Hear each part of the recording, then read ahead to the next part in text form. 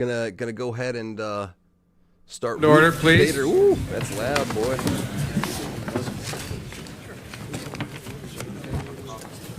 Judge Ginsburg, You know this guy. Welcome. Thank you. And believe me, you are welcome here this morning. As I said to you a few moments ago, riding down the train this morning, I have my usual How's stack everybody of doing this morning? newspapers. I will not name them all for fear of getting in trouble, but one that I had beyond the Wilmington News Journal, which is the most important paper in America, was the New York Times. And I looked at page 1, and there was no comment about this hearing. I looked at page 2, and there was no comment. Page 3, and I literally thought I picked up yesterday's edition. And then, as they say, my heart sang when I realized it was page 8 or 10 or 12, which was the most wonderful thing that has happened to me since I've been chairman of this committee. That a major hearing warranted 8th or 9th or 10th page because thus far it has generated so little controversy. So you are welcome. But the real purpose of today's hearing is to welcome back Arlen Specter. Arlen, welcome. It's so good to have you Hey, back, Alex. man. Hey, Mark. It really is.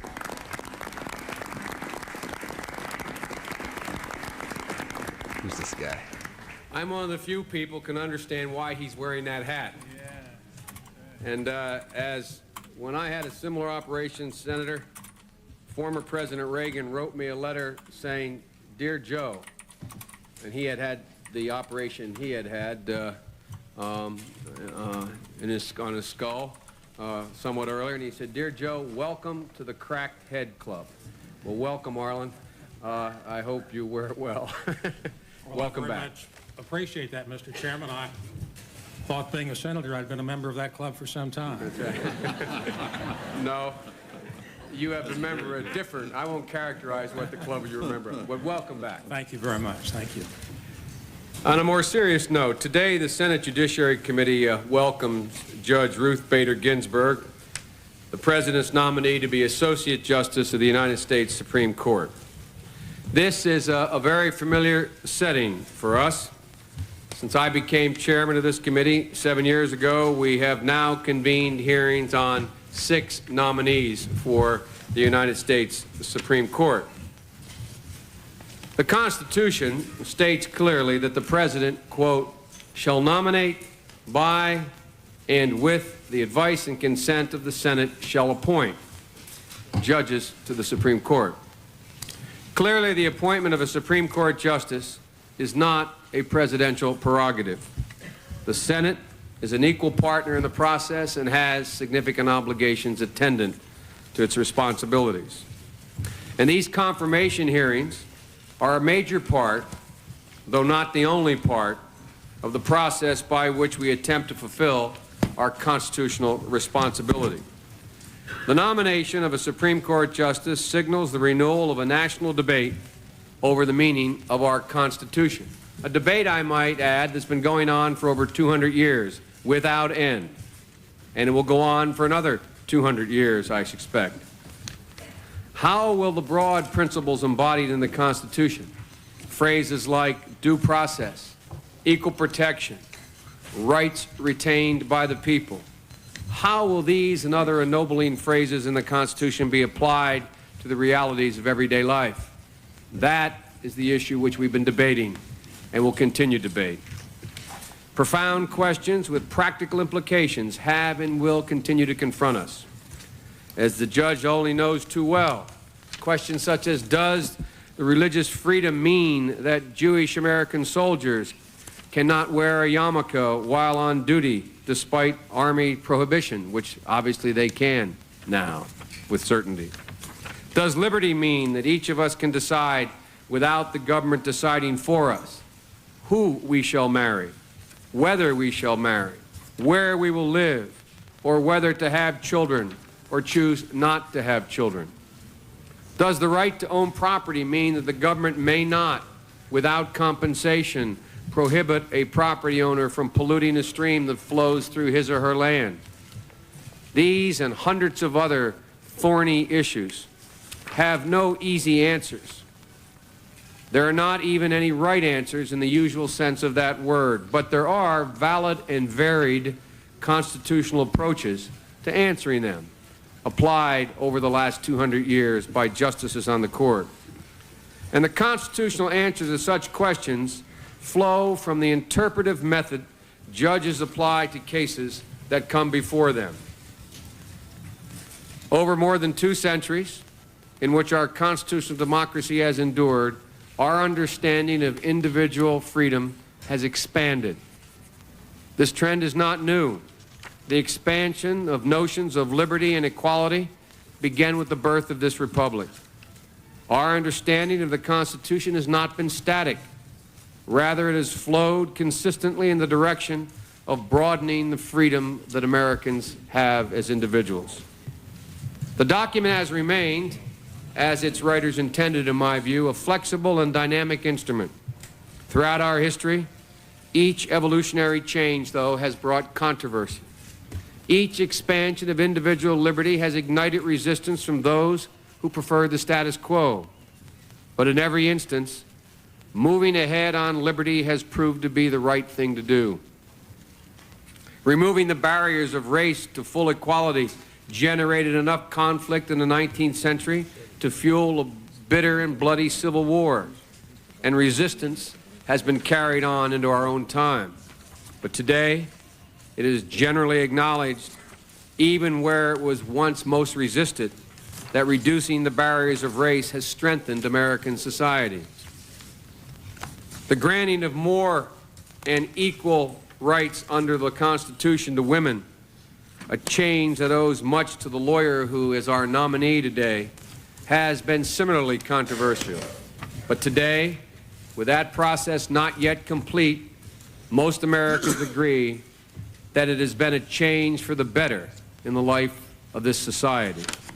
The Voting Rights Act, which has extended the practical right to vote to millions of formerly disenfranchised Americans, was and remains a source of controversy, even on the Supreme Court itself.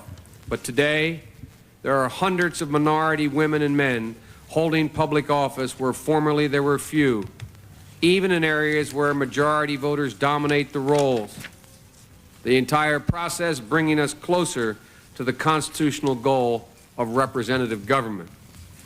The controversy that flows inevitably from change has found its way into these hearings in the past, into the confirmation process in the past decade and a half. But it does not alter in any sense what we plan on doing here today. Our task today, as in all Supreme Court confirmation hearings, is to consider the character and qualities and the judicial philosophy of Ruth Bader Ginsburg. Judge Ginsburg came before the committee with her place already secured in history.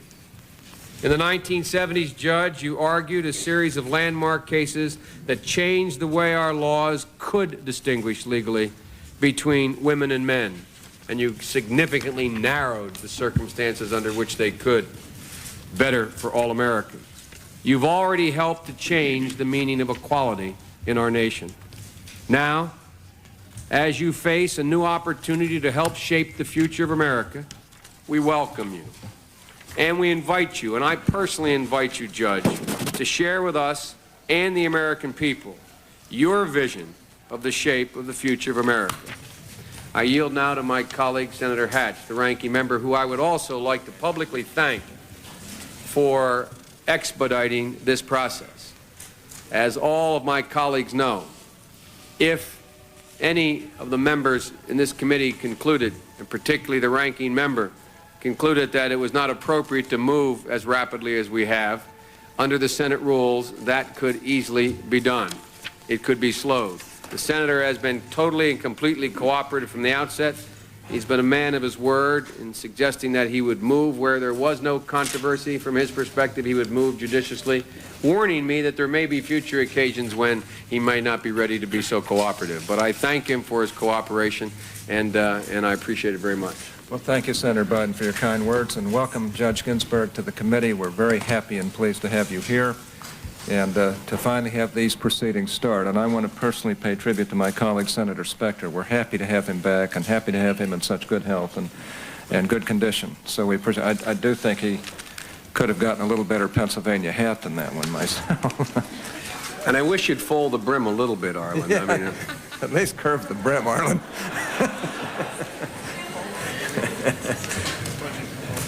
Well, I want to congratulate you, Judge Ginsburg, for this wonderful opportunity to be Associate Justice of the Supreme Court. You've had a distinguished career in the law. You've been a law professor and pioneering advocate for equal rights for women. And for over 13 years, you've served as a thoughtful member of the Court of Appeals for the District of Columbia Circuit. You've been nominated to replace a really fine member of the court, a distinguished public servant and patriot, Justice Byron White, a person I've had a personal, strong friendship and relationship with, who I think is a great justice, and I pay him tribute and wish him well as he enters into a well-deserved retirement. Judge Ginsburg's ability, character, intellect, and temperament to serve on the Supreme Court are not, in my mind, in question. I don't have any doubts at all about that. I've been favorably impressed with Judge Ginsburg for some time. The Supreme Court justice, in my view, however, must meet an additional qualification. He or she must understand the role of the judiciary, including the Supreme Court, in our system of government. Under our system, a Supreme Court justice should interpret the law and not legislate his or her own policy preferences from the bench.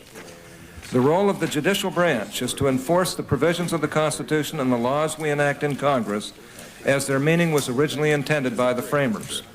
Any other philosophy of judging requires unelected federal judges to impose their own personal views on the American people in the guise of construing the Constitution and federal statutes. There is no way around this conclusion.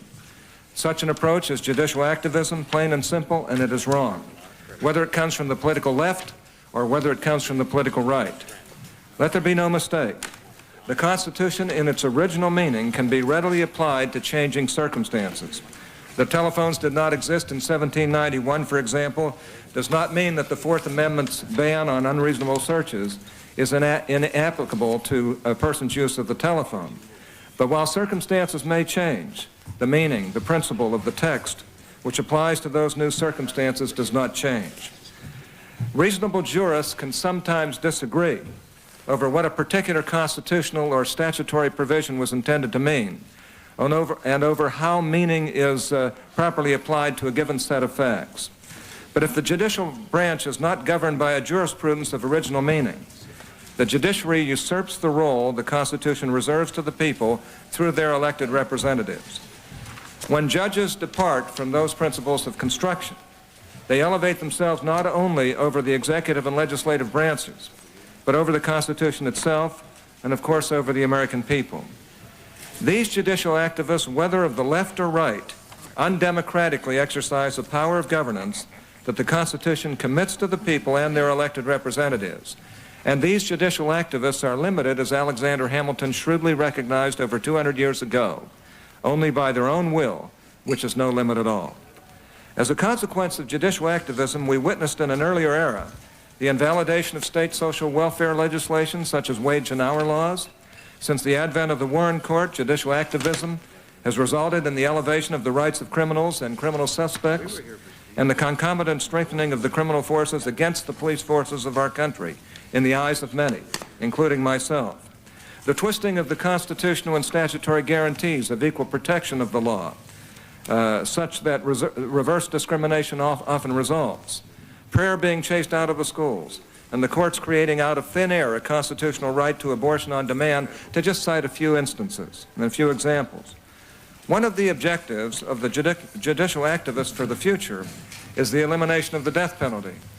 The Constitution, as it has been amended through the years in its original meaning, is our proper guide on all of these issues.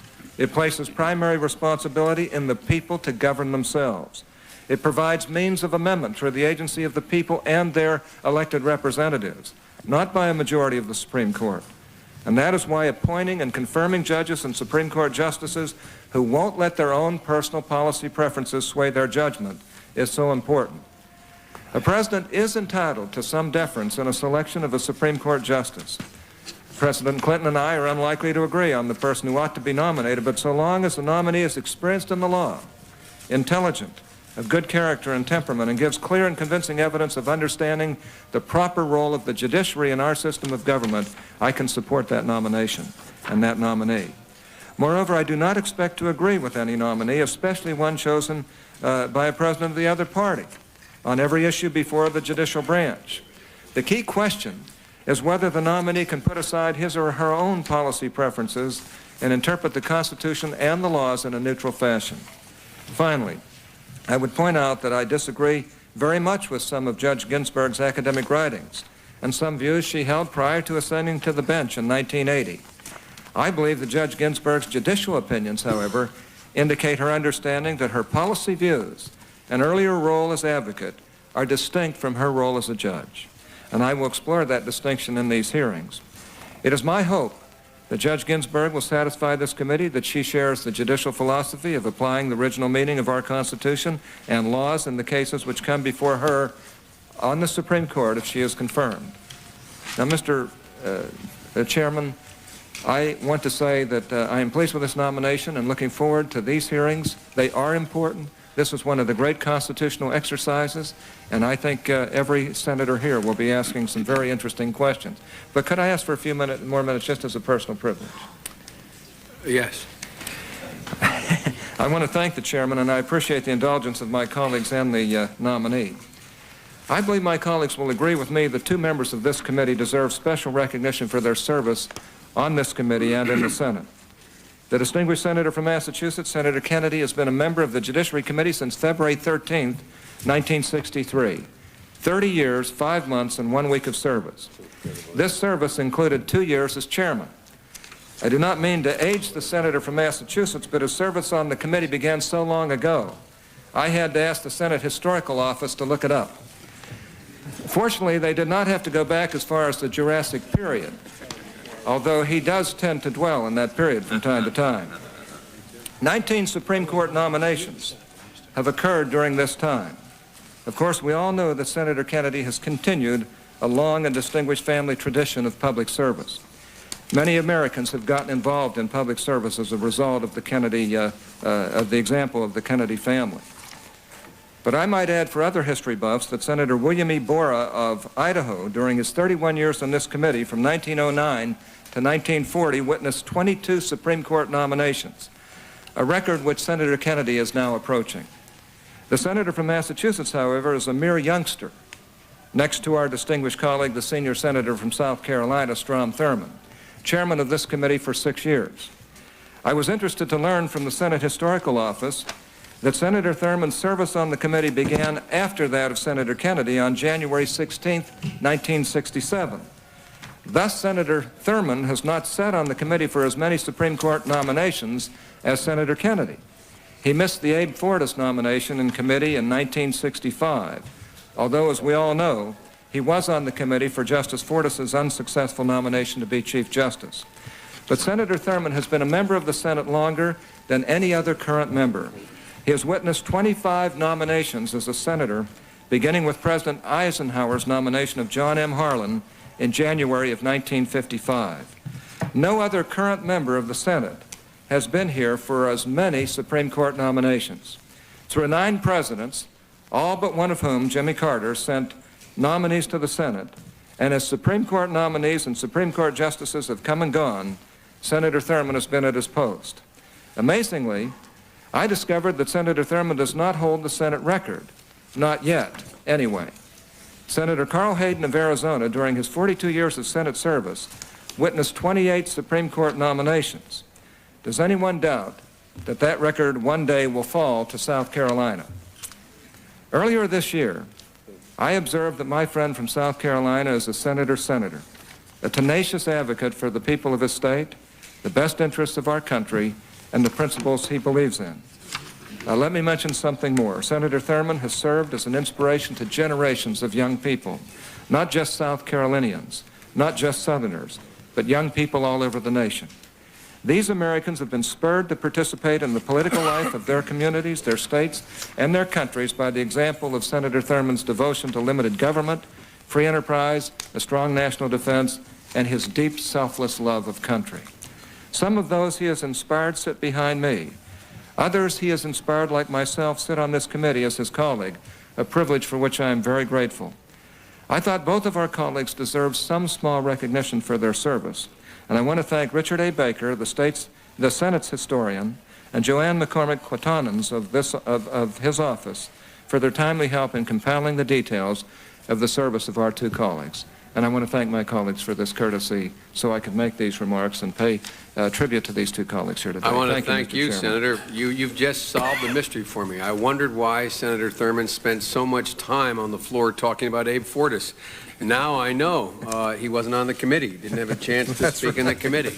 Now, we're going to go slightly out of order here, and the distinguished chairman of the Finance Committee has the unenviable job of being the chair of a conference committee that's just putting together the national budget and the reconciliation.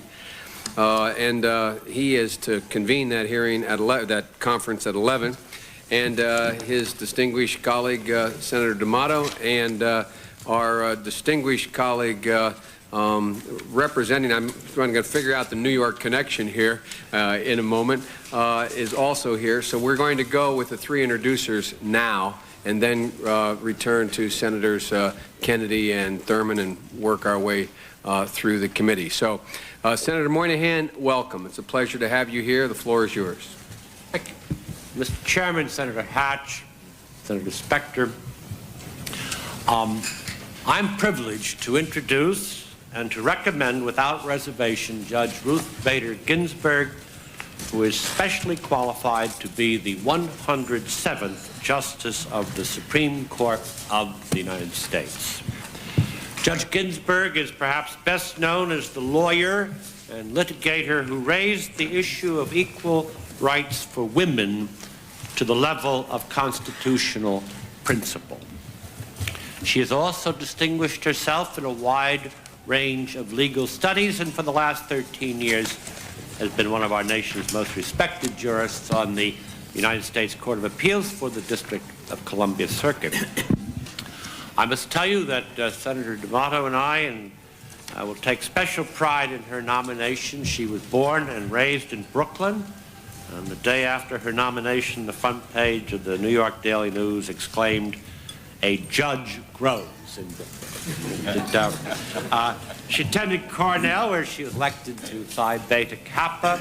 Later, Columbia Law School, where she was tied for the top of her class. Indeed, she actually attended 2 law schools, beginning at Harvard and finishing at Columbia, so that she could be with her husband, Martin, who had returned from Cambridge to begin the practice of law in New York. And never before, Ruth Bader Ginsburg, had anyone been a member of both the Harvard and Columbia Law Reviews. With such a record, you would think it not surprising that she should be recommended to serve as a law clerk to Supreme Court Justice Felix Frankfurter. Neither is it surprising that at that time, a time she has changed, Justice Frankfurter thought it would be inappropriate to have a woman clerk. She clerked for Judge Edmund Palmieri, and then entered the Columbia Law School project on international procedure. She taught at Rutgers Law School, then Columbia becoming one of the first tenured women professors in the country, and then became the moving force behind the Women's Rights Project of the American Civil Liberties Union. The prime architect of the fight to invalidate discriminatory laws against individuals on the basis of gender. Her imprint can be found on virtually every gender case which reached the Supreme Court in the 1970s. She herself argued 6 of the cases before the court and won 5 of them. The specifics are well known to members of this honorable committee and will no doubt be discussed in detail.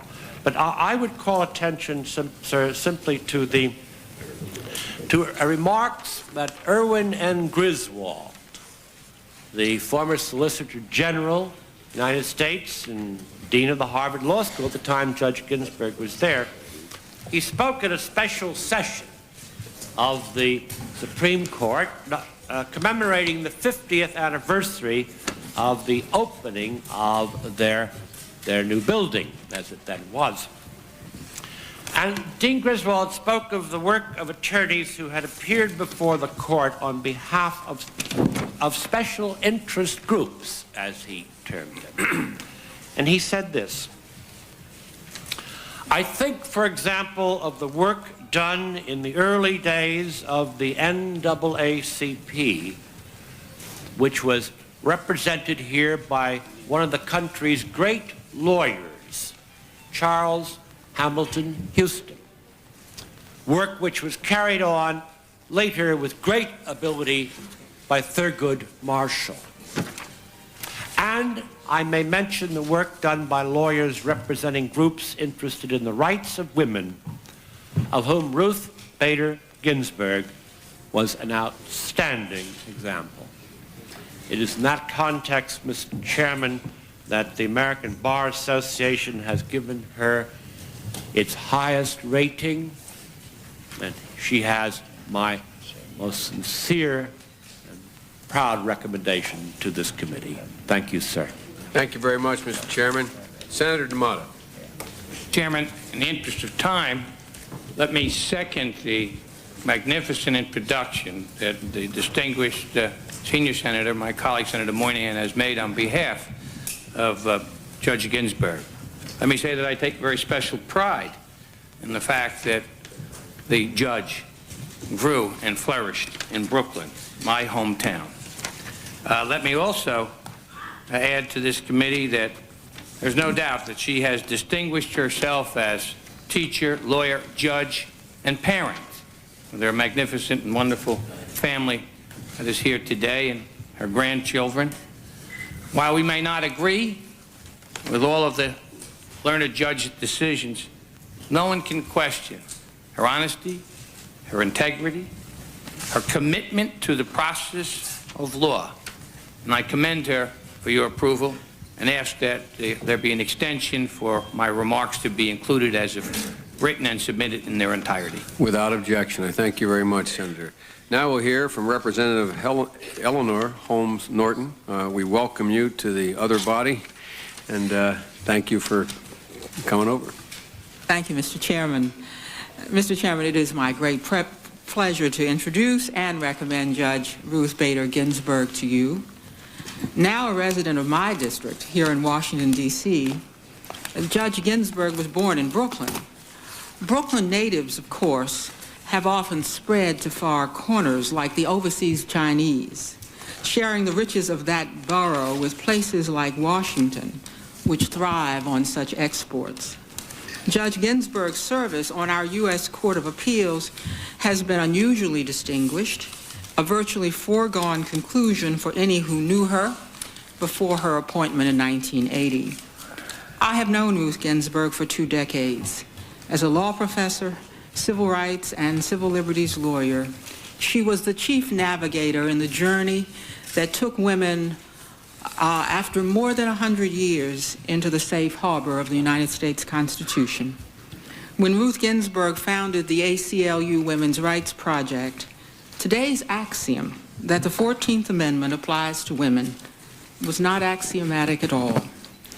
As one of Judge Ginsburg's former students has said, people forget how things were. Judge Ginsburg has spent her life making things how they ought to be. Using her gifted mind, honed by indefatigably hard work, she has used the law always carefully, always defensively, for all of those left at the margins for want of a lawyer or a judge with the brilliance and commitment to pull them mainstream.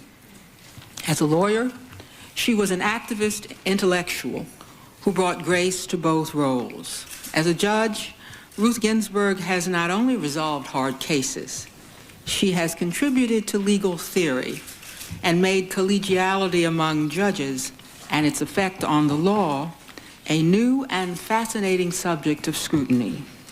Those who have expected great things of Ruth Ginsburg have always gotten what they bargained for.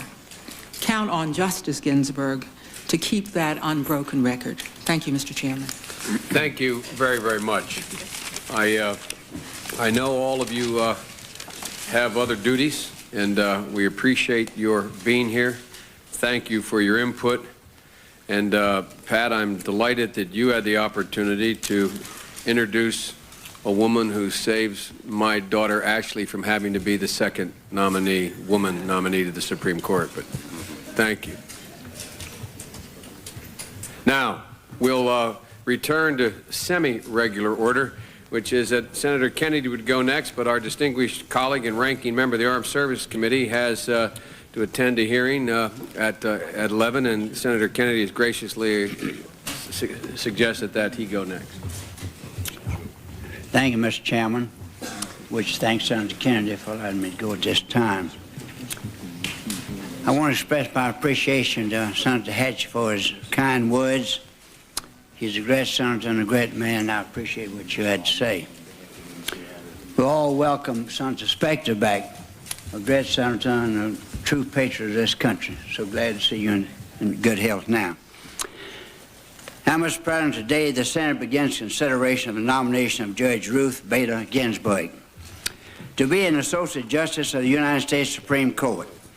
If confirmed, Judge Ginsburg will be the 107th person to serve as a justice, continuing the long tradition of distinguished jurists which began with Justice John Rutledge of South Carolina, who was appointed on September 26, 1789. Although I was not privileged to be in the Senate at that time, lest anyone have doubts. Judge Ginsburg's nomination will be the 25th Supreme Court nomination I have reviewed during my nearly 39 years in the Senate. Since its first session in the Royal Exchange Building in New York City in 1790, the Supreme Court has been an indispensable part of our government, securing individual rights and interpreting the laws of its nation. Occasionally, however, the federal courts have gone beyond that constitutional mandate and used that judicial authority to legislate from the bench. I believe that the Hamiltonian vision of the judiciary is the correct one. Judgment, not will, is to be exercised by the judicial branch. Mr. Chairman, we have a very serious responsibility here. Article 2 of the Constitution confers upon the Senate the duty of giving advice and consent to the President's appointment of Supreme Court justices. The detailed review of judicial nominations has been assigned by the Senate to the Judiciary Committee. To a great extent, our colleagues who are not on this committee depend upon our work to make their own decisions on a nominee's qualifications to sit on the most important and prestigious court in America. These hearings also give the public an opportunity to see the process at work. Justices occupy a position of immense power and are tenured for life. Furthermore, justices and other federal judges are not accountable to the public through the ballot box. It is therefore imperative that the Senate exercise its role in the confirmation process with great care, ensuring that the nominee possesses the necessary qualifications to fill this immensely important role. Over the years, I have determined the special qualifications I believe an individual must possess to serve on the Supreme Court, and they are as follows. First, unquestioned integrity. A nominee must be honest, absolutely incorruptible, and completely fair. Second, courage. A nominee must possess the courage to decide tough cases according to the law and the Constitution. Third, compassion. While a nominee must be firm in his or her decisions, they should show mercy when appropriate. Fourth, professional competence. The nominee must have the ability to master the complexity of the law. Fifth, proper judicial temperament. The nominee must have the self-discipline to base decisions on logic, not emotion, and to have respect for lawyers, litigants, and court personnel. Sixth, an understanding of the majesty of our system of government. The nominee must understand that only Congress makes the law, that the Constitution is changed only by amendment, and that all powers not specifically delegated to the federal government are reserved to the states. These are the essential qualities which determine the fitness of an individual to serve on the court, and it appears to me that Judge Ginsburg possesses them. She has had a distinguished scholastic and legal career and established a reputation as a person who thinks twice before acting, an especially valuable quality in a judge. After 13 years on the D.C. Circuit Court, Judge Ginsburg has written hundreds of opinions, authored numerous articles, and delivered many speeches. I am not in agreement with her on every issue. However, I respect her intelligence and ability, and I look forward to discussing her approach to constitutional issues and reviewing her development on the D.C. Circuit Court. Mr. Chairman, as we begin this hearing, I am reminded of the thoughts conveyed by President Washington to Chief Justice John Jay and the Associate Justices during the first term of the Supreme Court. His comments on the judicial branch remain as insightful and compelling today as when they were first delivered. He stated, and I quote, "I've always been persuaded that the stability and success of the national government and consequently the happiness of the people of the United States would depend in a considerable degree on the interpretation and execution of its laws. In my opinion, therefore, it is important that the judicial system should not only be independent in its operations, but as perfect as possible in its formation." End quote. Mr. Chairman, I believe this hearing is a continuation of ongoing efforts to create a judiciary which is as perfect as possible.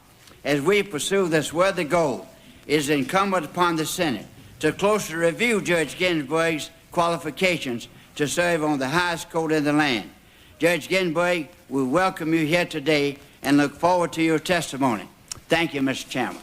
Thank you very much, Senator. Senator Kennedy. Thank you very much, Mr. Chairman, and I want to extend my appreciation for the kind words of my good friend from Utah, and it's a pleasure to serve on this committee with Tyrannosaurus Hatch.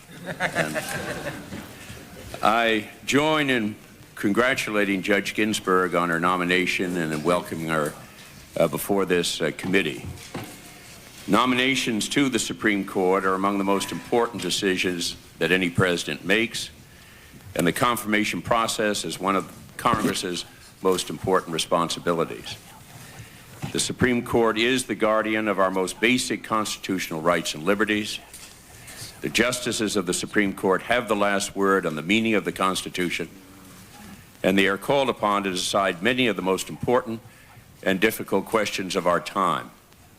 May a state consider the race of its citizens in drawing legislative districts? May a state impose a greater punishment for a crime because the criminal is motivated by racial or religious bigotry? What is the proper boundary between church and state when government furnishes aid to students in religious schools? These are just a few of the questions that the justices of the Supreme Court decided in the past term. The rules announced by the court in its decisions affect the daily lives of all Americans. Senators must satisfy themselves that a Supreme Court nominee has the outstanding ability, unquestionable character, fair and balanced temperament to decide the important and difficult cases that comes before the court. And no less important, senators must determine whether a nominee to the Supreme Court possesses a deep understanding and commitment to the fundamental values of liberty, fairness, and equality enshrined in the Constitution. Our constitutional freedoms are the historic legacy of every American, and the members of the Senate have an obligation to ensure that those freedoms are entrusted to women and men on the Supreme Court who will preserve their meaning for future generations. Based on her path-breaking work as a law professor and a legal advocate for the rights of women, and based on her distinguished career as a federal appeals court judge, it appears that Judge Ginsburg easily meets these high standards. Her creative strategies to win legal recognition of the right of women to equal protection of the laws have earned her the admiration and respect of every American committed to ending discrimination in our nation. Her impressive and scholarly work on the Federal Appeal Court here in Washington has earned her a reputation as one of the very best judges in the United States today. The members of this committee, nonetheless, have a constitutional responsibility to carefully examine Judge Ginsburg's opinions and articles and to ask her about her legal philosophy and approach to the Constitution to assure ourselves that she deserves the high honor of joining the nation's highest court. I commend President Clinton for this excellent nomination, and I look forward to Judge Ginsburg's testimony. Because we went out of order at the outset, the next to speak will be Senator Metzenbaum. Thank you, Mr. Chairman. Judge Ginsburg, congratulations on your nomination and welcome to these hearings. It's been a long time since a Democratic president made a Supreme Court nomination. Justice White's resignation means that all of the remaining justices were nominated by Republican presidents. This day is welcome for many reasons.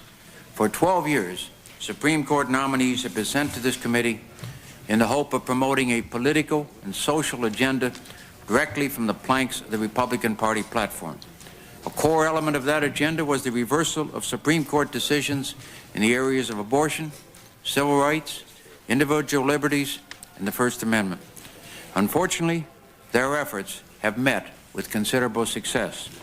As a result, the Supreme Court today is plagued by a vision of the Constitution which is cramped and narrow. The current court lacks either the will or the commitment to make the promises and principles of our Constitution a reality for all Americans. This nation faces difficult and sometimes divisive social problems. We need leadership that is inclusive and tolerant, and we need a Supreme Court that is a source of inspiration and moral leadership. Only then will individual liberty, equal justice, and fundamental fairness be a reality for everyday Americans as we prepare to turn to the 21st century.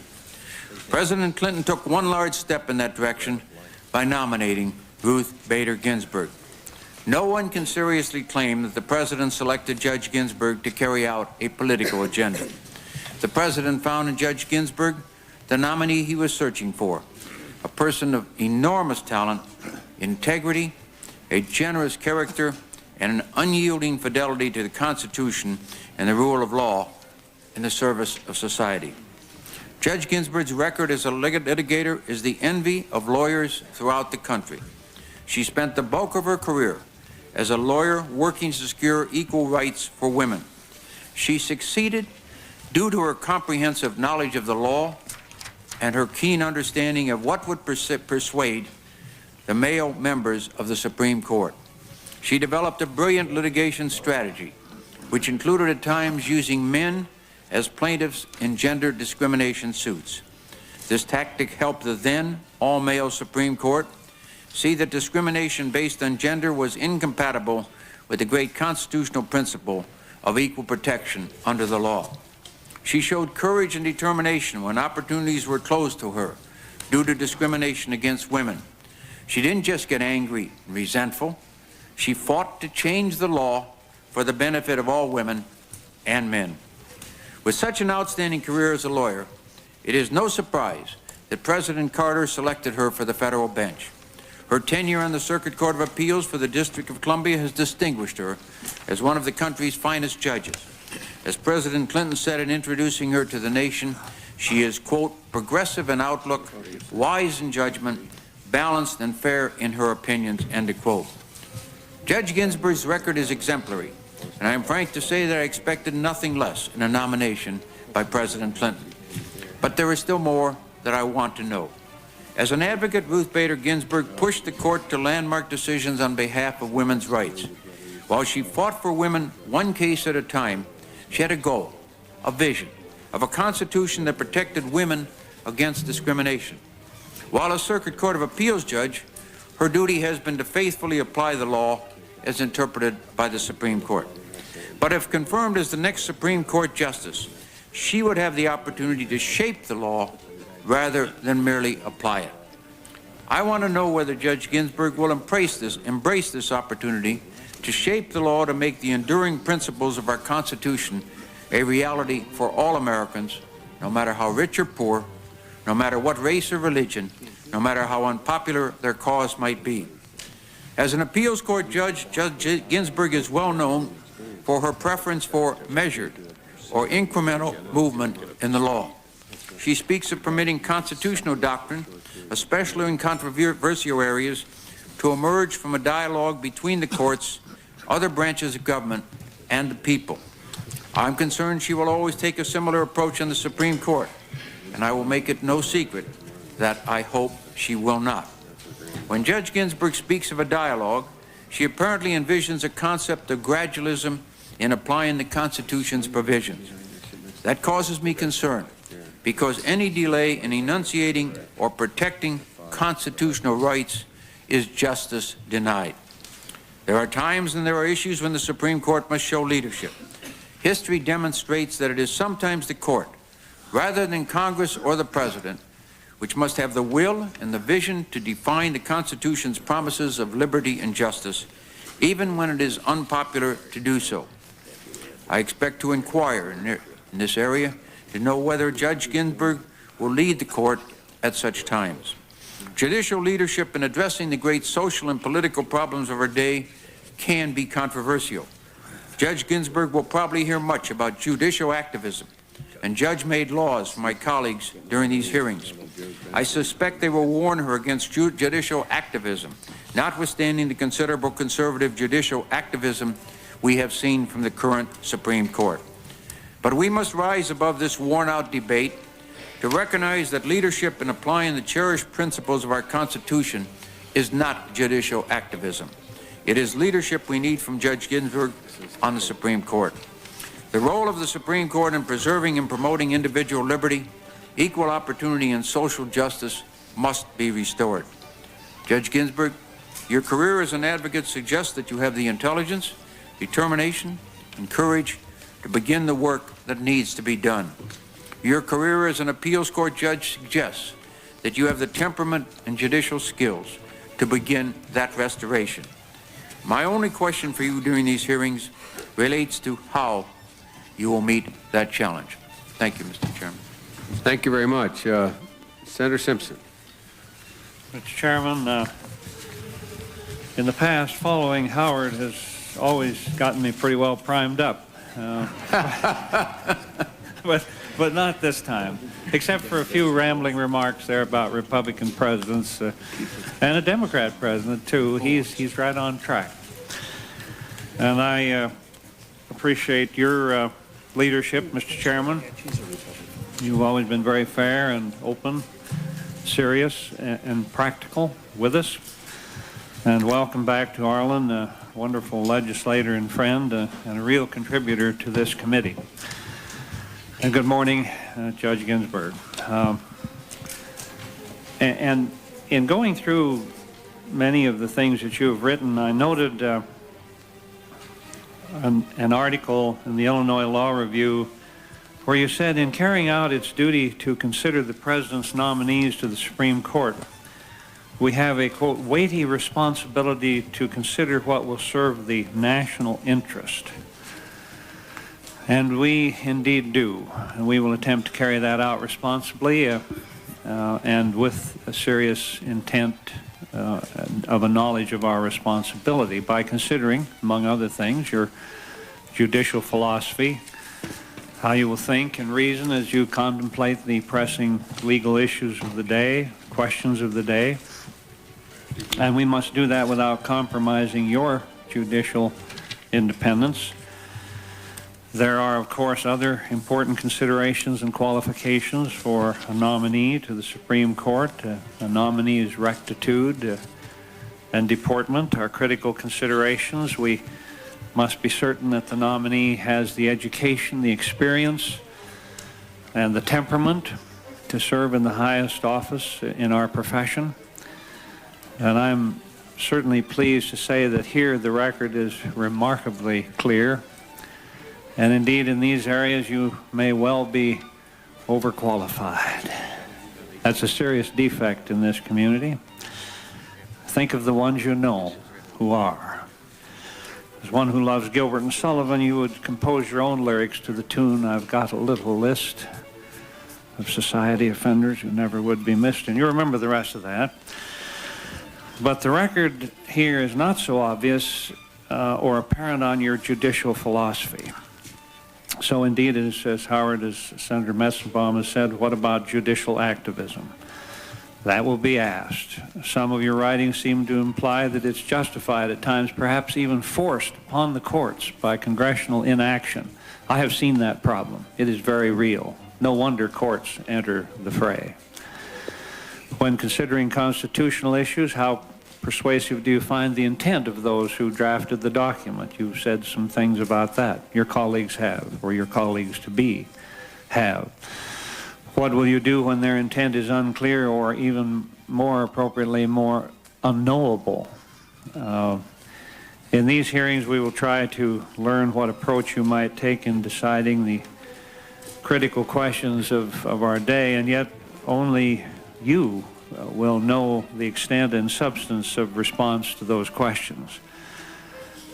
Historical perspective here being an example, the more questions, the less answers will get you home.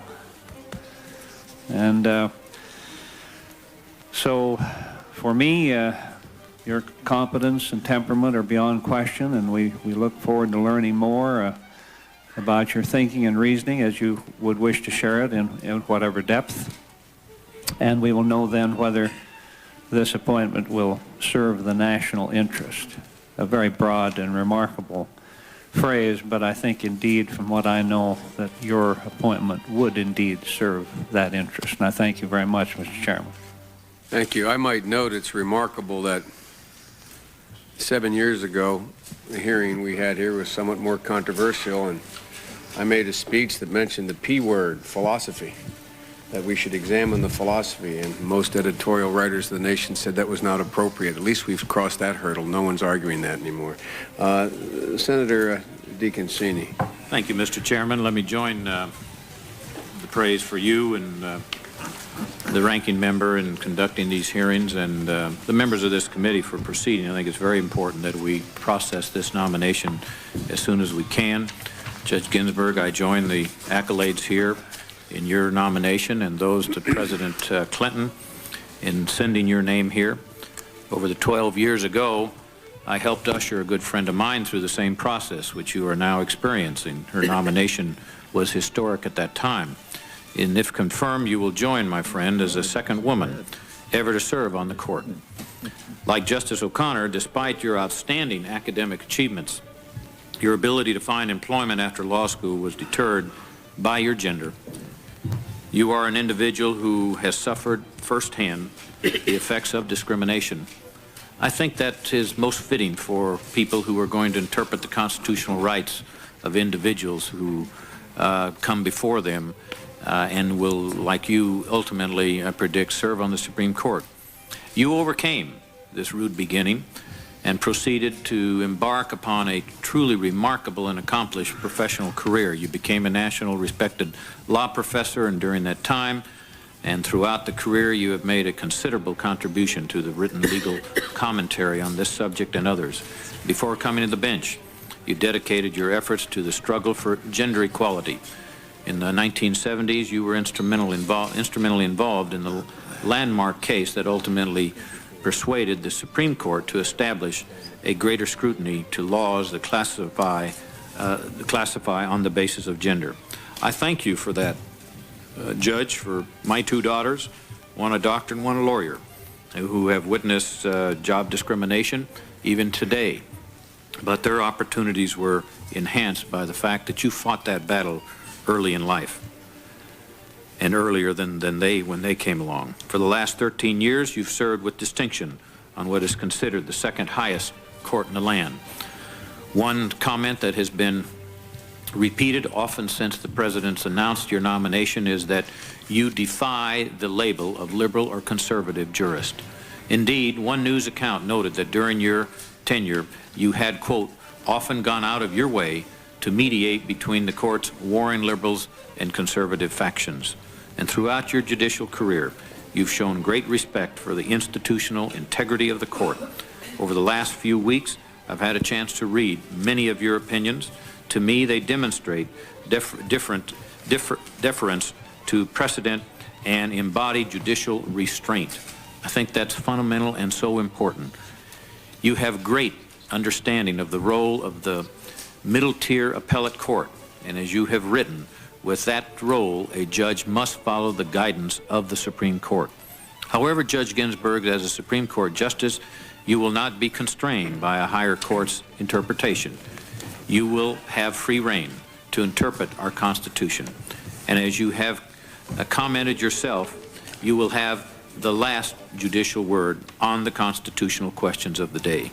Our constitutional system endows tremendous responsibility and power to our Supreme Court justices. Because of that power, I strongly believe that nominees to that court should be prepared to tell the committee and the American people how they intend to approach the Constitution and the Bill of Rights.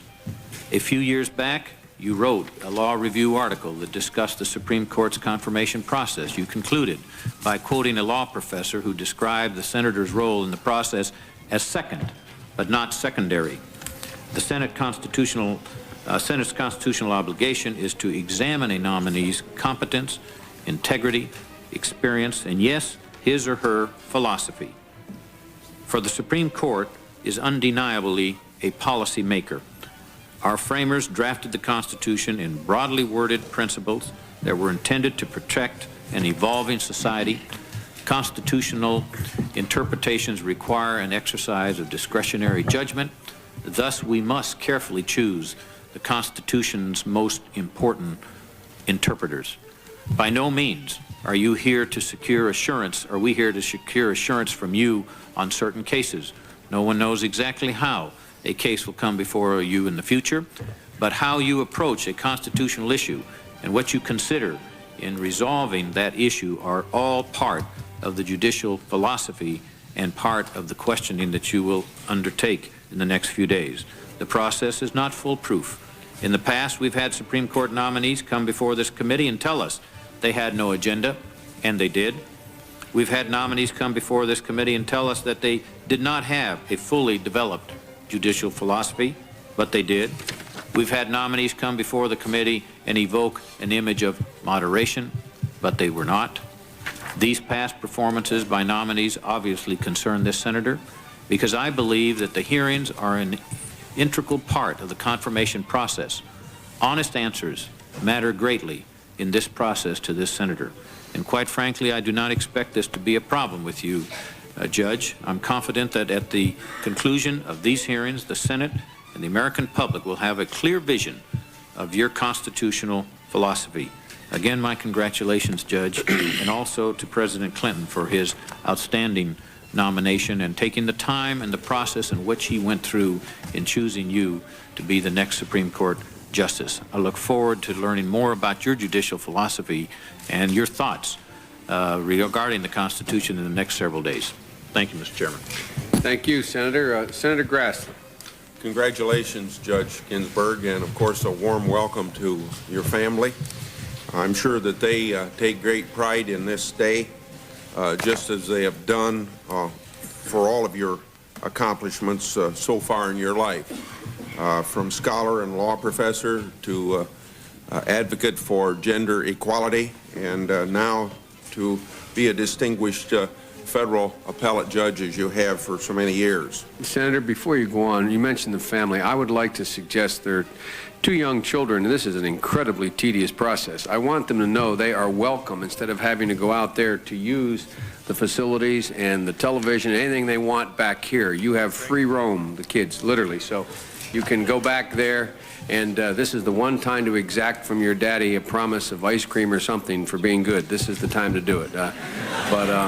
I apologize for interruption, Senator, but I do, seriously, you're welcome to use this end as well. Thank you. Sorry. And also they might help us by detracting us from time to time. Okay. But today, after so many different distinguished careers you have, today's the beginning of an even more notable achievement. If confirmed, you will become only the 107th person on the Supreme Court as a justice. Indeed, you will join a very elite and a very important group, all charged with interpreting the Constitution. You, Judge Ginsburg, seem to understand the place that the Supreme Court occupies within our democracy. Through many of your writings, I have detected traces of Alexander Hamilton. For example, you appreciate that the framers gave the court great authority to rule on the Constitution, but armed the court with no swords to carry out its pronouncements. Alexander Hamilton envisioned that it would be the accountable branch of government, the legislature, that would make the difficult policy choices within and for our society. In many of your opinions, you have expressly deferred to the will of Congress as you apply law to the facts of a case. This confirmation hearing gives us an opportunity to explore your approach to judging and to determine whether you will exercise self-restraint. That, after all, is the touchstone. A justice must be willing to accept the Constitution as her rule of decision. And a justice must be able to resist temptation to revise or amend the Constitution according to her definition of what is good public policy. You and I will disagree on specific issues, and we'll disagree on particular cases. I have no doubt about that. But the issue is not whether you and I can sign on to some political platform together. Justice need not be pro one thing and anti another thing. That's why judges were given lifetime tenure, so that they would be insulated from the political pressures of the day. The confirmation process need not be a campaign trail of promises by a nominee. These hearings are about judicial philosophy, not about political results.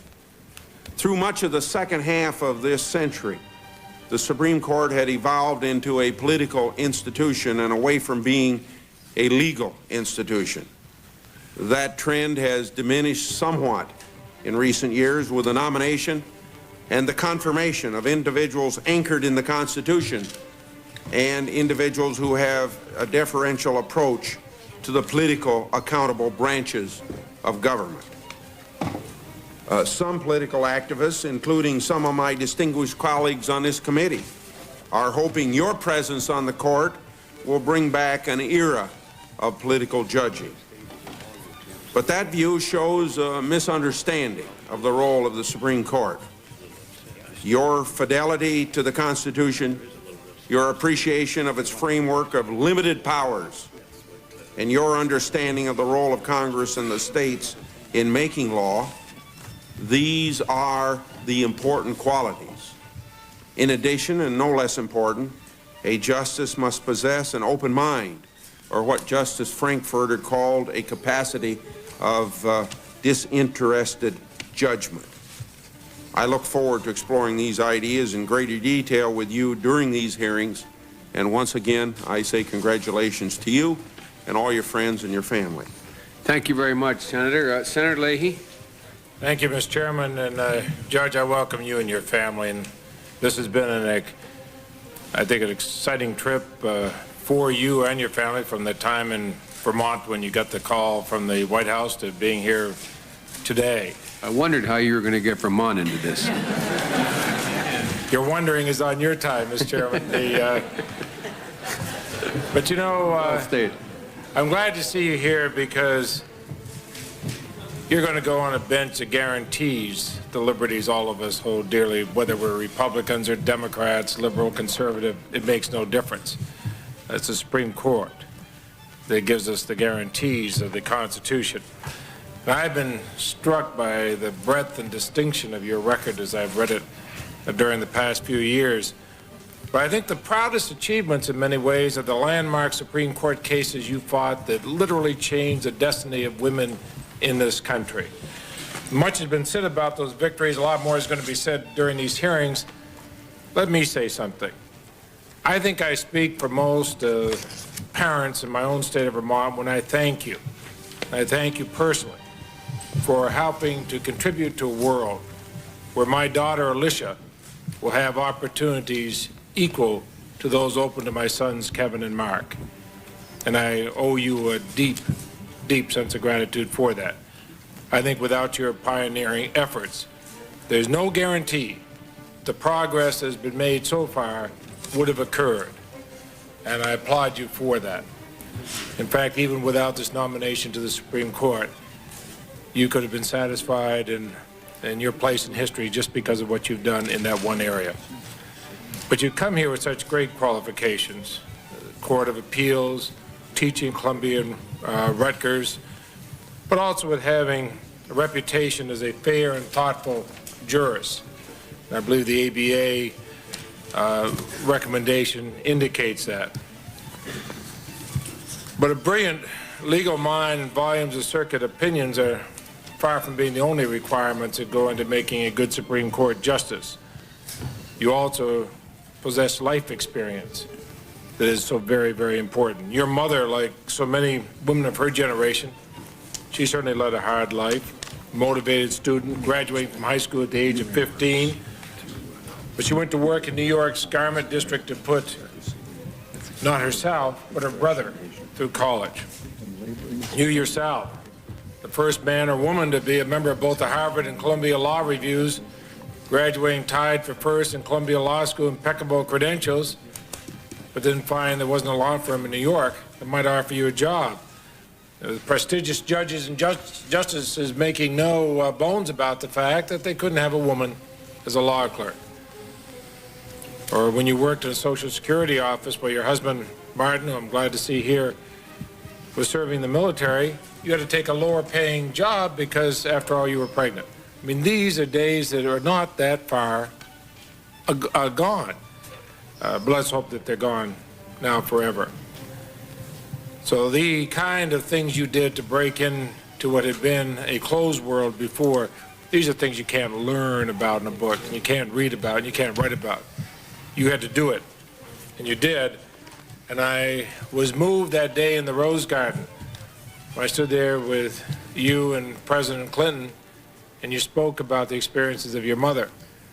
These were not words that just come from a page. They come from the heart, and they come from a lifetime of experience, and I think they moved every single person, no matter what their political background, in that gathering in the Rose Garden. I think of cases like Reed and Frontiero and Weisenfeld, Goldfarb. These are legendary cases. There's a law student that can go through without reading them. They came from your briefs. And Judge, as I said before, Senate's duty to advise and consent is an extremely important charge. But in exercising this responsibility, we have to consider certain threshold qualities: judgment, temperament, experience, intellectual distinction, moral fiber. But we also go into the judicial philosophy. And we'll have meaningful questions, and I believe meaningful answers. And we'll ask you what you think, what kind of a justice you want to be. But I think that you will also, when you go on the court, as I know you will, that you will remember what the court means to everyday, ordinary people, like Sharon Frontiero, like Stephen Weisenfeld, your former clients, but also to others like the Barbara Johns and the Clarence Earl Gideon, who were there. Barbara Johns, who attended classes in makeshift tar paper shacks in segregated high school in Virginia, but her case was one of 5 that we now know as Brown versus Board of Education. Or Clarence Gideon, who couldn't afford a lawyer, was convicted of breaking into a pool hall, but he said, "I'm innocent." And then the Supreme Court took up his handwritten petition, scrawled on plain paper. And Gideon, as we know from Gideon's trumpet, Gideon got a lawyer, was acquitted of the charges against him, and changed the whole way our criminal justice system works. That's what the Supreme Court stands for this country, and that's the court that we expect where people can go and say, my rights are being trampled. And you 9 people are the only people that can stand there and guarantee the Constitution means what it says to us. That's the kind of Supreme Court justice we want. Not a Republican, not a Democrat, not a liberal, or not a conservative, but somebody who looks first and foremost at the rights of ordinary people. Thank you, Mr. Chairman.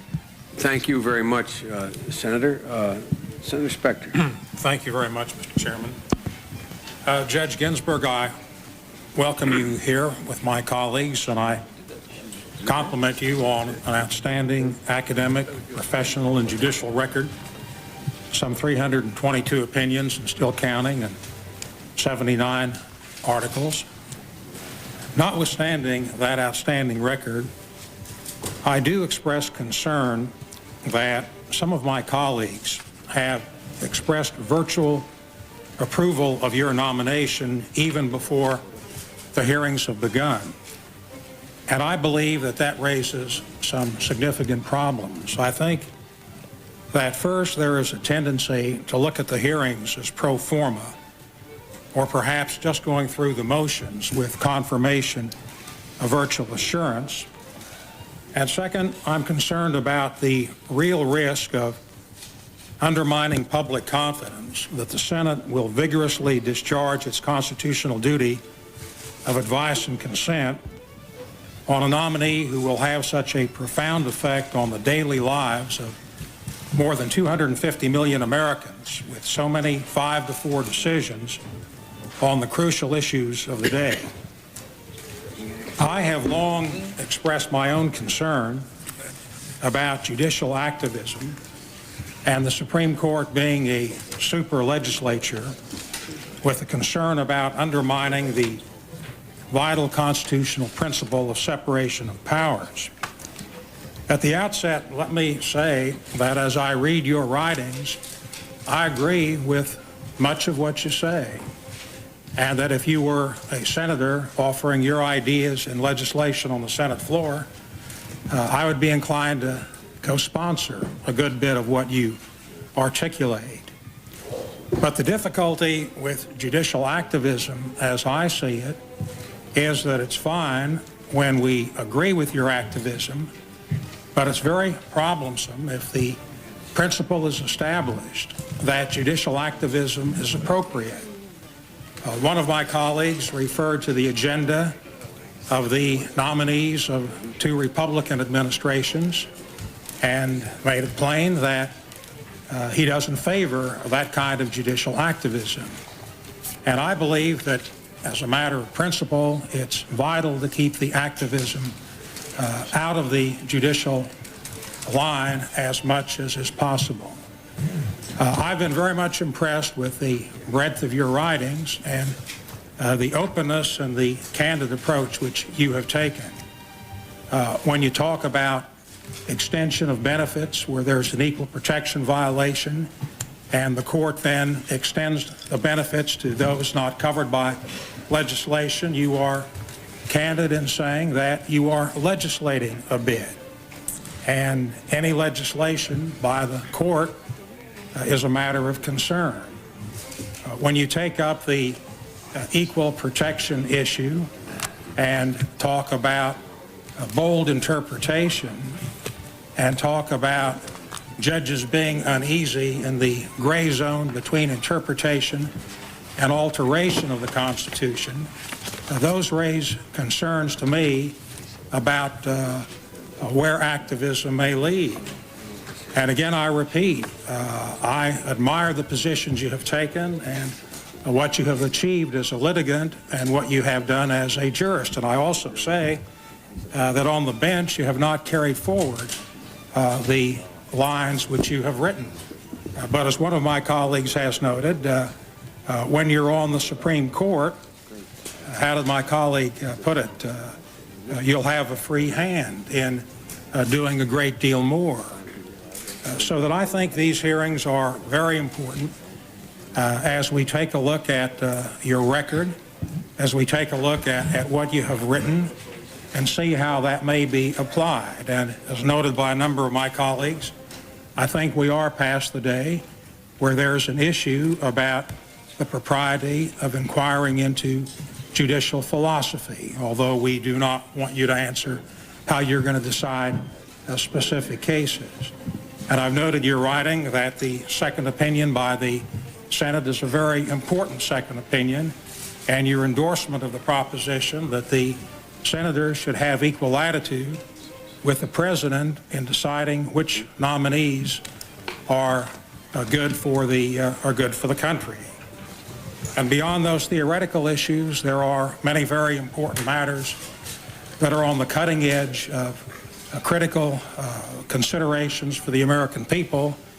And I look forward to these hearings and hope that we will be able to have an open exchange where we will have some real idea as to how you see your role as a Supreme Court justice contrasted with a Court of Appeals judge, where you will have a freer hand and where there will be the question as to how you will apply the writings on legislation and expansive interpretation of constitutional rights. Thank you very much. Thank you very much, Senator. Senator Heflin.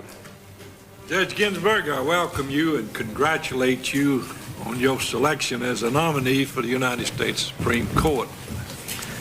Over the years, I've had the opportunity to participate in the confirmation process of a number of nominees for our nation's highest courts. I have, during past hearings, seen the organized distortion of interest groups, heard the roar of extreme party loyalists, witnessed the divisiveness of politics. I've, in a sense, seen blood shed during past confirmation hearings. This time, I believe we will see a process remarkably free of acrimony and partisan bickering. Already there's a noticeable difference. What a change of atmosphere of that from the recent past. Congeniality prevails over confrontation. Backslapping has replaced backstabbing. Inquiry is the motivation rather than injury. While it remains to be seen whether this climate of goodwill will last, at least for now, we are scaling the heights of bipartisan cooperation. Judge Ginsburg, you deserve much of the credit for this fresh new atmosphere. The excellence of your record has itself made your nomination a source of consensus. Much of the credit must also go to my Republican colleagues for their approach to this process. Too often in the past, both parties have suffered from the nearsightedness that sometimes comes from wearing the blinders of partisan allegiance. And finally, a large share of the credit must also go to the president for avoiding a selection based on litmus tests or ideology. This respite of goodwill is a gift to all of us. Indeed, it is a rare opportunity for this committee and the public we represent to engage in an enlightened dialogue with in my judgment, a future member of our highest court. Freed of the turmoil that has often marred the confirmation process, this committee and the full Senate will have an opportunity to more properly and objectively play the advisory role with which the Constitution charges us. In that spirit, let me add that my own review of your record leaves me highly impressed. I find particularly encouraging your writings on the need for collegiality and consensus in deciding cases while adhering to principle. You have also said that a judge's role is to see beyond the often misleading claims of ideological labels. You observe, for example, that a description like judicial activism can be a battle cry for both the right and the left, and that a phrase like original intent is a signpost along an unending and uncertain road. I welcome this insightful candor on your part. It reveals a healthy disdain for ideological dogma and a fresh receptiveness to intellectual challenge. If these instincts are any guide, your service on the Supreme Court would honor that institution and your nation. You have the potential to break free from the polarization of the left and the right. You offer the promise of reflective, non-ideological, and fair jurisprudence. And I, for one, know of no other values more valuable to a sound judicial temperament. I am optimistic that your brand of judicial decision-making will set a standard, and I'm also hopeful that the spirit of goodwill that has graced this process so far will set a standard for appointments to come. I look forward to your testimony and to a discussion of your vision, philosophy, and values over the next few days. I welcome you today and wish you well. Senator, I've never heard you so articulate or so rhetorically eloquent. Obviously, major surgery does a lot to people up here. You're looking good, and we've been welcoming Senator Specter back, but you've gone through one heck of a summer and spring, and it's great to see you in such great health and making such fine statements. Well, thank you, sir. I appreciate that. Now, Senator Brown, who has not had any major surgery, is next. But we still welcome him back. That's right. Thank you, Mr. Chairman. Judge Ginsburg, let me add my welcome to you as well. It's clear from looking at your record that your commitment to the law is a family affair. I note that your husband, Martin, is a distinguished professor at Georgetown University, and that your daughter is a tenured professor at Columbia Law School. They tell me that even your son, who is currently on leave from law school, is a law student at the University of Chicago.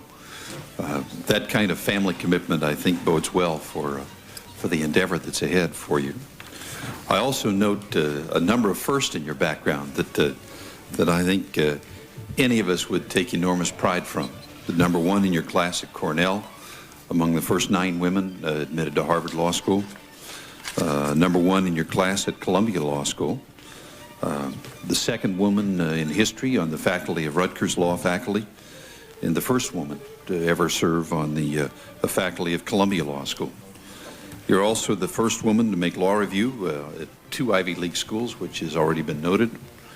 And you're among the first 20 law professors to teach at any American law school.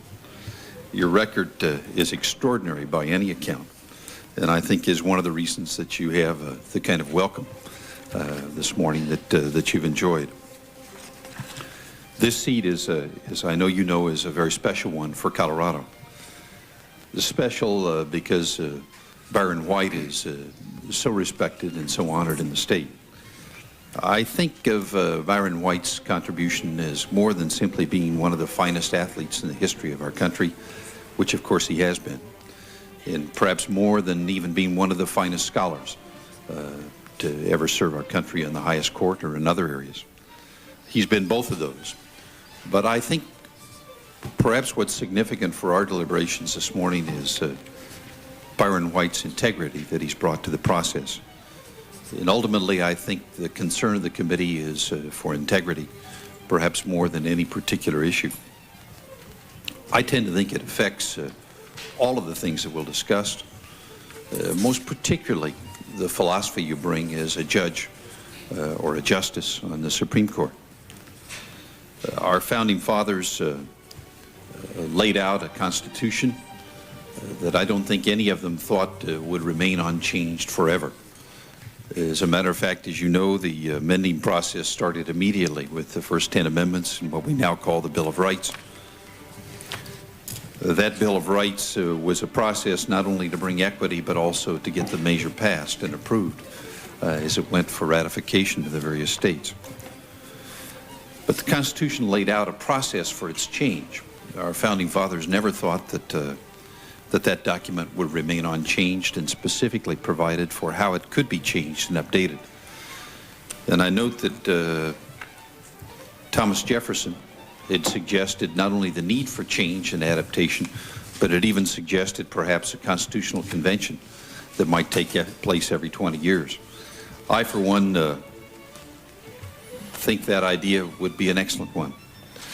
But the question I think it raises is this: do we respect the amendment process and reserve changes in our Constitution for that process, a process that involves levels of government closer to the people, elected representatives that can be eliminated from office if their constituents disagree?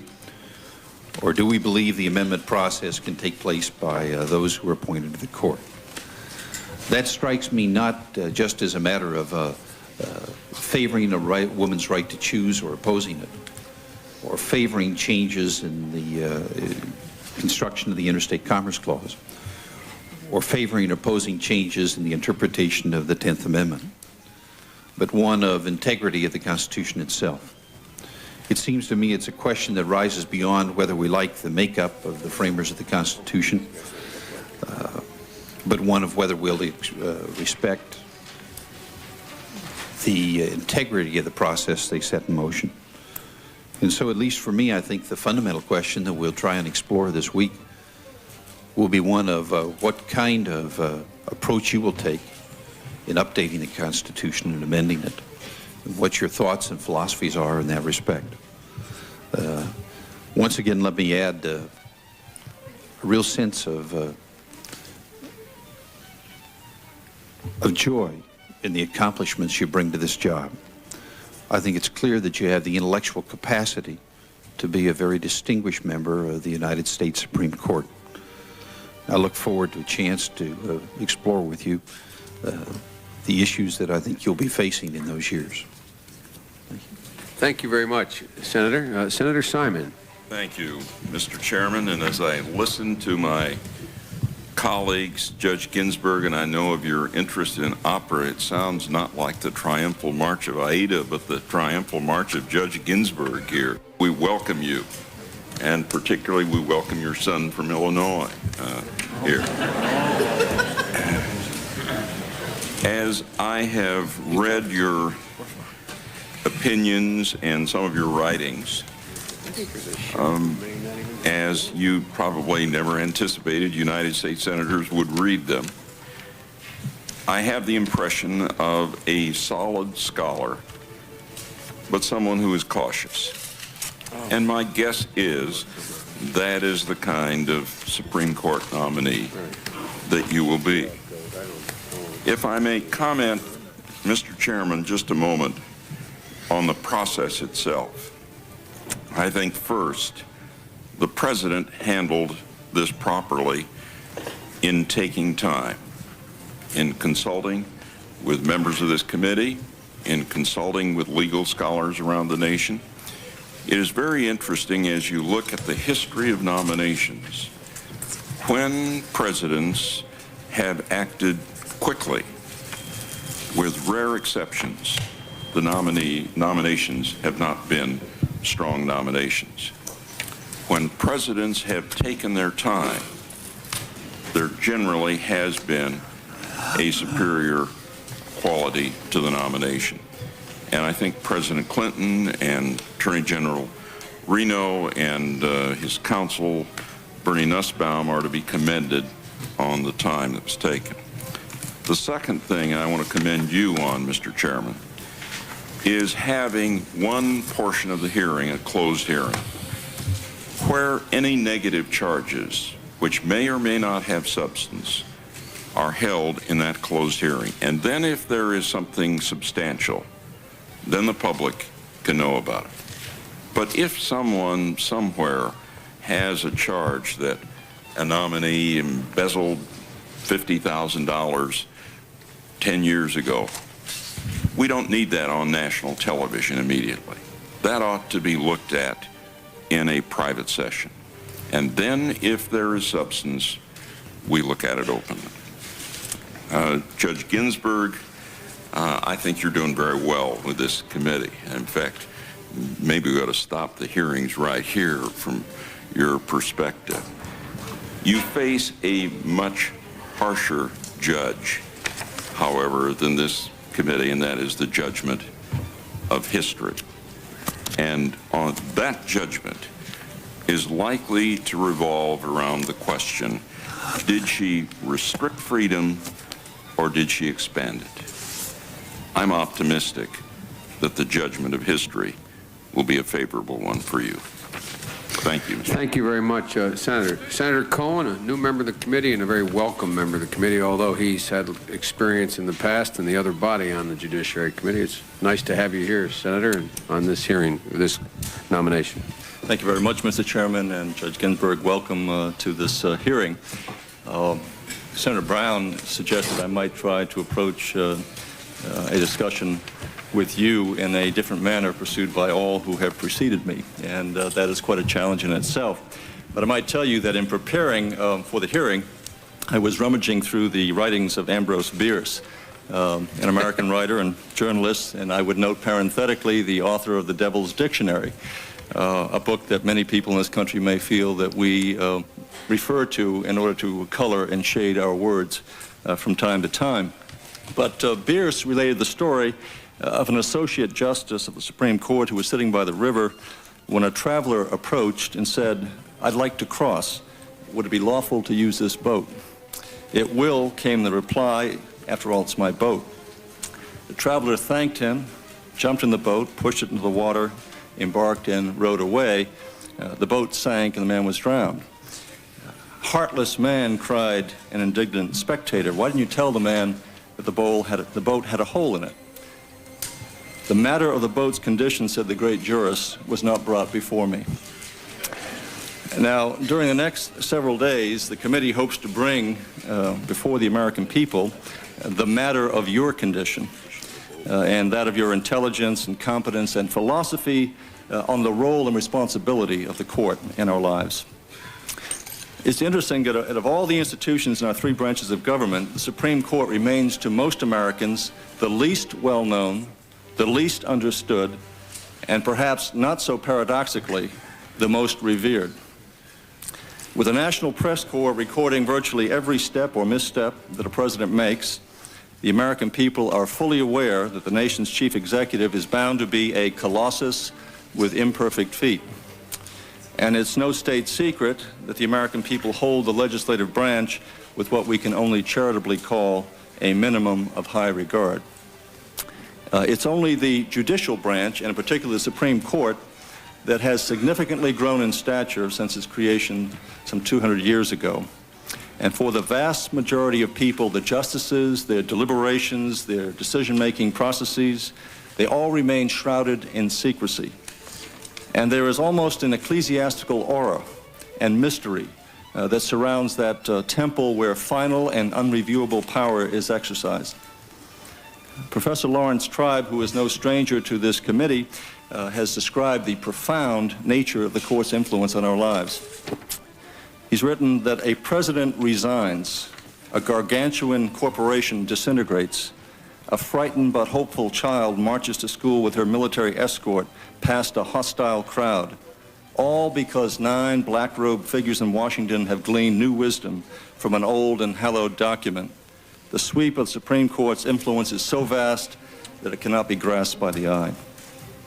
Well, the Washington Post has published a thorough 3-part series on your life and career, and there were many things that caught my eye in those articles, but one involved your comment in which you expressed some concerns about the Kahn case.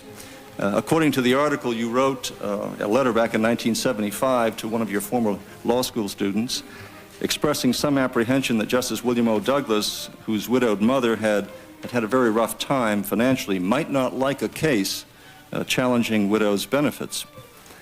Now, most people cling to the illusion that Supreme Court justices are simply black-robed oracles who peer through lenses that are unclouded by the personal experiences and biases that afflict ordinary mortals. But I think you, in writing that letter, understood what Justice Cardozo revealed some years before. He said, "We may try to see things as objectively as we please. Nonetheless, we can never see them with any eyes except our own. To that test, they're all brought, a form of pleading or an act of parliament, the wrongs of paupers, the rights of princes, a village ordinance or a nation's charter." What I hope in the next several days is that we can get a better sense of the experiential and intellectual forces within you that will provide some indication of the direction that you're likely to pursue in the days in which you are going to remain beyond the reach of public opinion and beyond that of congressional recall.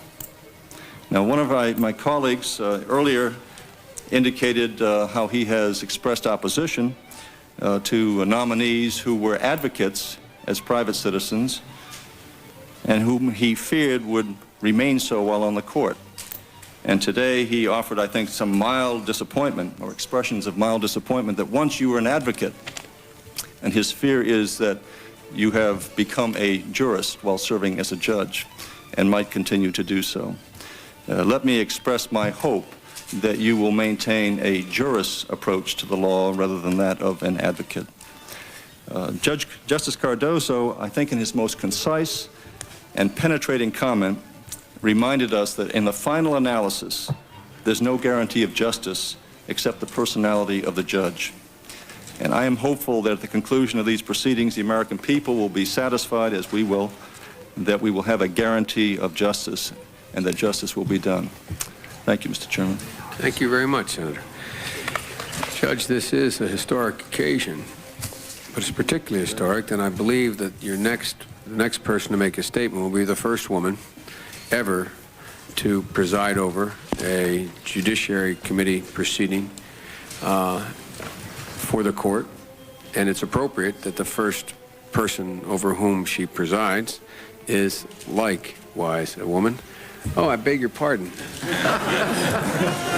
And with that, I'll introduce Senator Cole from Wisconsin, who I assure you is not a woman, and has done this before and done it well, and is the most distinguished member of this committee. Well, now Senator Cole, I apologize. All right. Thank you, Mr. Chairman. Judge Ginsburg, as we all know, last month President Clinton announced that he would nominate you to serve on the Supreme Court. At that Rose Garden ceremony, you told the President that you look forward to stimulating weeks this summer. I assume that you were referring to this confirmation process, and I hope very much that we don't disappoint you. Although the Constitution is silent on what standard to apply in evaluating a nominee, you have provided some useful guidance. You have noted that in an appointment to the Supreme Court, the Senate comes second, but is not secondary. And I agree. As a member of this committee, I have developed my own criteria for judgment. First, I look for a nominee of exceptional character, competence, and integrity. That you clearly have, as an honored student and effective advocate, and also as a very distinguished appellate judge. But I am struck by more than your professional honors. I am impressed by your dedication to principles that you have not only talked about, but lived. For example, you didn't just resign from discriminatory clubs, you refused to join them in the first place. You didn't just talk about gender equality, you fought for it, and we all admire that. Second, I seek a justice who understands and accepts both the basic principles of the Constitution and its core values implanted in our society. We do not elect justices. They are given lifetime tenure precisely because we want to insulate the court from the pull and the tug of partisan politics. That insulation makes it critical that we be certain that a nominee will protect the civil rights and the liberties of all Americans. Third, I want a justice with a sense of compassion. Behind every abstract legal principle, there are real people with real problems. It is the court that must be their sanctuary and their shelter.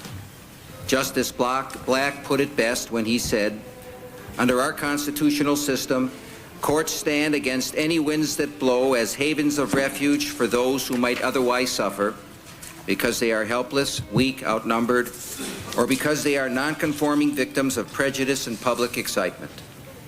In other words, Judge Ginsburg, the courts are places for doing justice and not just giving logic to the law.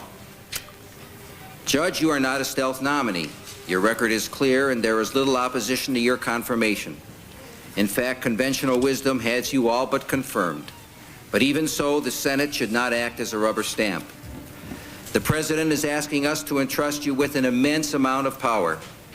And before we decide to give it to you, we need to know what is in your heart and what is in your mind. We don't have a right to know in advance how you will rule on cases which will come before you, But we do need and we deserve to know what you think about the fundamental issues that surround these cases. So today we begin a public discussion, which is the only opportunity we will have on behalf of the American people to engage you in a conversation about the core concepts of our society. And I hope, Judge, that you will discuss these matters with us more in terms of principles and precedents, and more in terms of desires and doctrine. The American people care about these concepts. They are not just debated in law journals. For example, as television brings violence into our homes, we agonize over the impact it has on our children, the damage it does to their values and to their view of reality, and wonder how we can reduce it without threatening the constitutional promises of free speech. As gangs roam our streets and create fear in our communities, we debate balancing the rights of individuals with the responsibility of the police to protect civil order. As new civil and voting rights laws are proposed, we struggle to correct discrimination of the past without creating a newly disenfranchised class. These and other issues invite all Americans to struggle with the dilemmas of democracy. And if we can discuss these issues today with candor, then I believe we will have a conversation the American people will profit from. And perhaps, Judge Ginsburg, the type of stimulating conversation that you spoke of in the Rose Garden. And so we welcome you before this committee, and we look forward to our discussion with you. Thank you very much, Senator.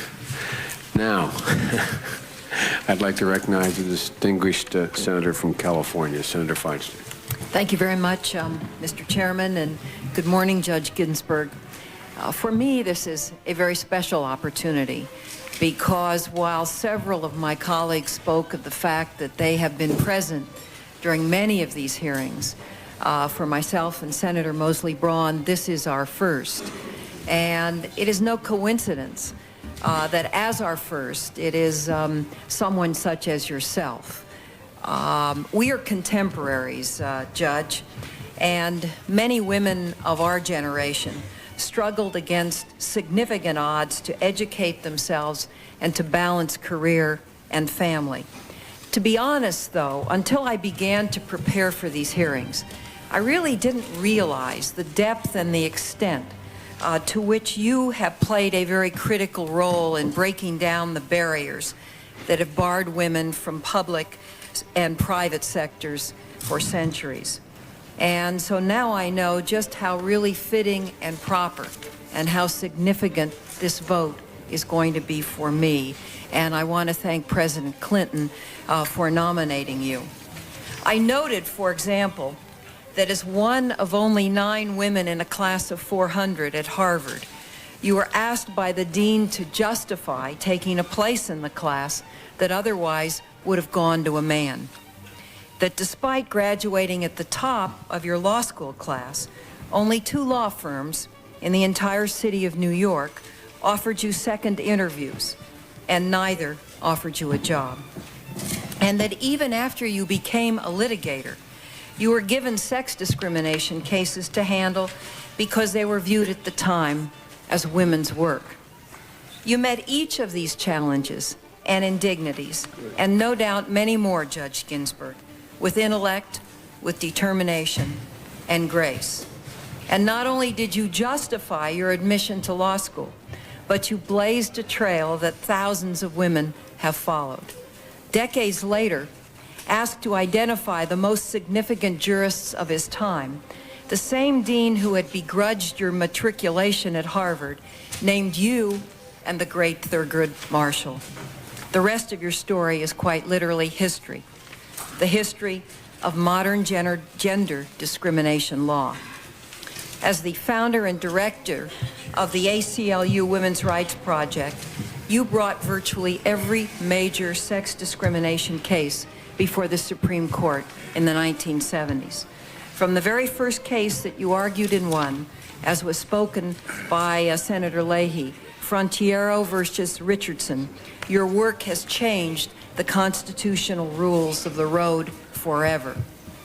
In Frontiero, the court struck down as inherently suspect a law based on gender, and for the first time in history, established a new and tough test to which all future gender-based statutes would be subjected. As I know from my colleague, Senator Mosley Braun, and I know she will appreciate it, Frontiero fittingly was decided precisely 100 years after the Supreme Court upheld in Bradwell versus Illinois that state's refusal to admit a woman to the practice of the law. In Bradwell, the Supreme Court wrote, and I quote, "Man is or should be woman's protector and defender. The natural and proper timidity and delicacy which belongs to the female sex evidently unfits it for many of the occupations of civil life." End quote. Accordingly, the court concluded, and I quote, "The harmony of interests and views which belong or should belong to the family institution is repugnant to the idea of a woman adopting a distinct and independent career from that of her husband." What a long way we have come in this nation. It took a century, though, to extract from the court in Frontiero a new test of constitutionality for statutes based on gender, and it took an extraordinary woman to do it. Incredibly, you prevailed, as has been said, in 5 of the 6 cases that you personally argued before the court, winning in the process equal treatment under the law for both women and men in the administration of estates, receipt of Social Security benefits, availability of tax exemptions, and jury service. In the process, you improve the lives of virtually millions of Americans.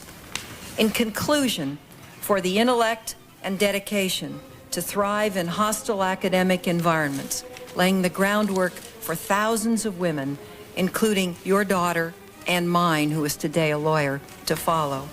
For the courage to persevere with your husband's active participation in pursuit of a life in the law, and perhaps most of all, for the fruits of that life as a litigator and a jurist. I want to thank you, Judge Ginsburg, both for all that you have done and for, as a member of the United States Supreme Court, for all that you have yet to do. Thank you, Mr. Chairman. Thank you, Senator. And another distinguished new member of the committee, Senator Mosley Braun. Thank you very much, Mr. Chairman. Judge Ginsburg. Thank you. And to your family, welcome. Mr. Chairman, I am truly honored to have the opportunity to participate in these hearings. One of a senator's most solemn responsibilities is the duty to offer advice and consent in the nomination of a justice to the United States Supreme Court. One of the most precious privileges an American citizen can have is to play a role in that process. Indira Gandhi once said that if you study history, you will find that where women have risen, that country attained a high position. And whenever they remained dormant, that country slipped back. Regrettably, history teaches us that many obstacles have been placed in the way of progress for women in this country. Judge Ginsburg's own personal history, including being rejected for employment by leading law firms and by the very court to which she is nominated today, demonstrated vividly the nature of gender discrimination in this country's very recent past. Now, in 1993, thanks in no small part to Judge Ginsburg's efforts as an advocate for women, many, but not all, of the formal legal obstacles to the advancement of women have been eliminated by legislative action and by judicial decisions. As has been pointed out before, today marks only the 2nd time in our nation's history that a woman has appeared before the Senate Judiciary Committee as a nominee to the Supreme Court. It is also the first time that any woman, let alone 2, have sat as members of this all-important body. A year ago, I watched Senate confirmation hearings on the television from back home in Illinois with a sense of helplessness and exclusion. Our democracy once again responded, and the people of Illinois and of California, I might add, have given us the unique privilege of participating here today. This is the greatest country in the world, and I believe the United States Constitution to be the finest exposition of democratic principles ever written. I make these statements, Mr. Chairman, fully aware of the fact that in its original form, the Constitution included neither this senator as an American of African descent, nor our distinguished nominee as a woman in its vision of a democratic society.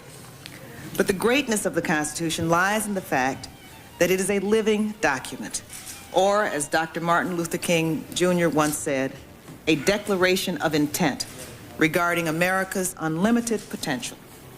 A document that, through an awful painful process of amendment and interpretation, has broadened its reach to extend to the previously excluded its promise of equality and justice for all. Over the years, the Supreme Court played a glorious role in that process. It was the justices of our Supreme Court, in their bold, independent, and faithful interpretations of our living Constitution, who outlawed racial segregation in our schools, guaranteed indigent criminal defendants the right to counsel, brought wiretapping within the restrictions of the Fourth Amendment, demanded freedom of speech, and recognized a woman's fundamental right to control her reproductive destiny. In some of the most difficult eras of our history, the Supreme Court has shown the courage to give life to the promise of the Constitution. It seems to me that a central issue of our time is whether that courage has been lost to timidity and partisan politics. It is troubling to me, Mr. Chairman, that the Court's general approach to constitutional interpretation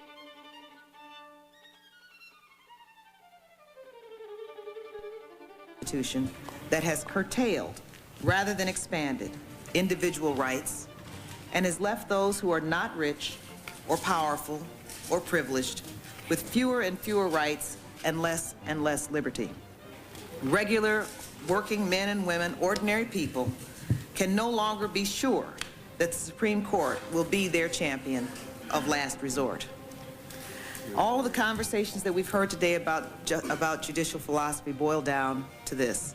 Can the people be secure that this nominee will be a champion of their liberties, a jurist committed to the rule of law in the service of society, someone willing to see our living Constitution as a declaration of intent? Over the next few days, this committee will have the opportunity to explore with some of the most complicated doctrines of constitutional law with this nominee, a brilliant jurist and legal scholar. These discussions are designed to illuminate Judge Ginsburg's judicial philosophy and temperament. But even as we engage in what may sometimes become a highly technical dialogue, Mr. Chairman, let us never forget that the Supreme Court does not belong to the Senate Judiciary Committee, nor to this country's 800,000 lawyers, nor even to the 9 distinguished justices themselves. Mr. Chairman, the Court belongs to the American people, and the Court belongs to the American people for one very simple yet profound reason, because the Constitution belongs to the American people. Judge Ginsburg, in your very eloquent remarks in accepting the President's nomination, you said that you hope to work, and I quote, "to the best of my ability for the advancement of law in the service of society." I salute your aspirations, but I also hope that you will bring more than just your ability, and it's prodigious based on all of your work and writing so far, but bring more to your ability than just your ability to the High Court. I hope that you will also bring your heart, your history, and your humanity. Because on this historic occasion, I cannot help but recall the words of one distinguished American jurist who I believe was personally known to you, who said, and I quote, "I often wonder whether we do not rest our hopes too much upon constitutions, upon laws, and upon courts. These are false hopes.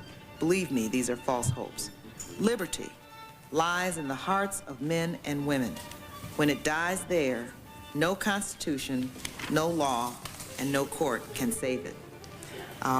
You know, that was Judge Learned Hand who said that. This great nation is about to entrust its Constitution, its laws, and its highest court to you, Judge Ginsburg, and I say that without prejudging the outcome of this nomination. Kind of. So I hope that liberty and equality and opportunity lie within your heart, because the hopes of millions of Americans depend on it. And if liberty and equality and a love of the law live in your heart, then the President and this committee and the American people will have made the right choice. It is my hope, Judge Ginsburg, that you will pick up the mantle of Justices Brennan and Marshall, and that you will once again give voice within the court to the aspirations and hopes of the forgotten members of our society. As a member of the Supreme Court, you will have an historic chance to nurture our living Constitution, and I use that word deliberately. In so doing, you will serve the people of this great nation. Your rise to this position will therefore be our country's gain, and we will all be the better for it.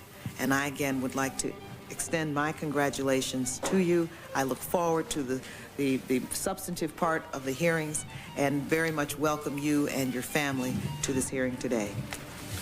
Well stated, Senator. I thank you very much. Let me take one brief moment to explain how Senator Hatch and I have concluded we will pursue the schedule for the remainder of the day. Very briefly, I will ask Judge Ginsburg to rise and be sworn and introduce her family to us, and then invite her to make an opening statement. At the conclusion of that statement, we will adjourn, we'll recess, I should say, for lunch. There have been 5 votes ordered to be voted in succession beginning at 2:15 this afternoon. So we will not reconvene the hearings until 3:15. At 3:15, when we reconvene, I have a very brief statement, less than a couple minutes, on process, how the remainder of the hearing will be conducted from a procedural standpoint, and I will begin the first round of questions. Each senator will be given an opportunity to ask, have an exchange with the witness and the nominee up to 30 minutes, at which time we will conclude the questioning of that senator. We will not have an opportunity to have every senator ask their first round of questioning today. It is my intention to have the hearings recess approximately at 6:30, and we will reconvene then 10 o'clock on Wednesday morning, picking up with whomever was the next questioner in line. So that's how we will proceed from a schedule standpoint. And now, Judge, I ask you to stand with me and be sworn. Judge, do you swear that the testimony you're about to give will be the whole truth and nothing but the truth, so help you God? I do, Mr. Chairman. Thank you. And if you would, Judge, and now you know, after hearing the click of all those cameras, why I am so popular with the camera persons here, because after lunch they will be banished from the well. I love them all, but so that when you are giving your testimony, actually after you introduce your family, we're going to take a moment to banish them from the well, so that when you make your statement, you are unencumbered by their smiling faces and the click of the camera. So would you be kind enough, though, Judge, to introduce your family to us? Thank you, Mr. Chairman. I have such a large family with me today, such an extended family. Take all the time you want. Not just the immediate people behind me who I will introduce, but my friends, my law clerks, my secretaries. My heart is overflowing because those are the people who have made it possible for me to be here today. But let me start with my nephew, Peter Stiefelman. Peter. Stand up, Peter, so we can all see you. My brother-in-law, Ed Stiefelman. Welcome. My wonderful sister-in-law, Claire Stiefelman. Yeah.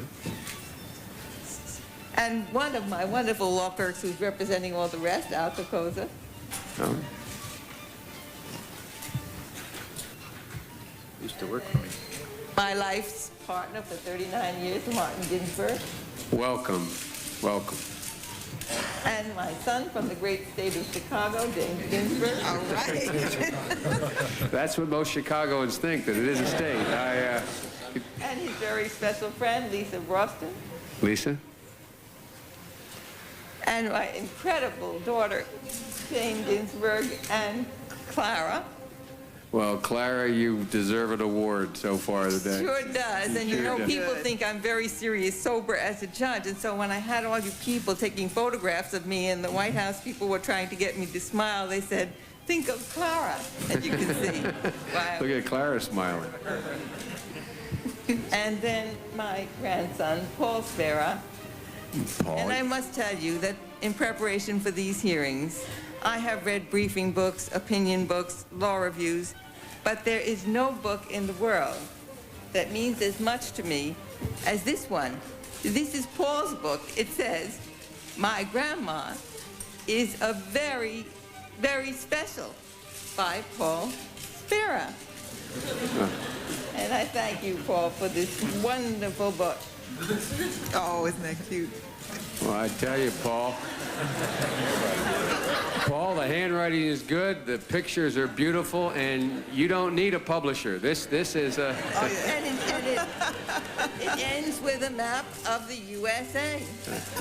And as Senator Kennedy just said, he hopes your teacher is listening to this so they can see it. And my son-in-law, George T. Spera, Jr. George. And Christine. Hello, Christine. Taking such wonderful care of the children. And then on behalf of my cousins, who I reckon by the dozens, Stephen Hess. Stephen, welcome. Well, you have quite a family, and we welcome you all here today. It's obviously a very proud moment for you. And it's a proud moment for the photographers because they get to stand and be seen on television as they walk out of the well. Thank you all. Now, I just want, while they're moving, I want those listening to understand I have not banished them from the hearing. They will recede into the various places for which this room was designed to be able to take their photographs. So they will continue to be able to do their job. Hey, Terry.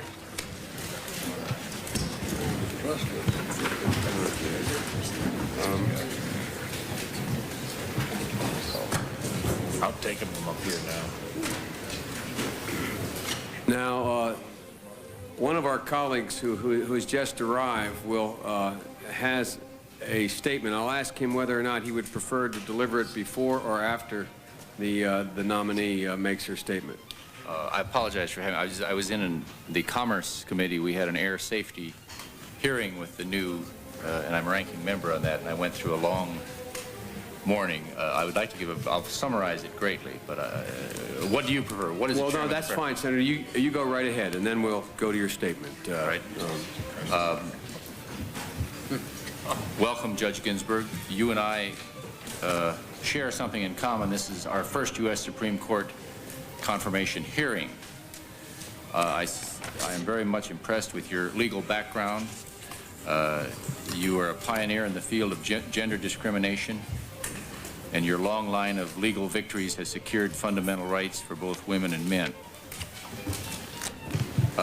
As stated in my conversation with you in my office several weeks ago, I am very interested in how you would approach cases of particular interest to those of us living in the West. In my part of the country, many legal controversies arise over how the law of the land is applied to the use of the land. Environmental law, water law, hunting and fishing rights, mineral rights, access to public lands, private property rights, and cases and controversies arising in Indian country. These are everyday issues that affect everyday people living in the West. The court's treatment of these issues dramatically affect the way of life of the people of the West, including my home state of South Dakota. I certainly am not looking for your position on these issues. After all, you are not campaigning for an elected office, nor are you a political appointee. You have been nominated to be a justice on the highest court of the land. We in this committee and our colleagues in the Senate are charged with the responsibility to confirm or not confirm you for this high office. Some writers have commented that the Senate is the last opportunity for the people to have a voice in determining who shall sit on the nation's highest court. Supreme Court justices are appointed for life. Once you are seated on the court, the American people will have to coexist with Justice Ginsburg for as long as you choose to stay or God chooses to keep you there. Before I cast my vote on your confirmation, I would like to know how familiar you are with the issues I referenced, your inclination to learn more about them, and how you intend to go about deciding cases involving these issues. And indeed, I should say that on Indian country issues, I note in the papers that even the state of Connecticut has a dispute over Indian lands and Indian jurisdiction. Both Indians and whites on or near reservations are eager to resolve some of these issues, and many of them go to the Supreme Court. Through these specific issues, I hope to learn more about your general approach to the basic principles of judging, principles such as fairness and objectivity. There are also many issues that go to the Supreme Court regarding hunting and fishing rights, such as on the Missouri River.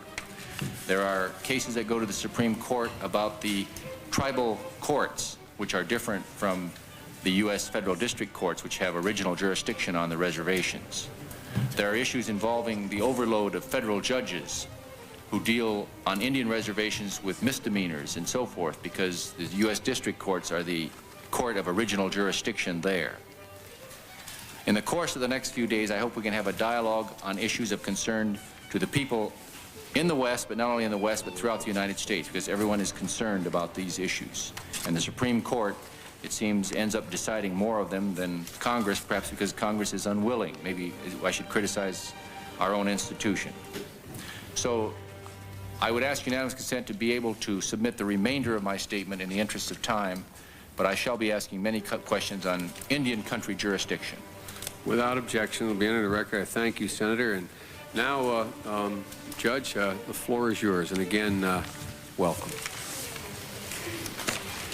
Thank you, Mr. Chairman, Senator Hatch, and other members of the committee. May I say first how much I appreciate the time that committee members took to greet me in the weeks immediately following the President's nomination. It was a particularly busy time for you, and I thank you all the more for your courtesy.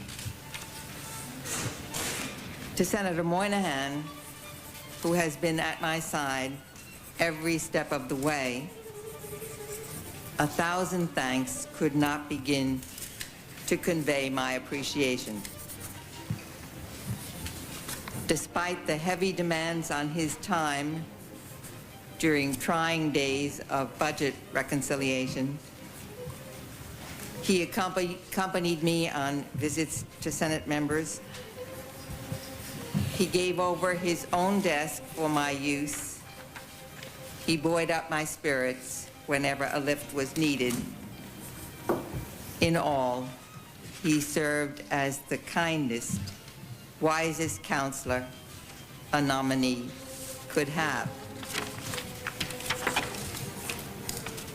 Senator D'Amato, from my great home state of New York, volunteered to join Senator Moynihan in introducing and sponsoring me, and I am so grateful to him. I have had many enlightening conversations in Senate chambers since June 14th, but my visit with Senator D'Amato was sheer fun. It always is.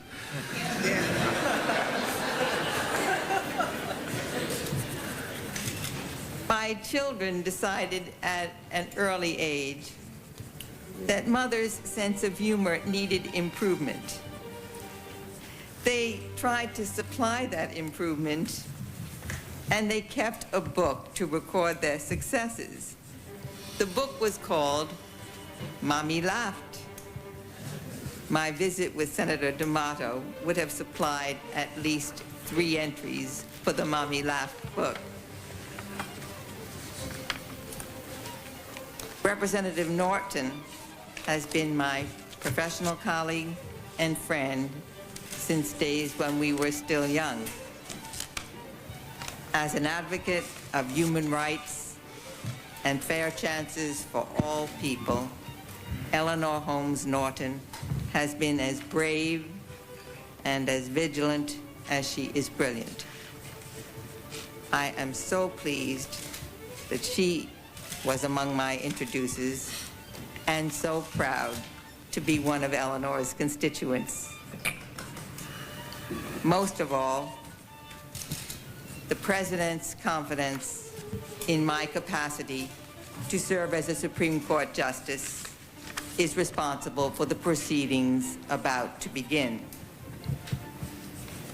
There are no words to tell him what is in my heart. I can say simply this: if confirmed, I will try in every way to justify his faith in me. I am, as you know from my responses to your questionnaire, a Brooklynite, born and bred, a first-generation American on my father's side, barely second generation on my mother's. Neither of my parents had the means to attend college, but both taught me to love learning, to care about people, and to work hard for whatever I wanted or believed in. Their parents had the foresight to leave the old country when Jewish ancestry and faith meant exposure to pogroms and denigration of one's human worth. What has become of me could happen only in America. Like so many others, I owe so much to the entry this nation afforded to people yearning to breathe free. I have had the great good received in recent weeks from family, neighbors, campmates, classmates, students at Rutgers and Columbia, law teaching colleagues, lawyers with whom I have worked, judges across the country, and many women and men who do not know me. That huge, spirit-lifting collection shows that for many of our people, an individual's sex is no longer remarkable or even unusual with regard to his or her qualifications to serve on the Supreme Court. Indeed, in my lifetime, I expect to see 3, 4, perhaps even more women on the High Court bench, women not shaped from the same mold, but of different complexions.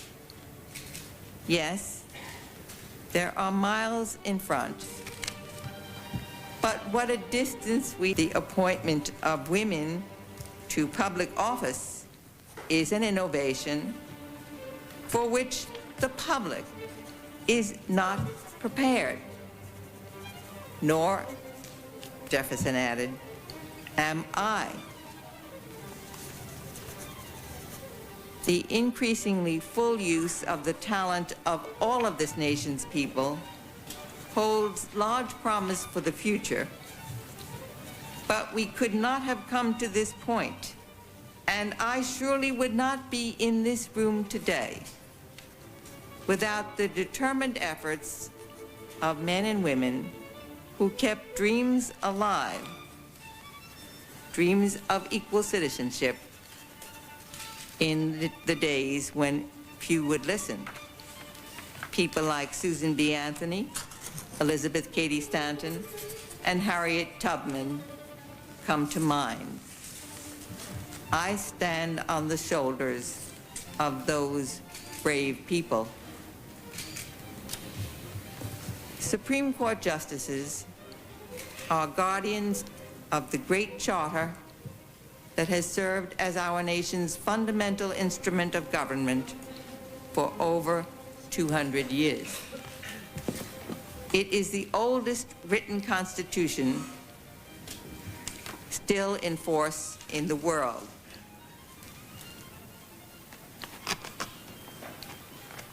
But the justices do not guard constitutional rights alone.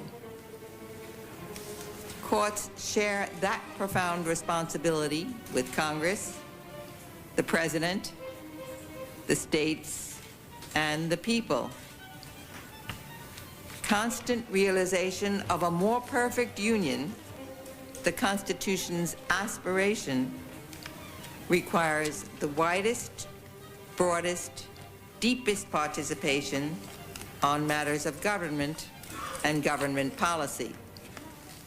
One of the world's greatest jurists, Judge Learned Hand, said, as Senator Mosley Braun reminded us, that the spirit of liberty that imbues our Constitution must lie first and foremost in the hearts of the men and women who compose this great nation. Judge Hand defined that spirit in a way I fully embrace, as one which is not too sure it is right, and so seeks to understand the minds of other men and women and to weigh the interest of others alongside its own without bias. The spirit Judge Learned Hand described strives for a community where the least shall be heard and considered side by side with the greatest. I will keep that wisdom in the front of my mind as long as I am capable of judicial service. Some of you asked me during recent visits why I want to be on the Supreme Court. It is an opportunity beyond any other for one of my training to serve society. The controversies that come to the Supreme Court as the last judicial resort touch and concern the health and well-being of our nation and its people. They affect the preservation of liberty to ourselves and our posterity. Serving on this court is the highest honor, the most awesome trust that can be placed in a judge. It means working at my craft, working with and for the law as a way to keep our society both ordered and free. Let me try to state in a nutshell how I view the work of judging. My approach, I believe, is neither liberal nor conservative. Rather, it is rooted in the place of the judiciary, of judges, in our democratic society. The Constitution's preamble speaks first of we the people, and then of their elected representatives. The judiciary is third in line, and it is placed apart from the political fray so that its members can judge fairly, impartially, in accordance with the law, and without fear about the animosity of any pressure group.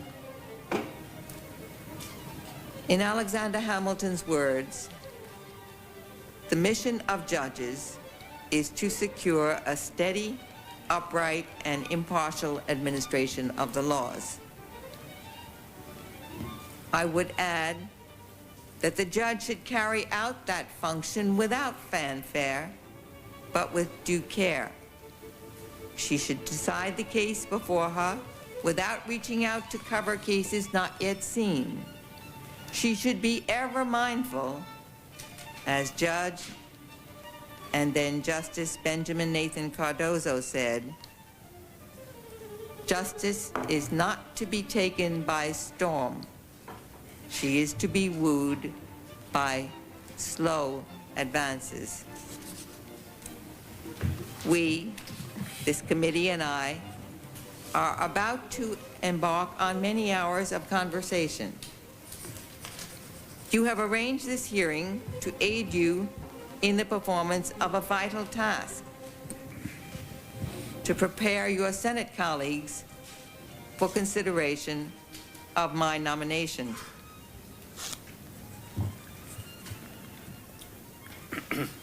The record of the Constitutional Convention shows that the delegates had initially entrusted the power to appoint federal judges, most prominently Supreme Court justices, not to the President, but to you and your colleagues, to the Senate, acting alone.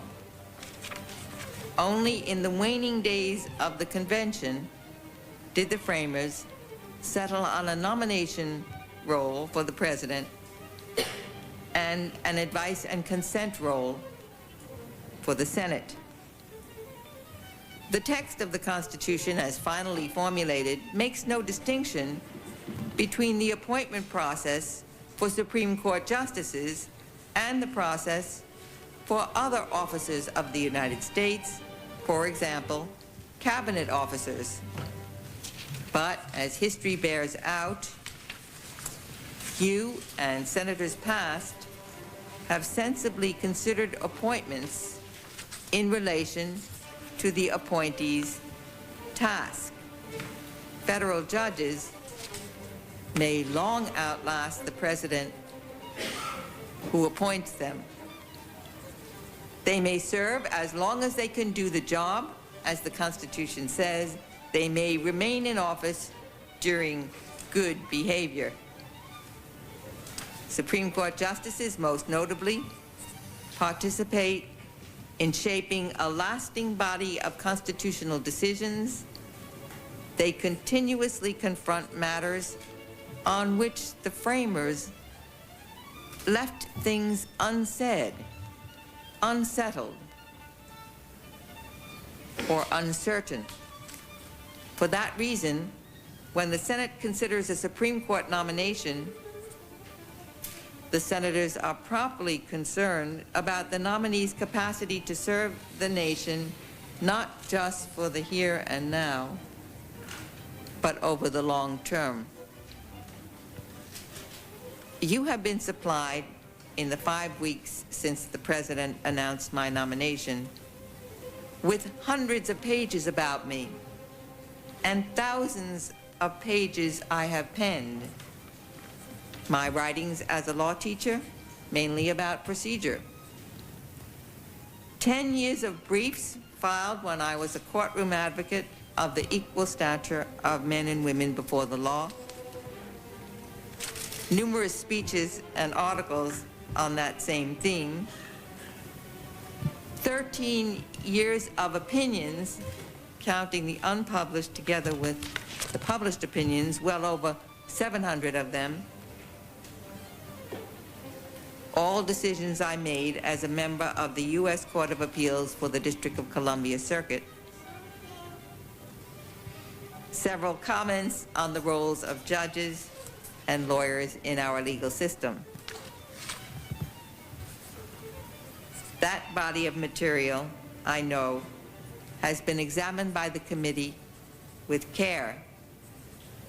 It is the most tangible, reliable indicator of my attitude, outlook, approach, and style.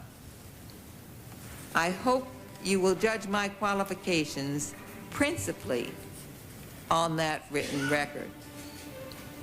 A record spanning 34 years, and that you will find in that written record assurance that I am prepared to do the hard work and to exercise the informed, independent judgment that Supreme Court decision-making entails.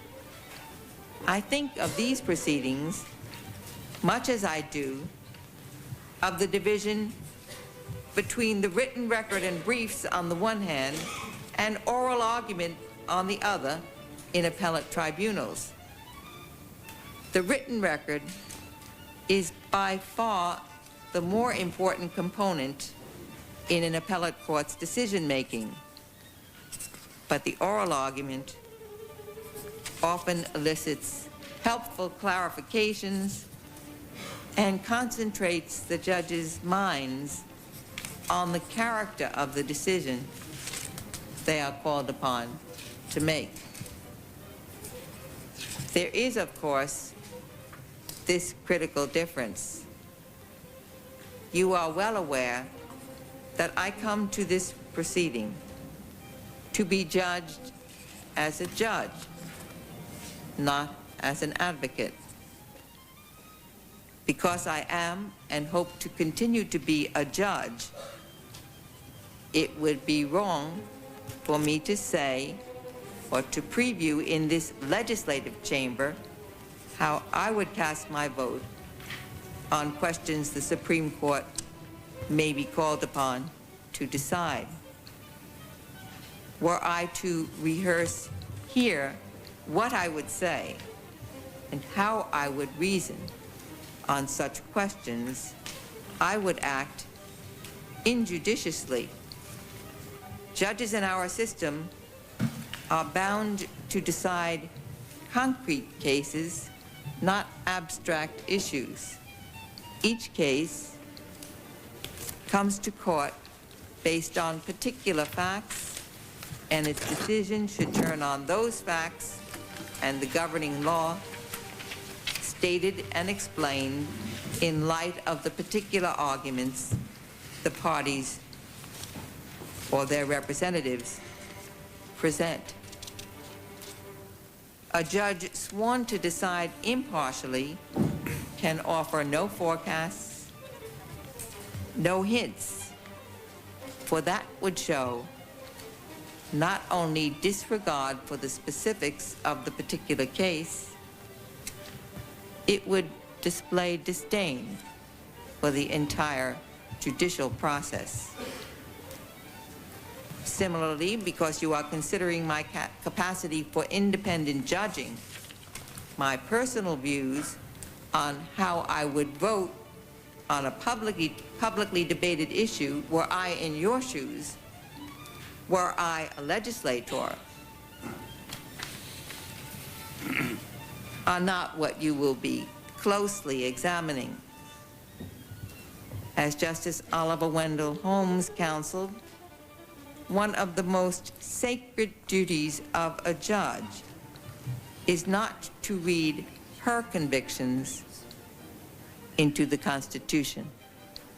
I have tried, and I will continue to try, to follow the model Justice Holmes set in holding that duty sacred. I see this hearing, as I know you do, as a grand opportunity, once again, to reaffirm that civility, courtesy, and mutual respect properly keynote our exchanges.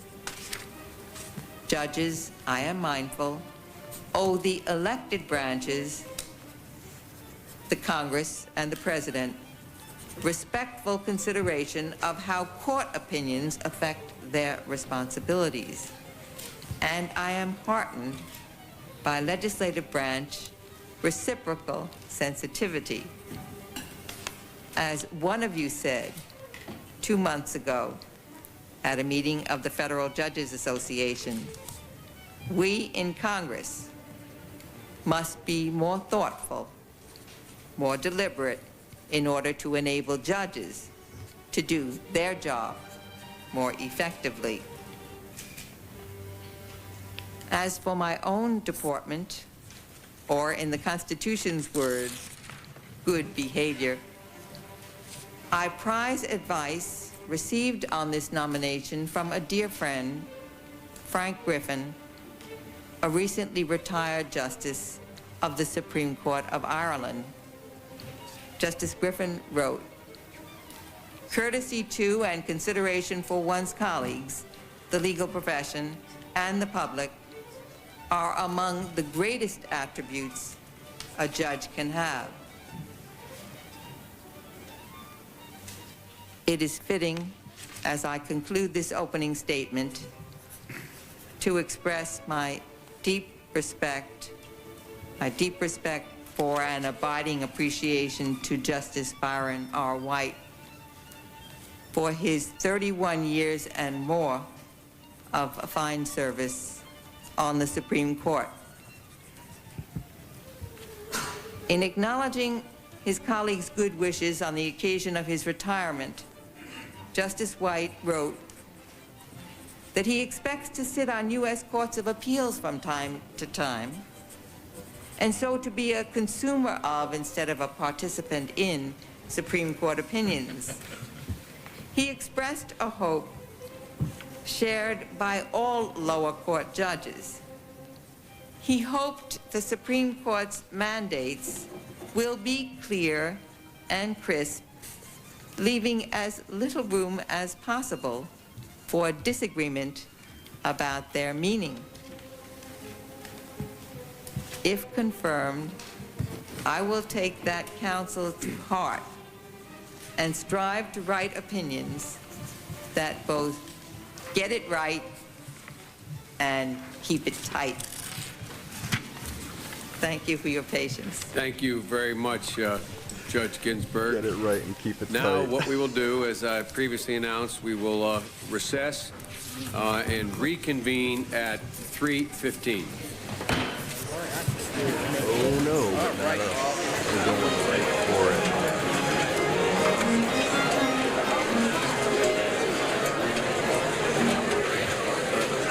This is somewhat of an outgrowth of some of the contentious fights that we've had, and hopefully to make the process a little better. That I'll proceed. Welcome. I want that gavel smack.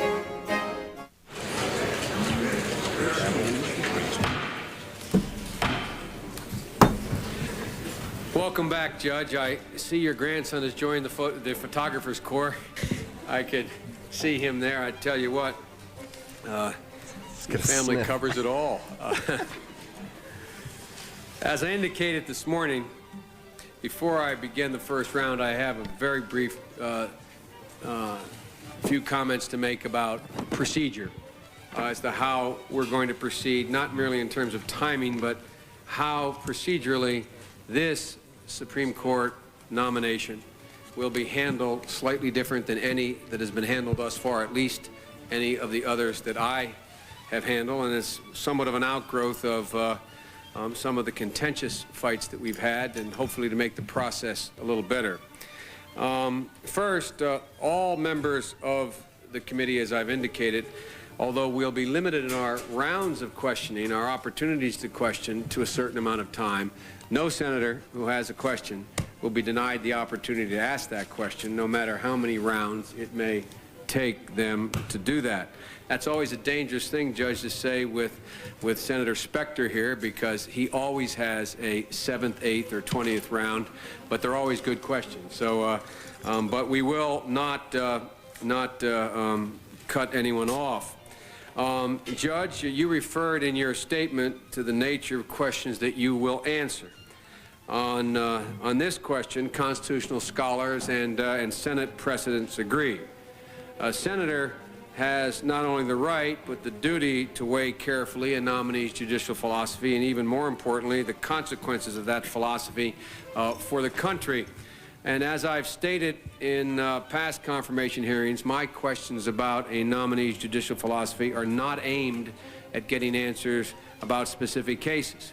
You've said you would object, as in my view you should, to being asked to prejudge a case likely to come before the Supreme Court, and I would find no real purpose, quite frankly. And even if you did answer a question, it wouldn't, for me at least, tell me much about your judicial philosophy. I have said many times, and I want you to know, that I believe my duty obliges me to learn how nominees will decide, not what they will decide, but how they will decide. And this obligation for senators to inquire into and understand the judicial philosophies of a Supreme Court nominee is neither new nor disputed any longer, although it was not too recently, until recently, disputed.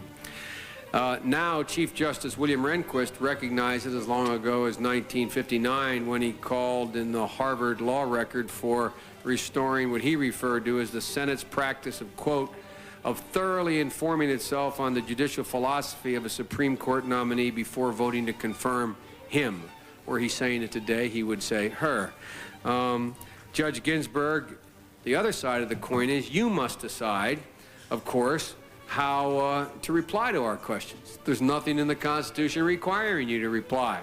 You can either give a full answer, a partial answer, no answer, or you can get up and you can walk out of here, because to remind everyone, this is only a part of the process. Our function here is there's nothing in the Constitution that talks about the Judiciary Committee. It talks about the Senate. The way in which the Senate has organized itself, it looks to the committee to give it information regarding the views of a nominee, but there is nothing in the Constitution that obliges you to answer any question in any particular way, or indeed answer at all. We must arrive at our judgment about your confirmation, though. Matter of fact, without mentioning the justice, there was one justice named, appointed, a former senator and a former judge. The committee asked him to come before the committee. He said, no, if my record stands as a judge and a senator, I'm not going to take the time. He refused to show up, and they still confirmed him. I wouldn't recommend that, but to make the point for everyone to understand, there is no constitutional obligation for you to respond. Now, I would hope, as I said to you very briefly, I hope that the way in which you outline the circumstances under which you would reply and not reply, that you will not make a blanket refusal to comment on things, because obviously everything we could ask you is bound to come before the court. There is not a controversial issue in this country that does not have a prospect of coming before the court someday. As we have said, because I think it was initiated by Senator DeConcini, I voted for a man who I have great respect for, but it's the vote that I most regret of all probably 15,000 votes I've cast as a senator. I voted to confirm Judge Scalia. He's a fine, honorable, decent man with whom I agree on nothing. And I regret that vote. And one of the reasons I voted for him, and we changed our views, is that he had not much of a track record. I mean, he was a brilliant scholar. I don't mean to imply he did not have standing and background, but he basically refused to answer questions on anything at all. And I voted for him. And from that moment on, along with Senator DeConcini, I resolved that if a nominee, although it's their right, does not answer questions that don't go to what they would decide, but how they would decide, I will vote against that nominee regardless of whom it is. And you can thank Justice Scalia for that.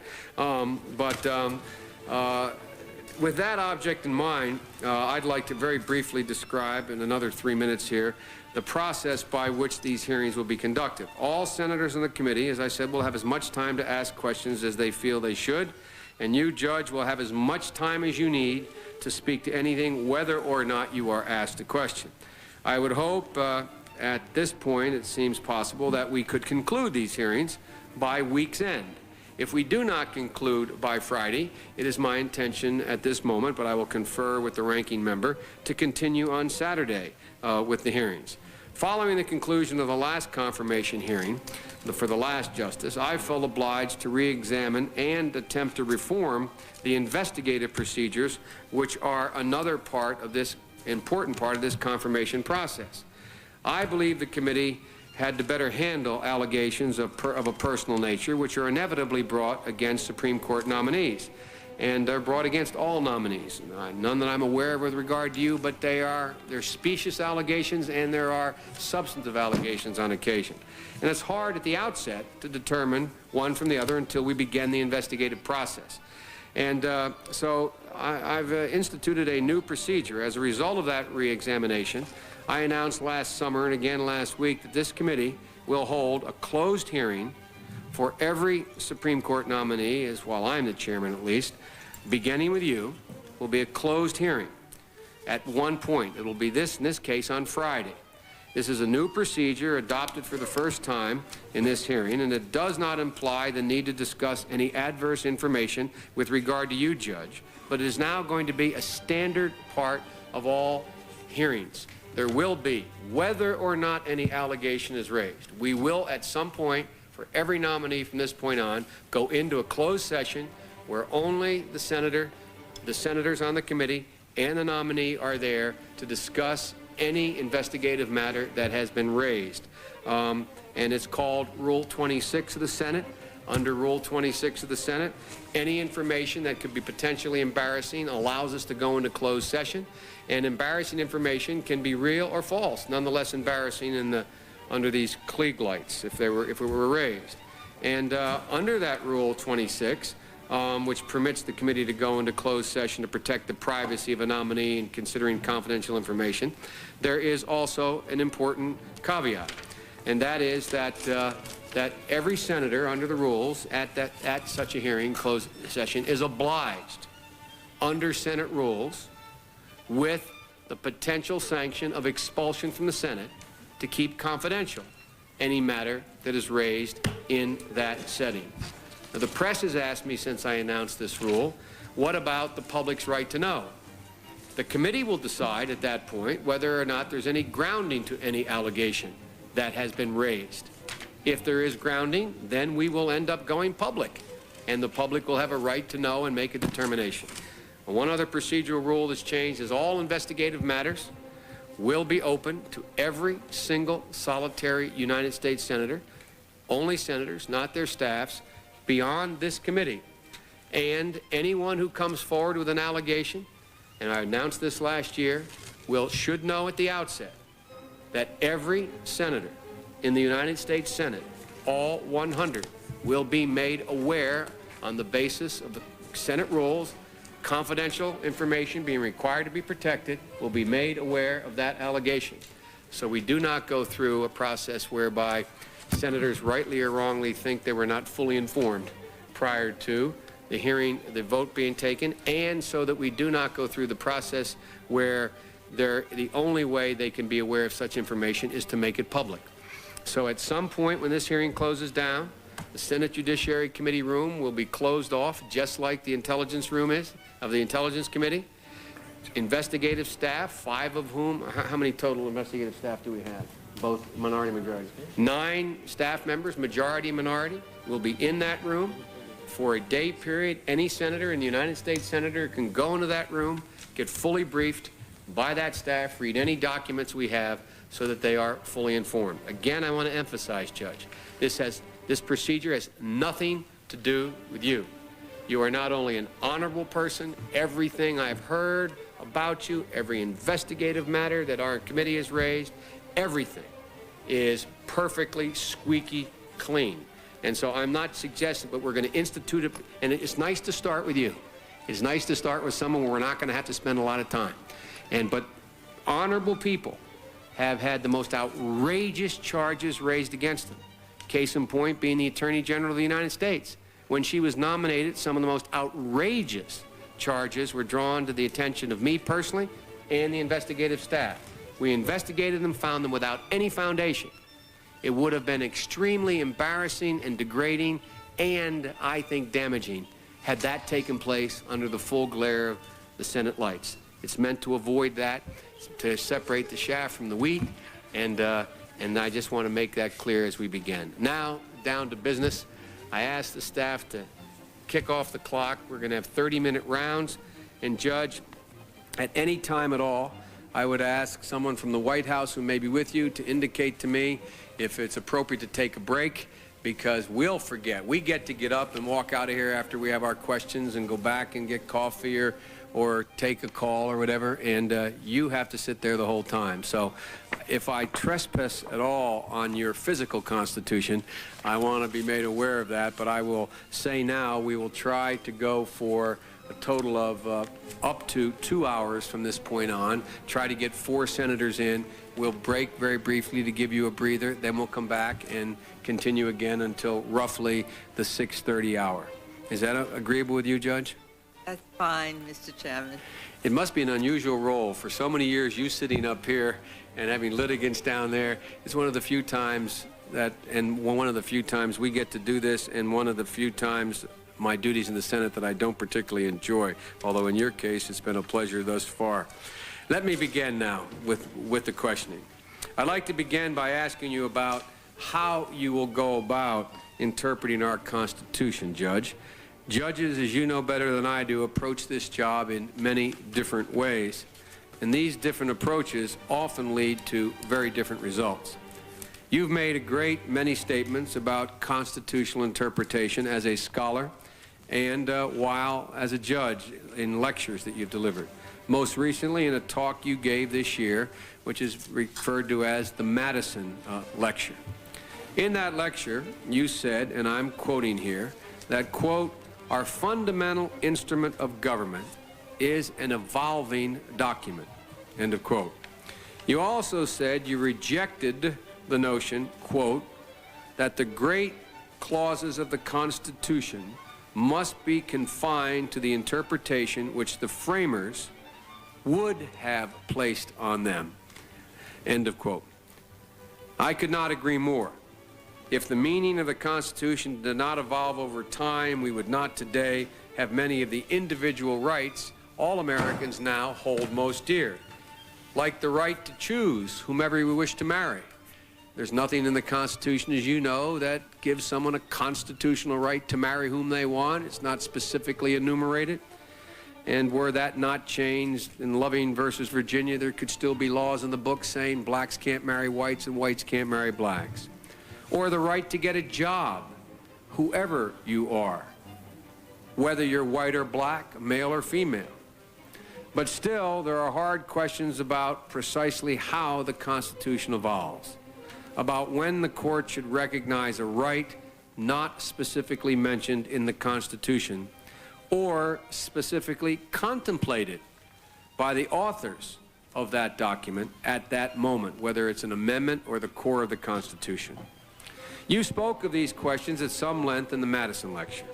You said that the history of the United States Constitution is in large part a story of, and I quote, "the extension of the constitutional rights and protections," end of quote, "including to, quote, once excluded groups," end of quote. Judge, can you discuss with me for a moment what allows courts to recognize rights like the right to marry whomever you wish, like the right to be employed or not employed based upon, without there being a distinction between males and females, like the right that was mentioned here earlier by several of my colleagues in the opening statement for women to be included in, I thought the phrase that Eleanor Holmes Norton used was within the embrace of the 14th Amendment or something to that effect, when in fact they were not contemplated to be part of that amendment when it was written. What is it that allows the court to recognize such rights that the drafters of the Constitution or specific amendments did not specifically mention or even contemplate at the time the amendment, in the case of the 14th Amendment, or the Constitution and the Bill of Rights were drafted?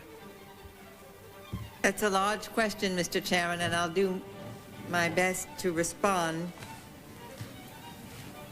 First, I think the credit goes to the founders. When I visited Senator Thurmond, he was kind enough to give me a pocket constitution. I think that was Sam Ervin's. Did you give her Senator Ervin's pocket constitution? But he gave me... I gave her a family constitution.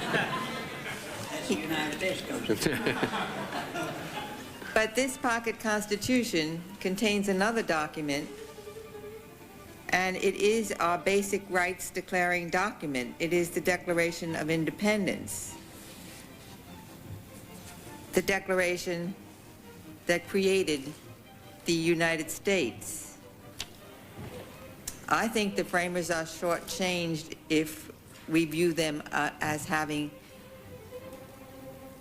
a limited view of rights, because they wrote, Thomas Jefferson wrote, "We hold these truths to be self-evident, that all men are created equal, that they are endowed by their Creator with certain unalienable rights, that among these are life, liberty, and the pursuit of happiness, and that government is formed to protect and secure those rights. Now, when the Constitution was written, as you know, there was much concern over a Bill of Rights. There were some who thought a Bill of Rights dangerous because one couldn't enumerate all the rights of the people. One couldn't compose a complete catalog. The thing to do was to limit the powers of government, and that would keep government from trampling on people's rights. But there was a sufficient call for a Bill of Rights, and so the framers put down what was in the front of their minds in the Bill of Rights. And if we look at the way they are stated in the Bill of Rights in contrast to the Declaration of Independence, let's take liberty as it appears in the Fifth Amendment. This statement in the Fifth Amendment, nor shall any person be deprived of life, liberty, or property without due process of law. This is written as a restriction on the state. The right is already declared in the Declaration. It's an unalienable right, and the government is warned to keep off, both in the structure of the Constitution by limiting the powers of government and in the Bill of Rights. And then, as you also know, Mr. Chairman, the framers were fearful that this limited catalog might be understood, even though it's written as a restriction on government rather than a conferring of rights on people, that might be understood as skimpy, as not stating everything that is. And so we do have the Ninth Amendment stating that the Constitution shall not be construed to deny or disparage other rights retained by the people. So the Constitution is written, you might contrast it with the great French Declaration of the Rights of Man, which does confer a right, the state confers a right to speak freely. But in our Bill of Rights, it doesn't say the state gives one a right to speak. It says Congress shall make no law prohibiting the free exercise of religion or abridging the freedom of speech.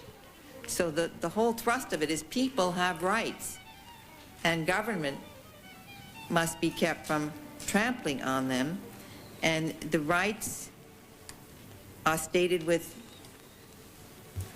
great breadth in the Declaration of Independence. Now, it is true, and it's a point I made in the Madison lecture,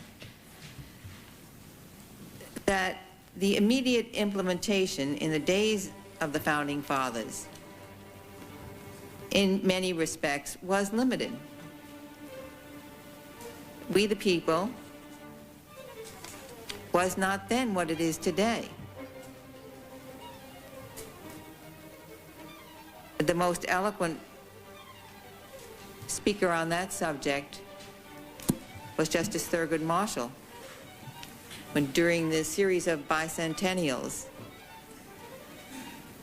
when songs of praise to the Constitution were sung, he reminded us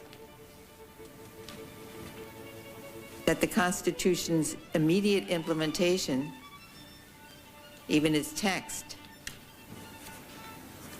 had certain limitations, blind spots, blots on our record. But he said that the beauty of this Constitution is that through a combination of interpretation, constitutional amendment, laws passed by Congress, we the people has grown ever larger.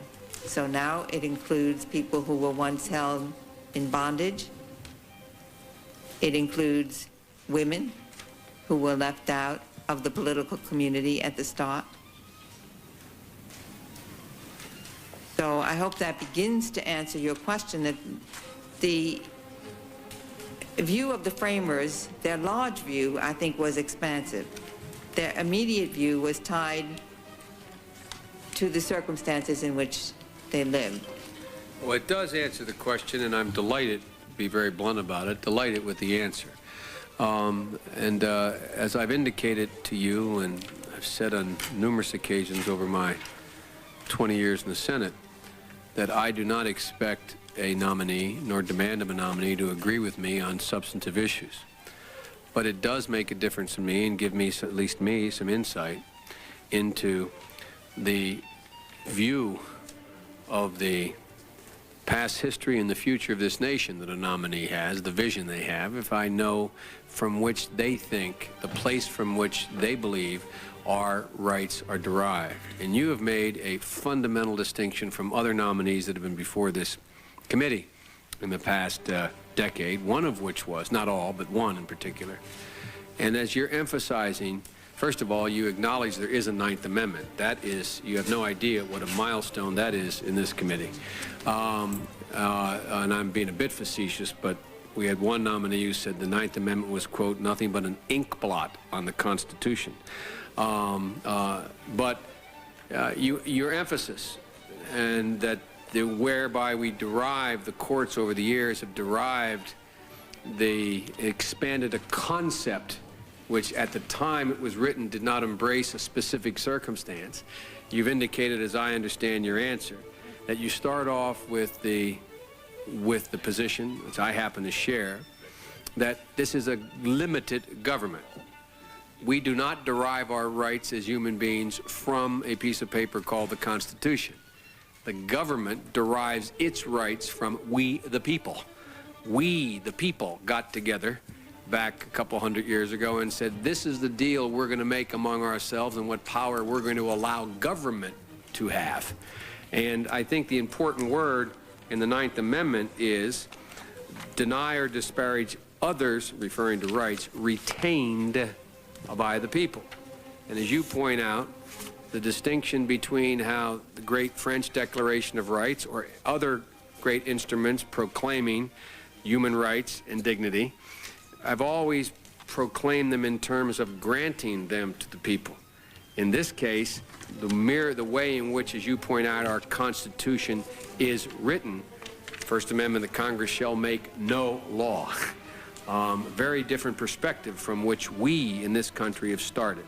And secondly, you're referencing the 15th Amendment, the Declaration of Independence, and the 9th Amendment, and I expect possibly the 14th Amendment as well, as a basis from which the courts have found over the last 200 years, and in particular over the last 50 years, a intellectually consistent and rational basis for being consistent with the Constitution, but nonetheless expanding individual rights in the sense that they recognize their existence and their guarantee of constitutional protection.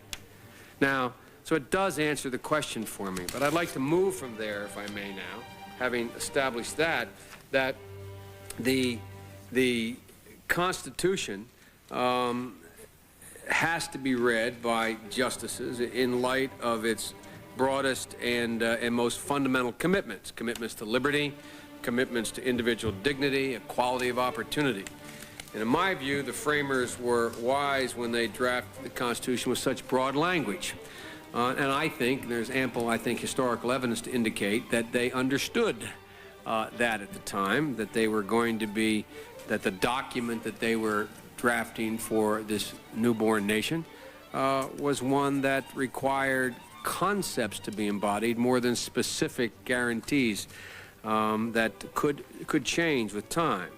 And I believe it was precisely, they did it in broad concepts and not specifics, precisely to avoid freezing the rights and protections that were afforded Americans. Now, their method permits the meaning of the document to progress as we progress. And as the world changes, and as we better understand the full scope of our nation's principles and ideals, the Constitution interpretation has changed.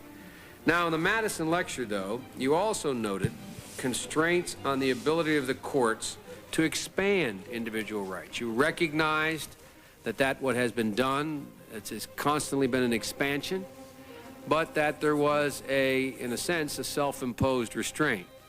And you wrote that that movement in this direction of expansion by the courts should be measured, was your quote, measured and restrained. You also wrote that courts generally should follow rather than lead changes taking place elsewhere in society. And you characterized the court, you criticized the court, as I read the lecture, for too often, quote, stepping boldly in front of the political process. I believe that was the quote.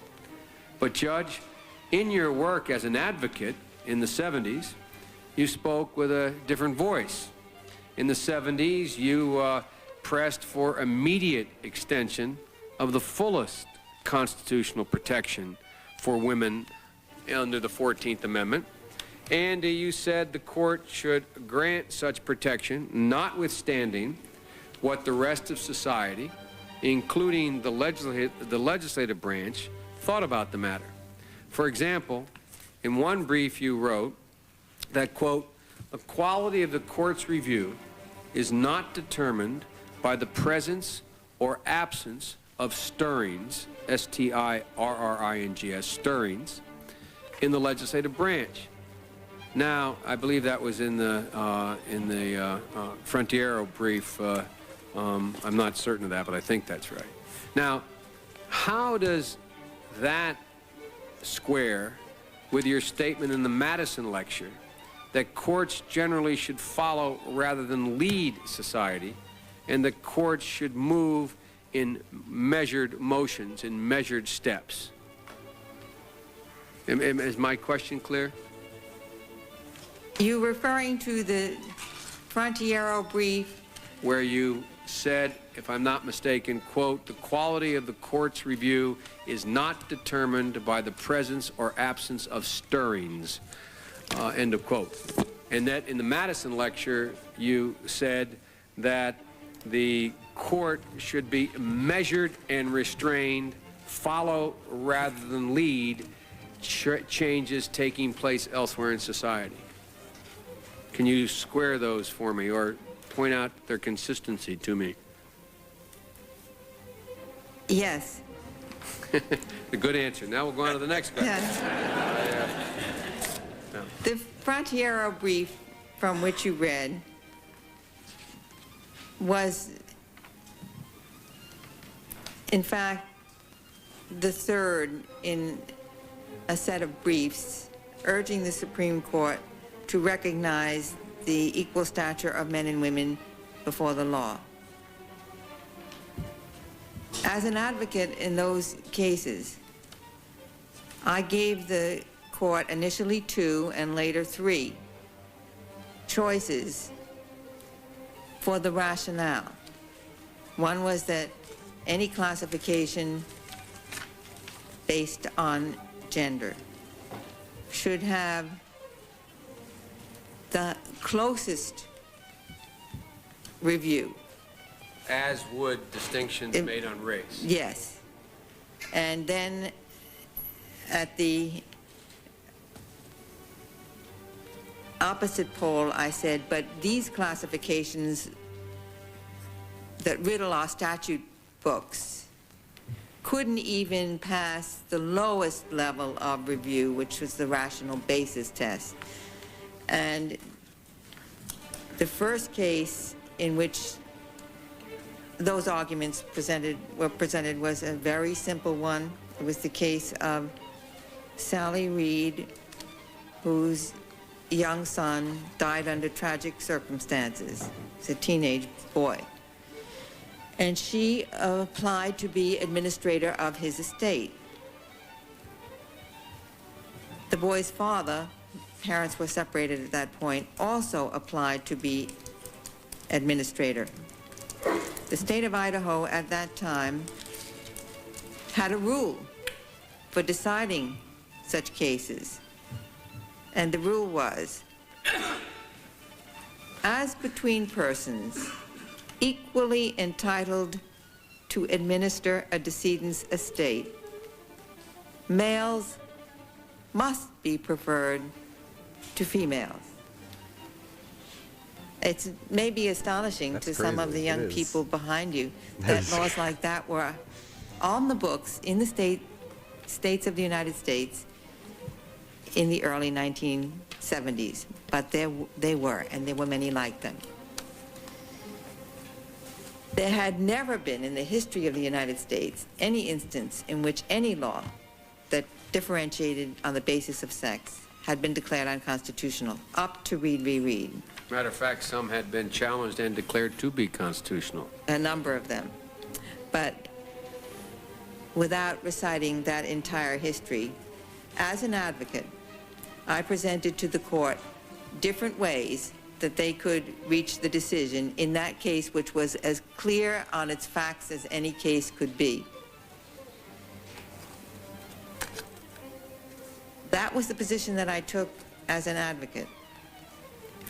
My expectation, to be candid, was that I would repeat that kind of argument maybe half a dozen times. Until they got it right? Until the court would look at one classification after the other and say, well, this is irrational. And then they would come to the point where they would say, none of these lines make any sense. So we might as well recognize that drawing lines on the basis of gender is, in almost all cases, impermissible, and the presumption will be against rather than for their constitutionality.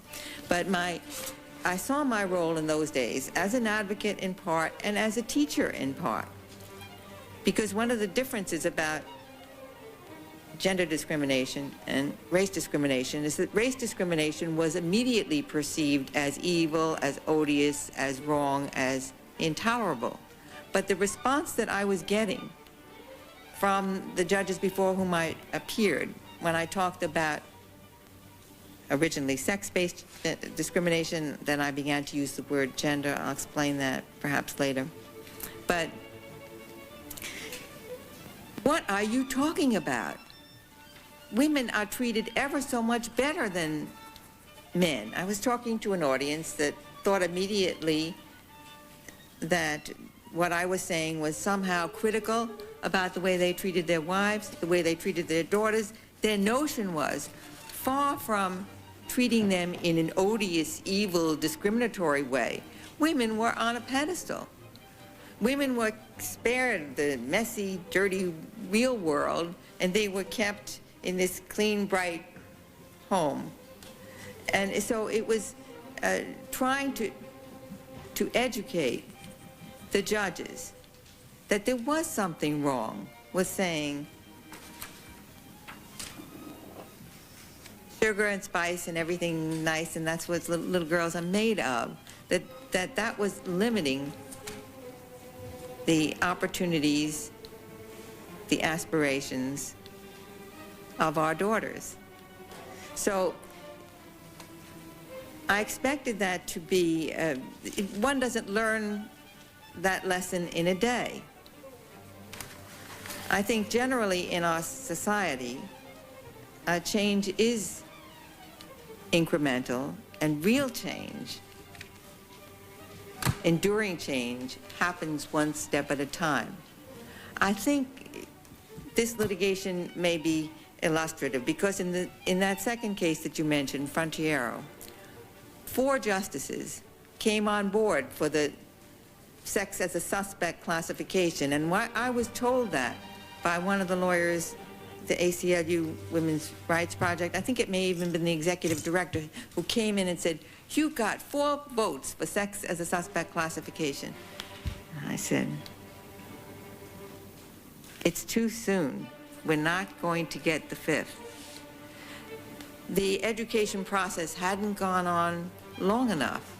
So even though as an advocate, I was advancing sex as a suspect classification as the end point that I expected the court to reach after it dealt with a series of real-life cases like Sally Reed's case. I didn't expect it to happen in one fell swoop. Well, Judge, I don't mean to cut you off, but this is an appropriate place to take the next step then. I understand what your strategy was. I understand now how you view and perceive permanent important change to come about, how it does come about. And I think it'd be hard to argue from a historical perspective that you're wrong. And I don't mean to do that. I'm trying to square, though, I understand your position as an advocate. Then you became an appellate court judge, and you gave a lecture this year called the Madison Lecture. Now, as an appellate court judge, you are required to follow Supreme Court precedent. You are not able to go off on your own.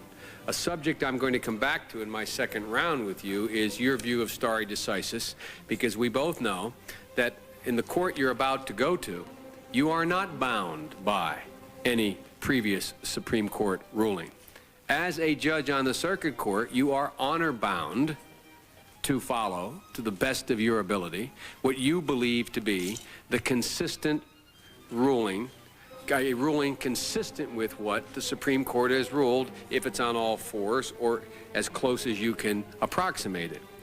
Now, you've had three different roles. Advocate, where you were educating, and I know you mean that literally, and that's exactly what has to be done. Believe it or not, some of us in the legislature think we have to do it that way as well, like the violence against women legislation, which I'd like to talk to you about here as well from a constitutional perspective, where there are laws on the books now that are outrageous. They don't relate directly to equal protection considerations, but they start off with premises about women that are arcane and wrong. In my own state of Delaware, you can be convicted of first-degree rape if you rape a stranger, but if you rape someone with whom you've had an acquaintanceship under the law, you cannot be convicted. It can be as brutal a rape, as terrible a rape, but it's second-degree rape because you are, a social companion.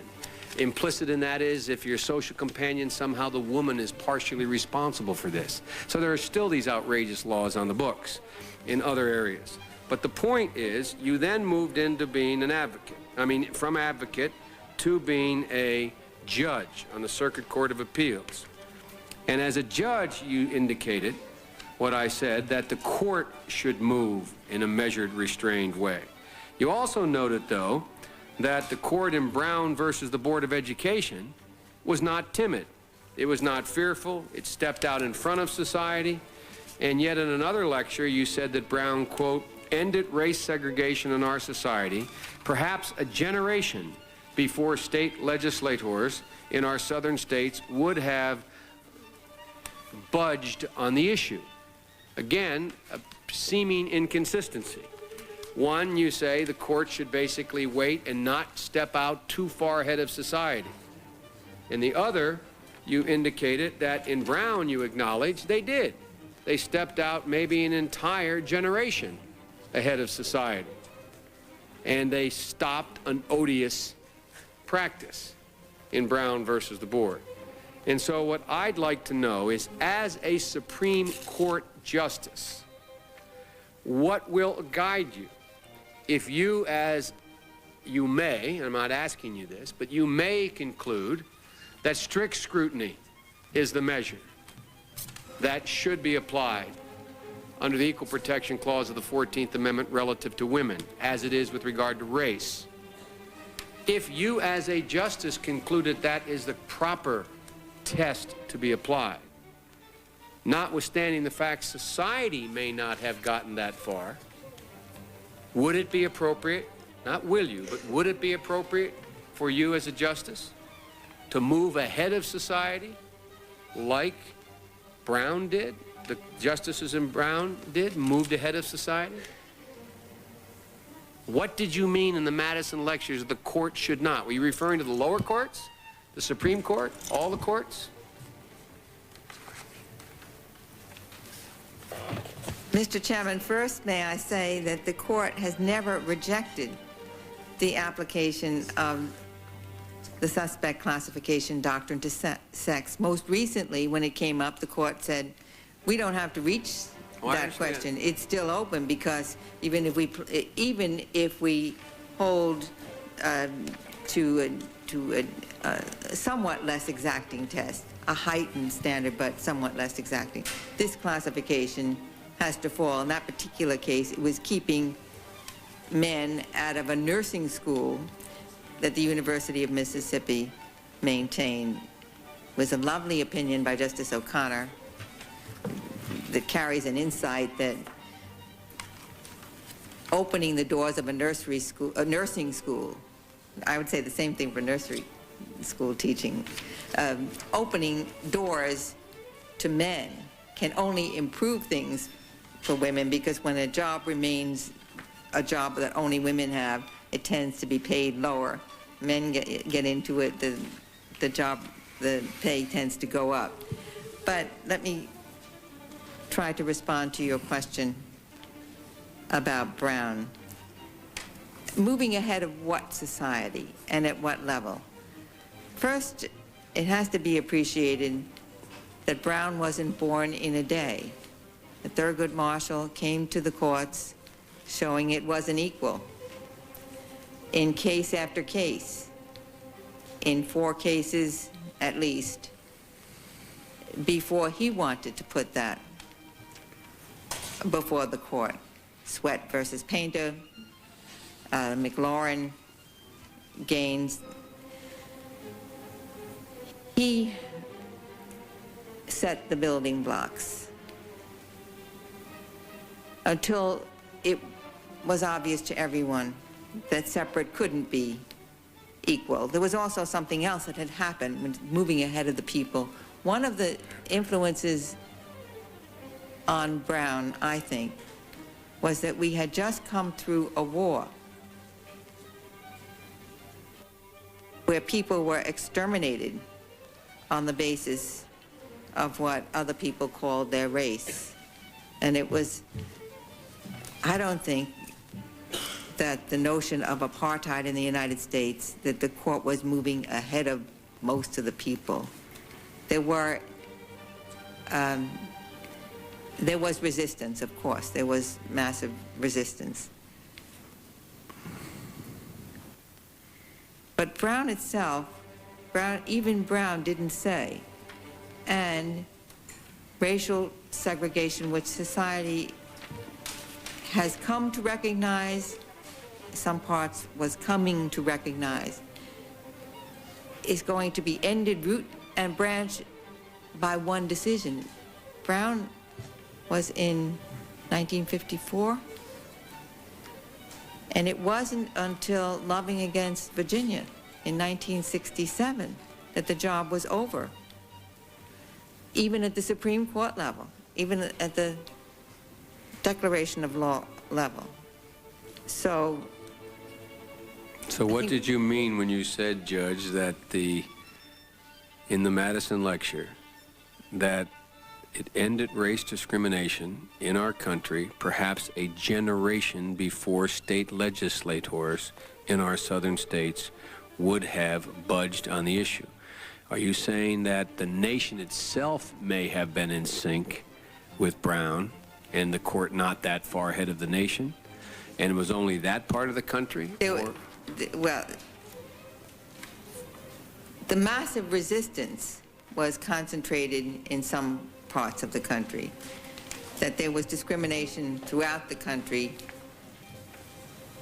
I think is undoubtedly the case. But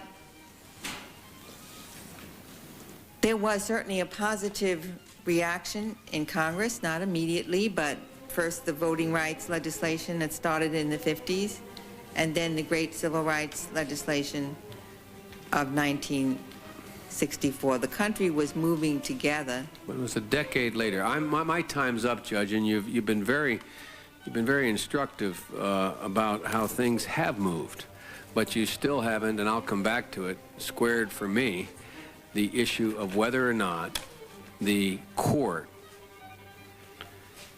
can or should move ahead of society a decade, even admittedly in the Brown case, it was at least a decade ahead of society. The Congress did not, in fact, react in any meaningful way until 10 years later. And so it moved ahead. And one of the things that have been raised, the only question that I'm aware of that has been raised, not about you personally, but about your judicial philosophy in the popular press and among those who follow this, is how does this distinguished jurist distinguish between what she thinks the court is entitled to do under the Constitution and what she thinks it's wise for it to do. What is permitted is not always wise. And so I'm trying to get, and I will fish for it again when I come back, but I'm trying to get a clear distinction of whether or not you think, like in the case of Brown, where it clearly did step out ahead of where the nation, at least the nation's legislators were, whether that was appropriate, and if it was, what do you mean by it should not get too far out ahead of society when you talked about that in the Madison lectures? And, but I'll give it another try. I think you not only make a great justice, you are good enough to be confirmed as Secretary of State, because State Department people never answer the questions fully directly either. May I leave you, Mr. Chairman? I mean, if you'd like to answer it more fully, I'm anxious to. Just two thoughts that you can think about in between now and our next round. But one of them was prompted by Senator Mosley Braun when she reminded us that the spirit of liberty must lie in the hearts of the women and men of this country. It would be really easy, wouldn't it, to appoint platonic guardians who would rule wisely for all of us, but then we wouldn't have a democracy, would we? We cherish living in a democracy. And we also know that this Constitution did not create a tricameral system. Judges must be mindful of what their place is in this system and must always remember that we live in a democracy that can be destroyed if judges take it upon themselves to rule as platonic guardians. Well, I would have been happier had the court in Dred Scott decided to go ahead of society. I think America would have maybe had the same Civil War, but would have moved ahead more rapidly. Clearly, it would have been stepping out by 100 years ahead of where the nation ultimately arrived. And the question, I'm not asking you to accept that. What I'm trying to get is, there's no doubt that a court's opinion cannot be sustained without ultimately the support of the majority of the people. As someone said relative to the Pope during World War II, how many legions does it have? You all have no legions. Ultimately, your judgments as the Supreme Court will depend upon the willingness of the American people to accept them as appropriate. I have no doubt about that. I understand that. But there does come a time in the course of human events when the court has in the past, and I suspect may have to in the future, be a generation ahead of where the nation is.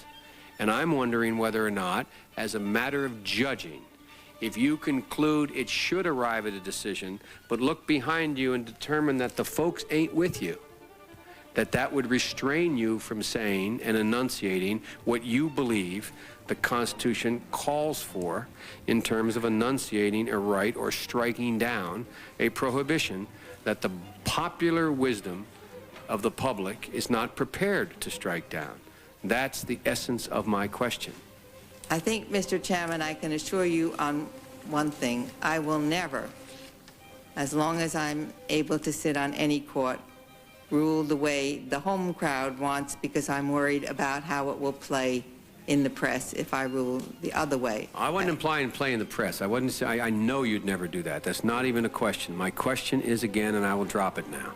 My question is whether or not, if you determined that it is appropriate in 1948, you were on the court, and you deemed separate but equal was inappropriate, or 1938, that it was not constitutionally permissible under the 14th Amendment, whether, notwithstanding the fact you had reached that conclusion as a legal scholar and as a justice bound by no previous Supreme Court ruling, that notwithstanding the fact that in 1938 America said had not gone to war, did not understand genocide, did not have a notion of the value and the role that blacks would play in that war, that you would have been willing to say, if you believed it at that moment, we should strike down the law that the vast majority of Americans thinks is appropriate?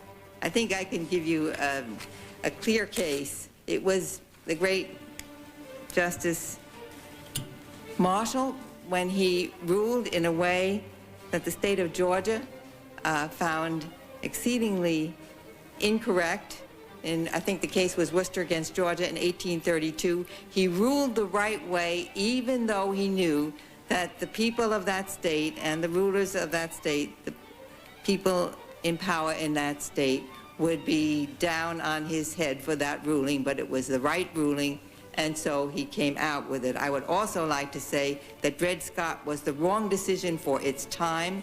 There was no reason for it at the time it was rendered, that it should never have been decided the way it was, and it was incorrect then, and it was incorrect ever after. I don't think that that was a decision that the court had to make at the time that it made it. I thank you very much, Judge. I've exceeded my time, and I thank you for your cooperation. I yield to the senator from Utah. Well, Judge, I thought your answers were pretty good. As a matter of fact, Dred Scott was the first illustration of substantive due process, where the judges just decided they wanted it done this way. Justice Taney thought he was really saving the country through doing that, so he did that, which really was not ahead of society. Society, at least in the North, was ahead of him. And in the case of Brown versus Board of Education, Mr. Justice Harlan in 1896 said that separate but equal was wrong. And so, in all honesty, the court was not ahead of society, but society really was ready for that type of a decision. Now, there are many criticized Brown versus Board of Education for the rationale of the decision, but frankly, all Brown versus Board of Education did was what Justice Harlan suggested, and that is treat equality as equality, and under the 14th Amendment. So it isn't a question of whether you're ahead of society or not. It's a question of whether you're actually interpreting the laws in accordance with the original meaning, which of course, under the 14th Amendment meant equal protection, equal rights, equality. But let me just move on to something else. I would like to ask you whether you agree with the following statements about the role of a judge, including a Supreme Court justice. The first statement is this: the judge's authority derives entirely from the fact that he or she is applying the law, not his or her personal values. Do you agree? Do you agree or disagree with that? No judge is appointed to apply his or her personal values, but a judge will apply the values that come from the Constitution, its history, its structure, the history of our country, the traditions of our people. I agree. Then you agree with that basic statement, then. You shouldn't be applying your own personal values. I think I made a statement quoting Holmes to that effect. You did. In my opening remarks. You did. What about this statement? The only legitimate way for a judge to go about finding the law is by attempting to discern what those who made the law intended. I think all people could agree with that, but as I tried to say in response to the chairman's question, knowing what people, trying to divine what the framers long dead intended, at least I have to look at that two ways. One is what they might have intended immediately for their day, and one is their larger expectation that the Constitution was meant to govern not for the passing hour, but for the expanding future. And I know no better illustration of that than to take the great man who wrote the Declaration of Independence, who also said, for our state of pure democracy, there would still be excluded from our deliberations women who, to prevent deprivation of morals and ambiguity of issues, should not mix promiscuously in gatherings of men. Now, I do believe that Thomas Jefferson, were he alive today, would say that women are equal citizens. Or else he wouldn't be president. But what was his understanding of all men are created equal for his day and for his time? It was that the breasts of women were not made for political convulsion. So I see an immediate intent about how an ideal is going to be recognized at a given time and place, but a larger aspiration as society improves. I think the framers were intending to create a more perfect union that would become ever more perfect over time. I think that's a good way of putting it. I think reasonable jurists can disagree about what the original meaning of a provision is or how to apply it under certain circumstances. I don't think there's any question about that, or as to how to apply it to a given set of facts. But so long as the judge's or justice's starting point is the original meaning of the text, then it seems to me that judge is seeking to fulfill his or her constitutional duty. But let me ask you about this statement. If a judge abandons the intention of the lawmakers as his or her guide, there is no law available to the judge, and the judge begins to legislate a social agenda for the American people. That goes well beyond his or her legitimate power.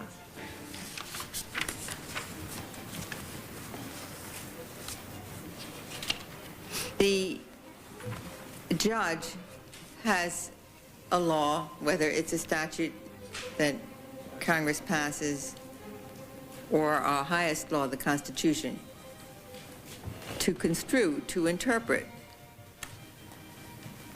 and must try to be faithful to the provision. But it's no secret that some of these provisions are not self-defining. Right. Some of the laws that you write are not self-defining.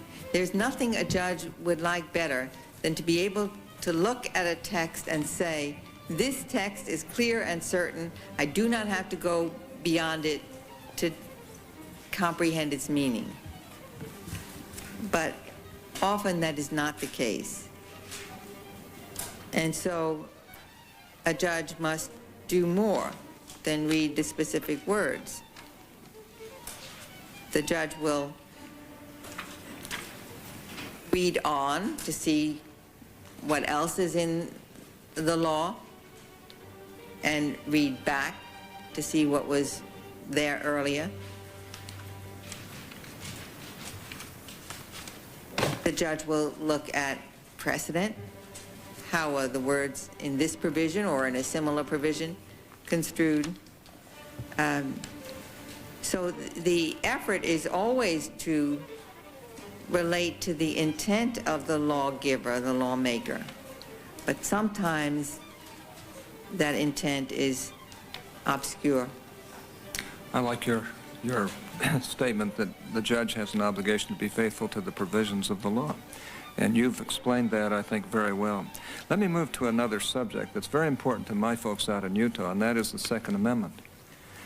I would like to address the Second Amendment, the right to keep and bear arms, a right that many of us from Utah and across the country believe sometimes gets short shrift. For instance, for most of our country's history, the Bill of Rights limited only the powers of the federal government, not the states. But through the process of so-called selective incorporation, the Supreme Court in recent decades ruled that most of the provisions of the Bill of Rights apply via the 14th Amendment against the states. Now, one right, however, that has not yet been held to be protected from infringement by the states, of course, is the Second Amendment right of law-abiding citizens to own firearms. Now, do you believe that there is a principled basis for applying almost all of the other provisions of the Bill of Rights against the states, but not the Second Amendment? Second Amendment shares with at least two other provisions of the Bill of Rights that status. They are significant provisions, but they have not been held to be incorporated. And one is the grand jury presentment or indictment to the states. So I know that the Second Amendment shares that. It certainly doesn't stand alone. Grand juries and civil juries fall in that same category. Now, you know, Senator, that there's much debate about what the Second Amendment means. I think the last time the Supreme Court spoke to it was something like 1939, was it? In the Miller case. So I'm not prepared to expound on it beyond making the obvious point that it has been variously interpreted. Well, I think what I'm saying is I would agree with Justice Black that if we're going to have incorporation against the states of any portion of the Bill of Rights, all 8 amendments conferring rights should apply, because all 8 of them do confer rights, should apply against the states. I don't think judges should be picking and choosing which rights they prefer. Now, in the 2 cases you've mentioned, the amendments still apply other than those features. But it's just one I wanted to raise with you just for whatever purpose I could.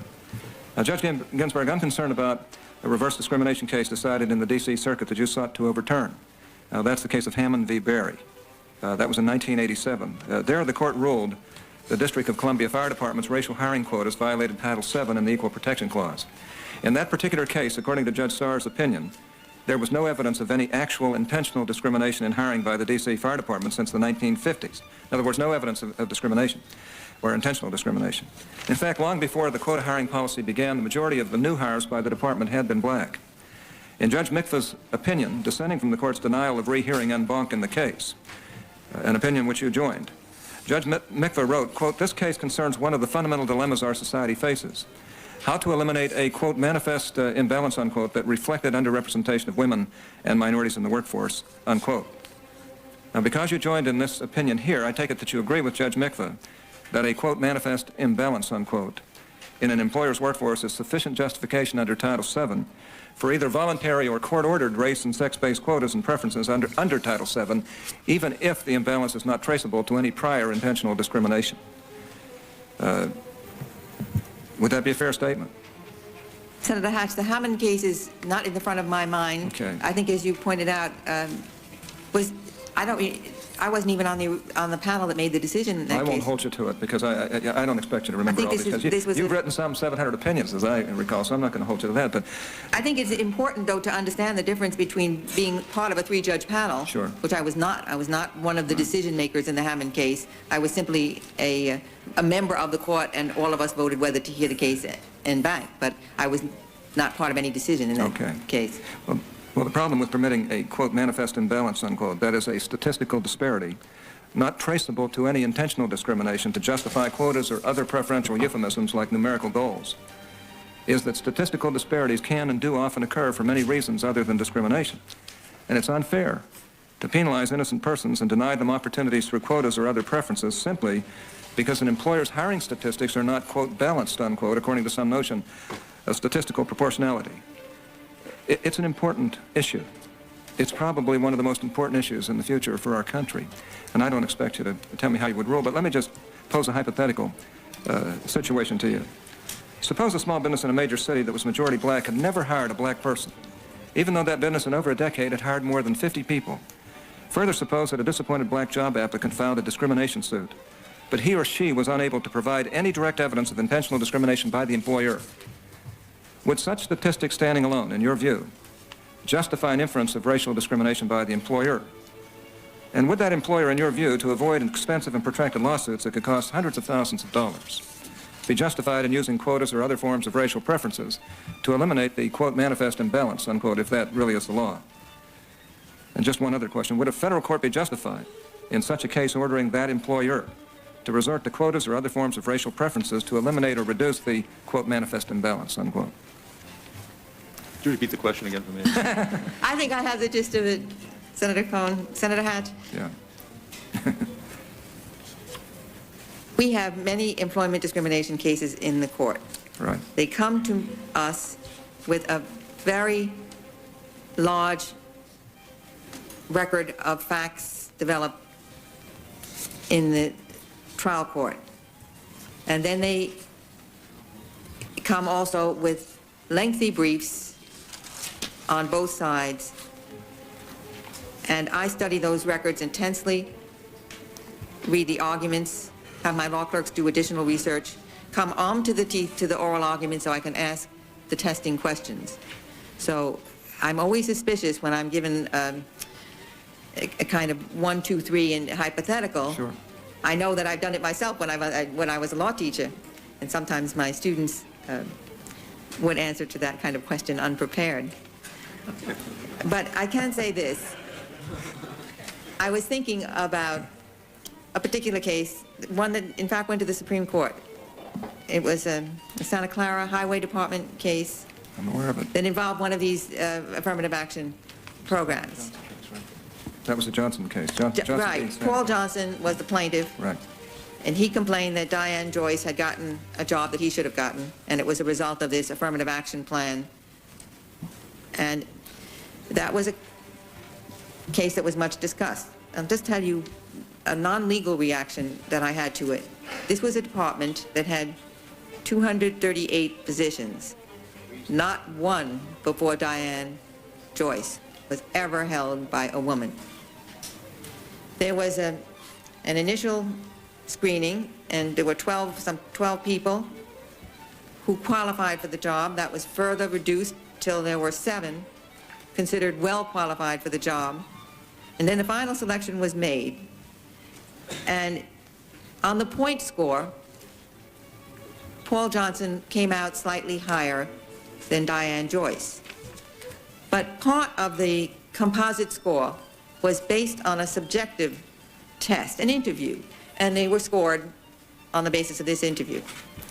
And I had to think back to the days when I was in law school, and I did fine on the pen and paper tests and had good grades, and then I had interviews. And I didn't score as high as the men on the interviews. I was screened out on the basis of the interviews.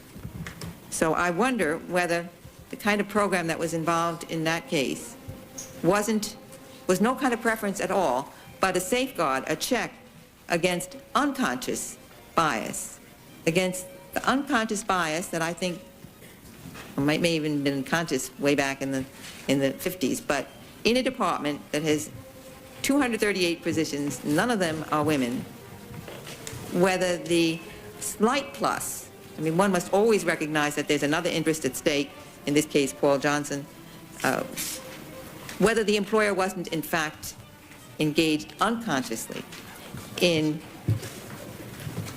denying full and equal opportunity to the women. These are very difficult cases, and each one has to be studied in its own particular context. But in that case, at least, I related back to my own experience. And anytime you're involved with a subjective test, there is that concern that if you are a member of the group that has up until now been left out, is it that the person who is conducting the interview finds you unfamiliar, slightly uncomfortable, thinking about you being part of a workplace that up until then has been, say, all white, or... I did want to make one comment, if you will allow me, Senator Hatch, because when you said that Brown was, that it wasn't ahead of the people, in at least one respect... It was ahead of some of the people, there's no question about that. I have to think about one of my wonderful colleagues, Judge Skelly Wright, who was a brave judge in New Orleans, who for 10 years tried to implement that decision. Right. And massive resistance was mounted against it. But he did what a good judge should do. He enforced the law. Sure. The reason I brought up Dred Scott in that case is because there were whole segments of our society who were way behind, or way ahead. In the case of Dred Scott, almost all of the North was ahead. And many people in the South who refused to fight on the part of the South. In the case of Brown versus Board of Education, there were many in both areas that were way ahead and who expected and really demanded the decision that came. Well, the reason I gave you the hypothetical example I did is because I have had a lot of experience with small business people who are suffering the stings of these employment discrimination cases. The average cost of defending those cases before our 1991 Civil Rights Bill that we enacted here, which I voted for, the average cost of defense alone, just paying their attorneys to defend them, is $80,000. That was before that that statute, and I suspect that cost has gone up a little bit since then. But in the 13 years, I give you that example, I did because I have great faith in you. I have known you since 1980, and I've watched what you've done. I've admired you. I have no doubt that you're a person of total equality and a person who deserves to be on the Supreme Court. But in response to the Judiciary Committee questionnaire, in the 13 years since you went on the bench in 1980, you've not hired a single black law clerk, to my knowledge, at least according to your secretary or intern out of 57 such employees that you have hired. Now, I find no fault with that, because I know that there was no desire to discriminate, even though your court sits in the middle of a majority black city, Washington, D.C. Now, some, if they took the broad language of Abner Mikva in that case, might call that a, quote, manifest imbalance, unquote. Now, I would not suggest for a moment that quote, imbalance, unquote, resulted from any intentional discrimination on your part. The crucial point to keep in mind, however, is that when the concept of, quote, discrimination, unquote, is divorced from intent, and we rely on statistics alone, a small businessman or a woman with your record of employing minorities might find himself or herself spending hundreds of thousands of dollars to fend off discrimination suits. And that, in fact, is what's happening around this country right now. Such an employer might adopt quotas or other forms of preferences in order to avoid or avert such litigation under any number of civil or federal civil rights laws.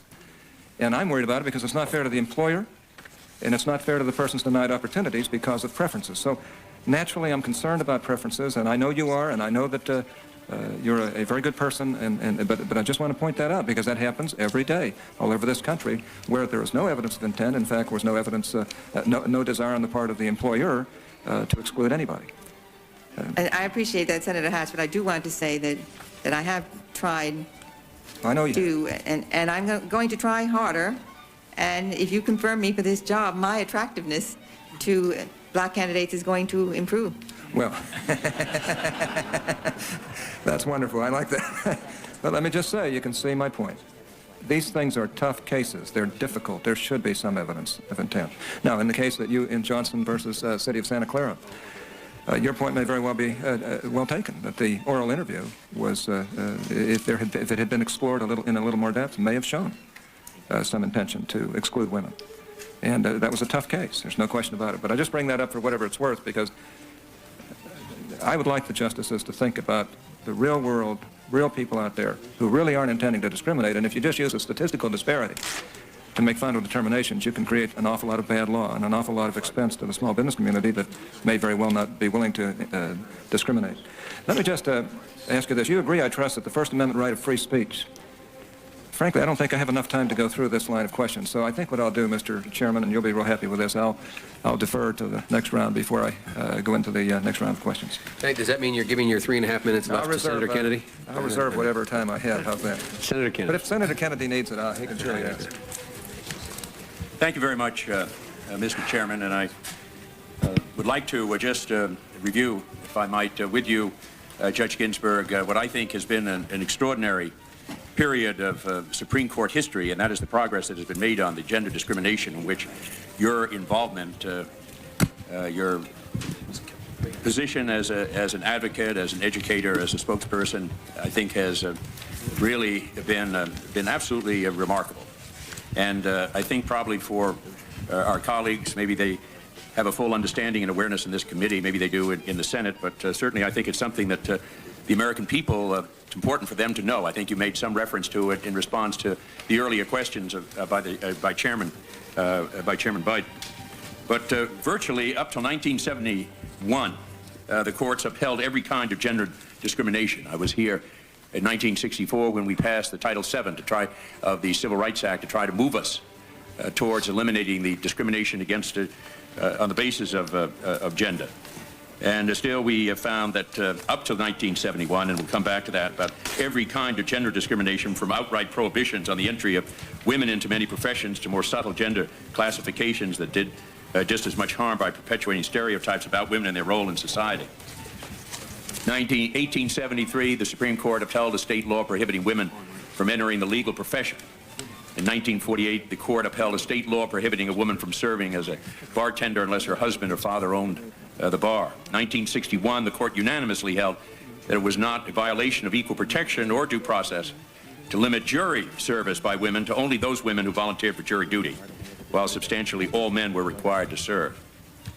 And even after the '64 Act, even more outrageous policies discriminating against women were in the private workplace. In the Phillips Morris versus Martin Marietta, the company absolutely barred women with preschool-age children from applying for work. Even a man with sole custody of and responsible for young children could apply, but the lower courts did not perceive this policy as discriminating against women. And the Supreme Court ultimately reversed the lower courts, and I note that you have written that during the argument of the case before the Supreme Court, members of the High Court made light of the notion that they themselves might have to hire, quote, lady lawyers as law clerks. I know that you encountered the same discrimination as a young law school graduate. So you had the perpetuation of gender discrimination in the long line of Supreme Court decisions. We had some action by the Congress. You still had rampant gender discrimination in the private sectors. And these kinds of barriers to equal opportunity only began to fall in the 1970s as a result of the litigation effort that you led. And your painstaking work led the Berger Court to take the strides forward that would have been hard to imagine even a decade earlier. I was interested, and you referred to this in our conversations prior to the confirmation hearings during an enormously wonderful visit that we had in our Senate offices, inquiring just about some of your own background, pick up on some of the themes that I found so moving in your excellent statement in the Rose Garden about your mother and your own past. And I was just wondering what it was in your own experience that really led you to, to take this path, to devote so much of your career to breaking down the legal barriers, the advancement of the women in our society. It came on me incrementally, one might say. There were many indignities that one took as just part of the scenery, the way it was. For example, when I was at Harvard Law School, and I was on the law review, and I was sent to check a periodical in Lamont Library in the old periodical room, and I got there, it was quite late at night, and I wanted to make sure I got home. My daughter, the professor, was then 14 months old.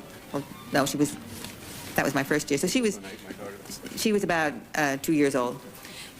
And I wanted to look up this citation and come back. There was a man at the door, and he said, "You can't come in." "Oh, why can't I? Because you're a female." But the library at Harvard is open to women now. Widener is open to women. We keep this one room in Lamont. This is symbolically closed to women. There was nothing I could say. This was a university employee that you can't come into that room. The Harvard Law Review had a banquet, and I was allowed to invite my spouse, and was also allowed to invite my father or father-in-law. But I wanted to invite my wonderful mother-in-law, who has been, next to my husband, the biggest booster, supporter imaginable. But I couldn't invite her because the Law Review dinner was just for the couple of women who were on Law Review were allowed to come, but none of the wives of the men on the review, and no mothers, only fathers. Experiences like that, and the trouble I had getting a job when I was out of law school. Maybe you'd mention the difference between, I guess, is it Cornell and Harvard in terms of where your dormitory? Yeah, that was amusing. Cornell, in the days I was there, had a 4-to-1 ratio. It had 4 men for every woman. And the reason that they gave for, in the Arts College, having that quota, it was a quota system, was that the girls had to live on campus. The boys could live in town. They could find apartments and live in town, but the girls needed to be sheltered. We needed to have curfews. And there were only a certain number of dormitory spaces. Then I come to the Harvard Law School, and there's this wonderful complex of dormitories, except they're only for men. No places in homes for the girls. The girls had to find their places in town. So it was just the reverse. It just showed how irrational it all was. You also, I guess, had an incident involving a eating room at the faculty club? Oh, yes. That was many years later. I came to Harvard Law School to teach a course in Women in the Law. It was the first such course they had. It was in the fall of 1971. And the faculty club, the Harvard Faculty Club, up until that fall 1971 term, had the dining room and the ladies' dining room. And if you were a lady, up until then, you didn't have a choice. You went to the ladies' dining room. I came in, and the hostess said to me, "Well, now you're allowed to dine in the dining room, but wouldn't you really feel more comfortable in the ladies' dining room?" What did well, you I say, can tell Judge? you, I had my meal in the dining room. But there was this world, the way it was just a generation ago, is something that is, as I said before, is hard for young people to grasp. And one of my favorite stories concerned a men's rights case, an early Title VII case called Diaz against Pan American Airlines. This was a man who wanted to be a cabin attendant, and that particular airline hired only women. You may remember the day of "I'm Cheryl, fly me." Well, was part of that era. And I was having lunch with some law school colleagues at the UN dining room when we were talking about some commercial law treaty.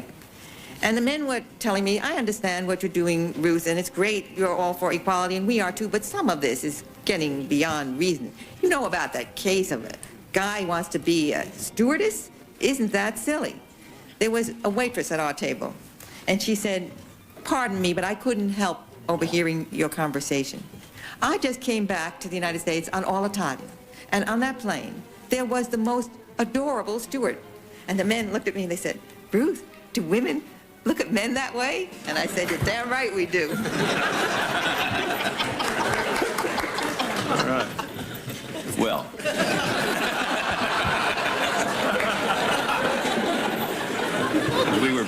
You asked for it, Senator.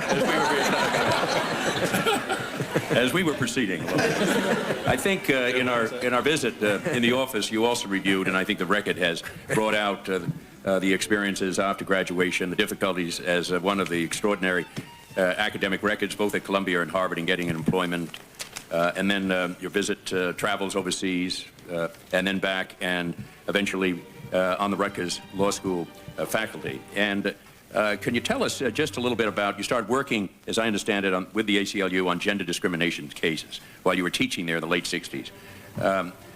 What was the first case you took to the court? And can you tell us a little bit about it? The first series of cases that I had, they were not big federal cases then. There were many states that had moved ahead of the Congress. The Title VII legislation trailed a number of states that had state human rights laws that did include sex along with race, national origin, and religion as prescribed basis for discrimination. How I got into the sex equality advocacy business was really two ways. One, my students, who in the late 60s, early 70s were encouraging the faculty to have a course in this area. The other were these complaints that began to trickle into the New Jersey affiliate of the ACLU. Complaints, this is a typical one. A school teacher becomes pregnant, and she is told that she must leave work sometimes 3 months, 4 months, when she began to show. She was euphemistically put on what was called maternity leave, which meant no pay, no benefits, no health benefits. "We will call you back if we have a need for you." That was about the size of it. Many of the women in that situation were school teachers, some were in other fields. That kind of complaint, and others are similar. I remember one from the Lipton Tea Company. This was typical. A woman's employer had a terrific health plan. Her husband's employer didn't have such a great health plan. So she wanted to sign up with her employer to get the more advantageous plan for herself, her spouse, and her children.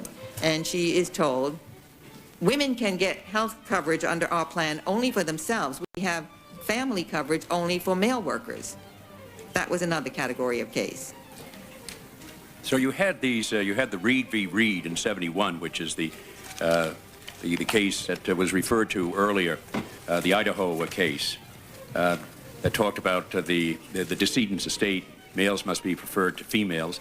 That was the first occasion in which, as I understand, the court held a gender-based classification inconsistent with the equal protections. Frontiero was just been referenced earlier, and in that case, as I understand it, the wives are presumed to be dependent on the husbands, and you had to show that the husband had to prove to be dependent on the wife. And therefore, as I understand it, this was where Justice Brennan's opinion recognized this is an example of gender stereotyping, the law assumes that wives would be financially dependent on the spouses, but husbands would not, and he noted that traditionally such discrimination was rationalized by an attitude of romantic paternalism, which in practical effect put women not on a pedestal but in a cage, excuse me. This was, as was mentioned earlier in the Frontiero case had Justice Brendan's opinion had on the strict scrutiny test, which you mentioned earlier, the different tests which are applied in terms of economic regulation, race, and gender discrimination. He supported applied a strict scrutiny test, which gathered 4 votes in favor at that point.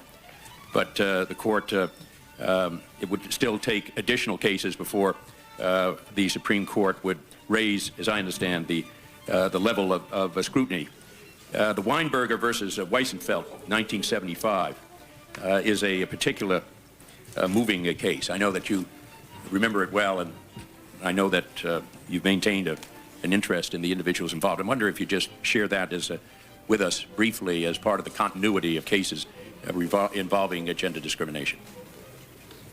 Yes, I think you will hear from Stephen Weisenfeld later. I would like to go back even before Reed to make one point so that it can be understood what the state of precedent was like. What led to Justice Brennan saying the pedestal has sometimes been a cage? It was a case called Hoyt against Florida from the liberal Warren Court, and you recited it correctly. The question was whether women would be required to serve on juries or whether, as Florida had it, they could serve if they wanted to. They'd have to come into the clerk's office and sign up, with the result that very few did. And this was the case. A woman, Gwendolyn Hoyt, had a philandering husband who had humiliated her to the breaking point regularly. Maybe we didn't have names like battered women in those days, but she did not have a happy marriage. One day, in rage at the humiliation to which she was exposed, she turned to the corner of the room and spied her young son's baseball bat. It was a broken baseball bat. She took it and brought it down on the head of her husband, ending the fight, ending the husband, starting the prosecution for murder. She argued that women on the jury, or at least on the pool from which the jury would be picked, improving the chances she would have women in that jury room, would better understand her state of mind, her utter frustration, and might convict her of something less than murder. The court in 1961 responded to that plea. She was convicted of murder by the all-male jury. Responded to her plea that she was not given a jury pool drawn from a fair cross-section of the country because women were left out. The court said, this is pure favor to women. They have the best of both worlds. They can serve if they want to. They have only to sign up in the clerk's office. They don't have to serve if they don't want to. So what is to complain about? They're treated better. And no one thought about Gwendolyn Hoyt and the murder charge that was affirmed in that case. Well, now we switch from 1961 to, I think the Weisenfeld case began in 73. Ended in 75, the citation I have. A young man had a tragic experience. His wife died in childbirth. She had had an entirely healthy pregnancy, and he was told that he had a healthy baby boy, but his wife had died. And he determined that he was going to be a caregiving parent to that child.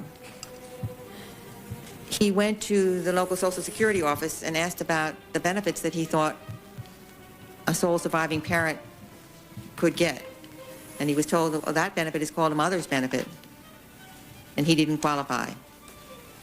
So as I recall, he wrote a letter to the editor of his local newspaper, and he said, I've heard a lot about women's lib. Let me tell you my story. And he explained about his wife having been a wage earner, having paid the same Social Security tax that a man would pay, about her death, and how he didn't qualify as a caregiving parent because he was a male. And he ended up the letter with a line, tell that to Gloria Steinem. He was tired of hearing about women's lib. His case was the perfect example of how gender-based discrimination hurts everyone, starting with his wife, who worked as a man did, who paid Social Security tax, as any wage earner does, but whose government said, we don't protect your family the way we would protect the family of a male wage earner. And then there was Stephen Weisenfeld, who wanted to care for his child, but was told there are no benefits for you to do that because you are a father, not a mother. And then there was Jason, who would not have the opportunity to have the care of his sole surviving parent if that law had not been changed, for the sole reason that it was his mother rather than his father who died. That case resulted in a unanimous judgment in Stephen Weisenfeld's favor. Every justice voted to strike down that gender-based classification. Some, the majority, said because it's discriminated against the woman as wage earner. Others said it discriminated against the man as parent. And one said it discriminated against the baby. But that case, more than any other, I believe, shows the irrationality of gender-based classification. I know you stayed in touch with the family, as I understand. Is that correct? Yes, and I'm pleased to say that Jason, who I don't think was yet 3 at the time of the Supreme Court victory, is now in his last year in college, and his father tells me he's going to apply to law school. Well, very important and significant legal issues, and certainly equally important in terms of the human implications of it. And obviously, your role in this was absolutely essential. I want to just move along these cases then starting in 71, continuing through 75, and then finally the Craig v. Boren case, which held that gender-based distinctions by government are invalid unless shown to be, quote, substantially related to an important government interest. So we have the striking of the gender-based discrimination and the putting in place the kind of a review by the Supreme Court in considering all equal gender-based issues with that kind of review. And that's obviously has been an extraordinary achievement and accomplishment in striking down the barriers of discrimination in our society. And I think it's important for us to understand it. I want to, just in the time that's left, you've obviously had a wealth of experience with the gender discrimination, both firsthand experience and through case you handle. And I'd like to just move into the questions about what this has meant to you in terms of sensitizing you to the issues of discrimination on the basis, how it affects your own thinking as a judge, but also your own sensitivity to other forms of discrimination suffered by many others in our society. I think you're very much aware of the continued kinds of discrimination, even on gender discrimination, wage discrimination that exists in terms of our society. Remedies which are available for people for recoveries on rights which are different on the basis of gender in our society. So those are matters that we're going to be addressing certainly in the Congress, but they do continue. On the issue of civil rights, Congress and the President took up the challenge in the 1960s with the landmark civil rights bills. In the earlier period of time, in the 19th century, had Congress passing powerful laws, and they were effectively gutted by the Supreme Court. And then in the first 60 years of this century, leadership in fighting discrimination basically fell to the Supreme Court. And Congress and the President took up the challenges in the 60s. Important progress was made. And then we have seen action that was necessary in the Civil Rights Act of 1991, bipartisan, to deal with a series of decisions by the Supreme Court in the 1980s that many of us believe had weakened the protections available to victims of employment discrimination. I had intended to go through a number of the items on the civil rights issues, which I think are important, and we'll put those, we'll have a chance to review those in a second round. Maybe others will get to those issues on the Shaw v. Library of Congress, where they showed the sensitivity on the issues of attorney's fees, and then how the Supreme Court treated that issue, but nonetheless, I think any review of the fairness in terms of attorneys' fees, what had happened to that victim of discrimination would have to be certainly convinced of your own position, and the 1991 Civil Rights Act did so. And then there were other decisions on the fair housing, the Spahn versus Colonial Village, on the Fair Housing Act to challenge the use of all-white models in advertising for rental housing. You wrote an opinion holding that organizations dedicated to ensuring fair housing opportunity had standing to bring that suit because they suffered real injury when African Americans were steered away from apartment complexes that used only white models in advertising. And as someone who was a sponsor of that Housing Act, along with others on this committee, I was struck by the appreciation you showed in your opinion for the need for private enforcement actions of this kind in discrimination. And then on the issue of the Right v. Regan, which you ruled that the parents of African-American school children had standing to challenge the Internal Revenue that allowed private schools that banned blacks to have tax-exempt status. Courts overturned you on the issues of standing, but eventually on the substance of the issue, on the Bob Jones case, certainly it supported the basic and fundamental issues of your earlier kind of holding. But perhaps in just the couple of minutes or you take what time that you need, but I won't be able to inquire further of you, if you could go back perhaps to the sensitizing experience that you had with regards to gender discrimination.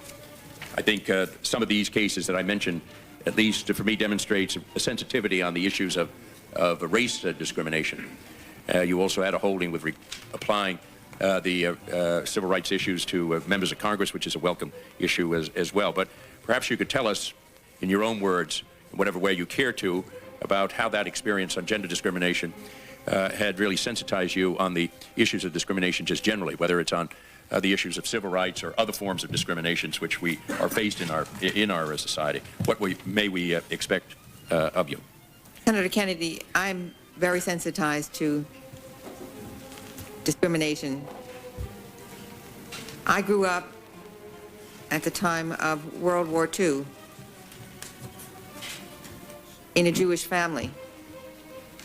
I have memories as a child, even before the war, of being in a car with my parents and driving places, one place in Senator Specter's state, and there was a sign in front of a resort and it said, "No dogs or Jews allowed."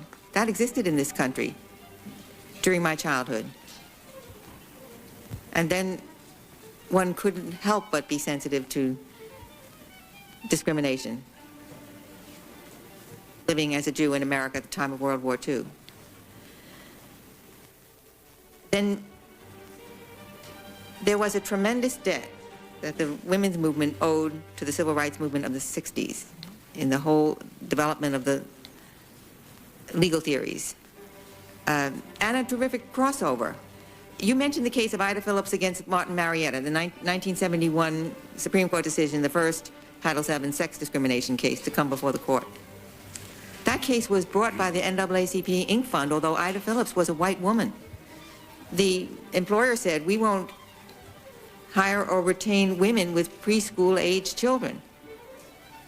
Although Ida Phillips was white, the NAACP Inc. Fund appreciated what a devastating effect a rule like that would have on black women who were seeking to retain employment, to gain or retain employment. So there were many, many crossovers.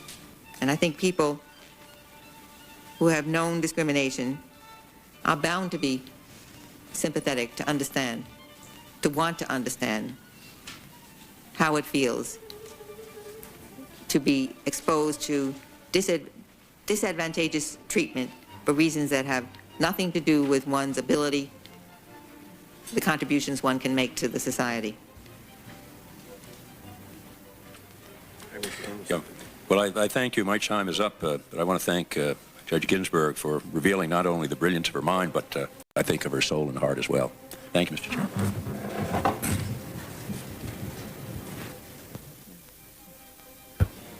Judge, this would be an appropriate time to take a break if you'd like, or we can continue for one more senator and then take a break. Do you have a preference? And then we will In other words, we either take a break now or in 30 minutes. All right, why don't we go another 30 minutes and then we'll take a break. Okay. That's satisfactory. That's fine. Mr. Chairman? Thank you very much. Thank you, Mr. Chairman. Judge Ginsburg, several educators in South Carolina have requested I propound 4 questions to you. And in propounding these questions or any others I may propound during the hearings, if you feel they're inappropriate to answer, will you speak out? Say so. First is, Correct. I'm going to go 2 more. many parents feel that public school education is lacking. What are your views on the constitutionality of some form of voucher system so that working and middle-class parents can receive more choice in selecting the best education available for their children? Senator Thurman, aid to schools is a question that comes up again and again before the Supreme Court. This is the very kind of question that I ruled out. Yes. Well, you feel free to express yourself on any of these. The next is, based upon your understanding of the U.S. Constitution, do communities, cities, counties, and states have sufficient flexibility to experiment with and provide for diverse educational environments aided by public funding and geared to the particular needs of individual students of that particular area or jurisdiction? Senator Thurman, that's the kind of question that a judge cannot answer at large. The judge will consider a specific program in a specific school situation together with the legal arguments for or against that program, but it cannot be answered in the abstract. That's not the way, as you so well know, judges work from the particular case, not from the general proposition. Judge, some recent studies underscore the historical precedent in the United States and elsewhere to the effect that single-sex education may be best for many students. Do you care to express your views on under the Constitution concerning single-sex education? Do you think single-sex education should be available for girls and boys, young women and young men, aided by public funding? Senator, I can say only this. The Constitution requires that equal opportunity be given for boys and girls, equal opportunity for education. I will report only one of the cases in which I was involved. These are all very simple cases because there was an exclusion, there was an imbalance in opportunity. I worked at Rutgers University for 9 years. The main school was all male when I began working there. And then there was a very fine school, Douglas, much smaller, for women.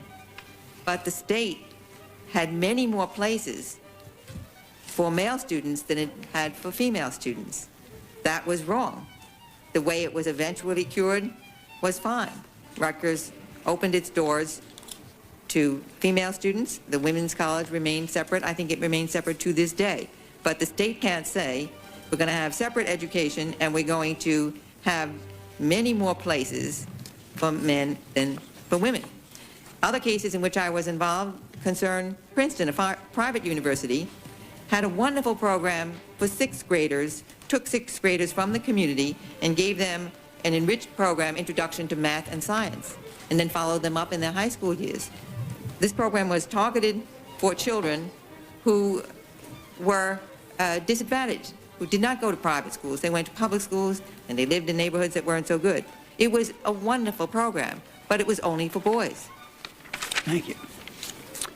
Judge, do you believe it's desirable that single-sex education should be available on some basis for the working and middle-class parents and not just available to those who can afford to send their children to exclusive private schools? Senator Thurman, I've expressed my view that the Constitution requires that the state treat people, boys and girls, equally. And beyond that, the cases that I've described to you all involved either separate and non-existent for girls or separate and not equal. So that's as far as my experience goes. Judge Ginsburg, it is my firm belief that the responsibility of the Congress is to make the laws.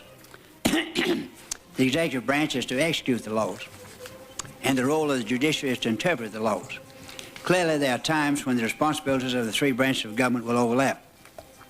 However, this is in stark contrast to activities conducted by one branch which are the distinct prerogatives of another.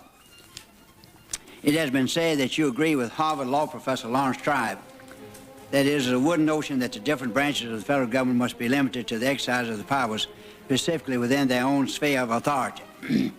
Another Constitution commentator, James Madison, in the 47th Federalist, has argued that the preservation of liberty requires that the three great departments should be separate and distinct. If you're in agreement with Professor Tribe over James Madison on this issue, when do you believe it is appropriate for the federal courts, including the Supreme Court, to engage in what would traditionally be considered a legislative activity?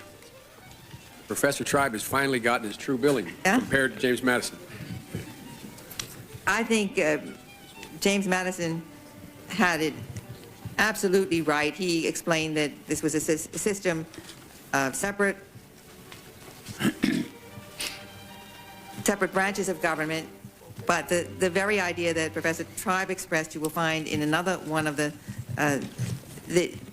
Federalist Papers, that is, each branch is given by the Constitution a little space in the other's territory. We see that in operation today. The judiciary is separate and independent, but I can't be a federal judge unless you, the legislators, advise and consent. You make the laws, but the president can veto laws that you pass. Yeah, of course we can override him, you know. Yes, but by a super majority.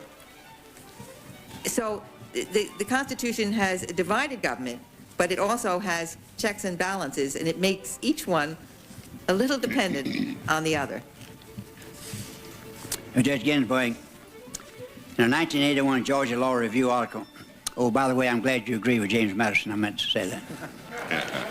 In a 1981 Georgia Law Review article, I believe you stated that the need for judicial interventionist decisions would be reduced significantly if elected officials shouldered the full responsibility for activist decision-making.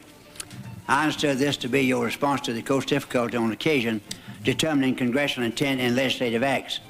If confirmed as Associate Justice, what criteria will you use and where will you place the boundaries of your own interpretation of congressional acts which you find ambiguous and lacking clarity? Senator Thurman, as I have told Senator Hatch in our conversations, there's nothing that a judge would like better than to see a highly activist legislature passing the laws, making clear its positions on policy and on implementation. The tremendous difference between legislators who decide what policies should be and then write laws to implement those policies and judges is that you compose the plate and you put things on it. Judges never make business for themselves. Judges don't create cases. Cases come to the court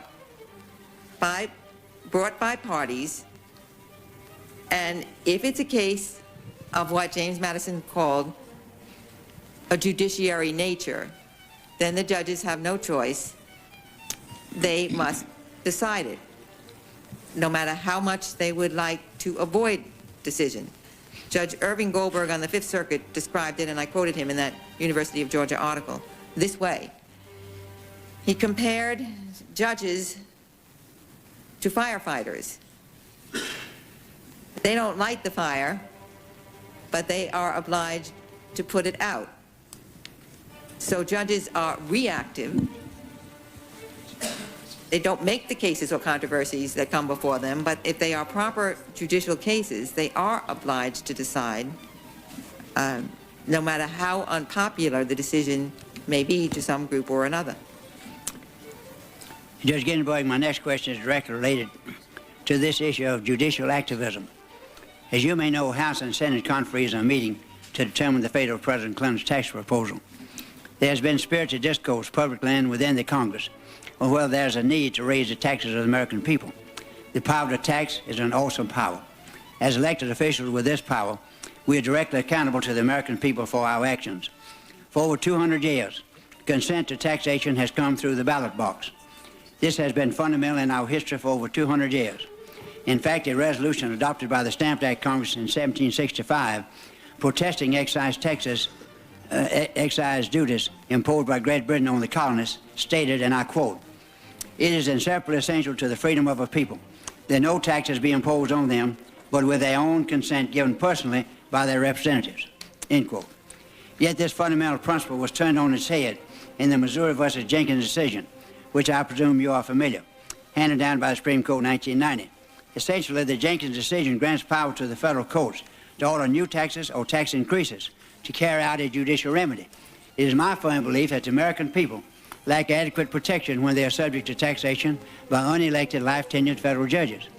It is worrisome enough to the American people that the majority party in Congress is trying to raise their taxes, to which I might add I'm opposed, without having to worry about the same treatment from the federal courts. As James Madison stated in Federalist number 48, the legislative branch alone has access to the pockets of the people. I introduced legislation to alter the Jenkins decision to preclude the lower federal courts from issuing any order or decree requiring the imposition of any new tax or to increase any existing tax or tax rates. I firmly believe that the Constitution explicitly reserves the power to tax to the legislative branch, where representatives are accountable for unnecessary taxes. This matter has yet to be acted on by the Congress. My question is, do you believe there is sound constitutional authority for the American people to be exposed to taxation unless it is imposed by proper legislative authority? Senator Thurman, let me put the Jenkins case in its context as I understand it, and let me preface it with Madison's words about the federal courts. James Madison said that with the Bill of Rights, he anticipated that the federal courts would consider themselves in a peculiar manner the guardians of the rights incorporated in the Bill of Rights. He expected the judges to be an impenetrable bulwark, naturally led to resist every encroachment upon rights stipulated for in the Constitution by the Declaration of Rights.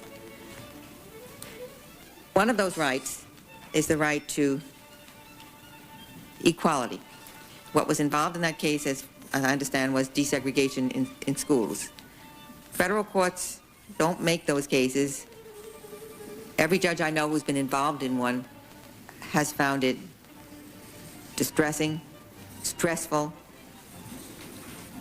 not what that judge would choose to do. And every effort is made in those cases to have the community decide for itself, to come up with a plan that will cure a violation of rights. Once a violation of rights, of constitutional rights, is proved, then it is the court's responsibility to impose relief, to grant relief, to work out a remedy. Now, courts will work out a remedy themselves only as the very, very last resort after trying in every way possible to have the people's elected representatives do the job that they should do. I can't talk to the specifics of this particular case, but I do know that no judge, no federal judge, to my knowledge, ever invites this kind of case. When the case comes to court, the judges will do everything they can to have the remedy worked out among the people involved in the case, and only when nothing else works will the judge then have to step in and fulfill as best as she or he can the judge's constitutional responsibility. As I mentioned earlier, my legislation would alter the Jenkins decision to preclude the federal court from using taxation as part of a judicial remedy. This bill does not affect the subject matter jurisdiction of the courts, but limits their remedial discretion. Now, we'll move on to another subject. Judge Ginsburg in Shaw versus Reno, which was handed down by the Supreme Court last month, the court remanded to the district court the appellant's claim under the Equal Protection Clause, which had alleged that a North Carolina reapportionment plan was so irrational on its face that it could be understood only as an effort to segregate voters into separate districts on the basis of race, and that the separation lacks sufficient justification. One vocal critic of this decision said that the Supreme Court has now created an entirely new constitutional right for white people. Judge Ginsburg, do you believe this to be an accurate assessment of the Shaw decision? And if confirmed, how will you approach challenges to reapportionment plans under the Equal Protection Clause? Senator Thurman, the Shaw case to which you referred was returned to a lower court. The chance that it will return again to a higher court is hardly remote. It's hardly remote for that very case. It's almost certain for other cases like it. These are very taxing questions. I think that the Supreme Court has 3 redistricting cases already on its docket for next year. So this is the very kind of question that it would be injudicious for me to address. Thank you. Judge Ginsburg, as you may know, Congress has before it a proposed amendment to the Constitution which would mandate the federal government to achieve and maintain a balanced budget. I am a strong supporter of the balanced budget amendment. I've worked on this for over 20 years. Should the amendment become part of our Constitution, do you believe that individual taxpayers would have standing to bring suit in federal court to force the Congress to adhere to its mandate? You have described a measure that you support and therefore hope and expect may someday pass. That being the case, you are describing a future controversy that may very well come before the court. Well, you don't have to answer then if you feel it. Yes. You shouldn't. Judge Ginsburg, there are hundreds upon hundreds of inmates currently under death sentences across the country. Here in the Congress, I have been advocating habeas corpus reform to bring about finality of judgment in capital cases. Please tell this committee your views on the validity of placing some reasonable limitations on post-trial appeals that allow inmates under death sentences to avoid execution for years after commission of their crimes. Some of these cases, I might say, in one in my state went for 10, 11 years. One, I believe, in the state of Utah, Senator Hatch's state, went for 16 years, and the man hadn't gone to the chair yet. I know, Senator Thurman, that there is in this area a great tension between 2 important principles, and the one you've been talking about is finality. All things must come to an end, and that's important in the law. Controversies must be decided, and people must go on about their business. So finality is important, but fairness is also important, and unfortunately we don't live in an ideal world where people get the best representation the first time they come to court. Suppose they do have good representation. Yeah. Well, these concerns, finality and fairness, are in tension, and they must be balanced in the particular case.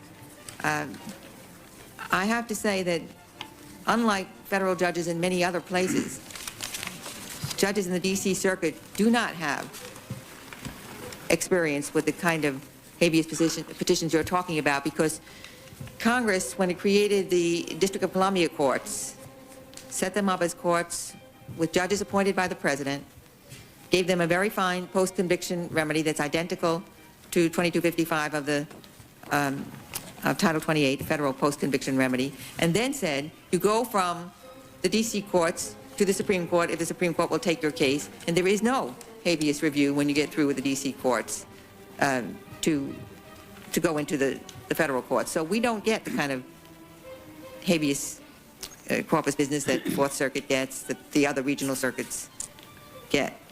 So when I appreciate the tension between finality and fairness, I have not had the experience that some of my colleagues on the federal bench have had with the habeas jurisdiction.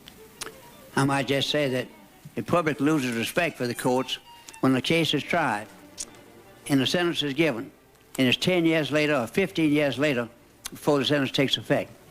We've got to do something to bring finality to these matters. If you remember, Justice Rehnquist appointed a commission with Justice Powell, and that's a very good provision or something similar.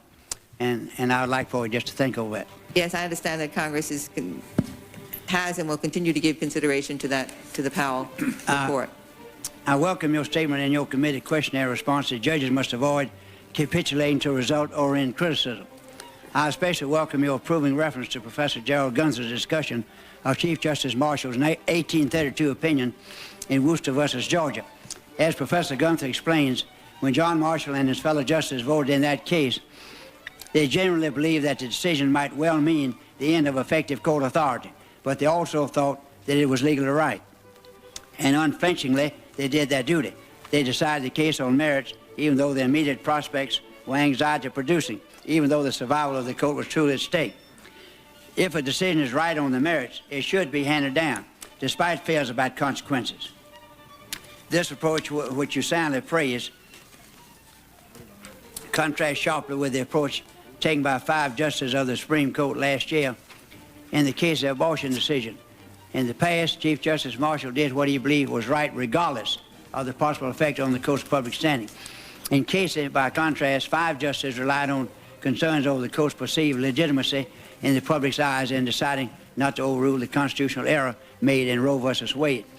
As Justice Scalia pointed out in dissent, instead of engaging in the hopeless task of predicting public perception, a job not for lawyers but for political campaign managers, the justice should do what is legally right. I am pleased to see that you are with Chief Justice Marshall and Justice Scalia on this principle. Would you care to make any further comment? I think that every justice of the Supreme Court and every federal judge would subscribe to the principle that a judge must do what he or she determines to be legally right.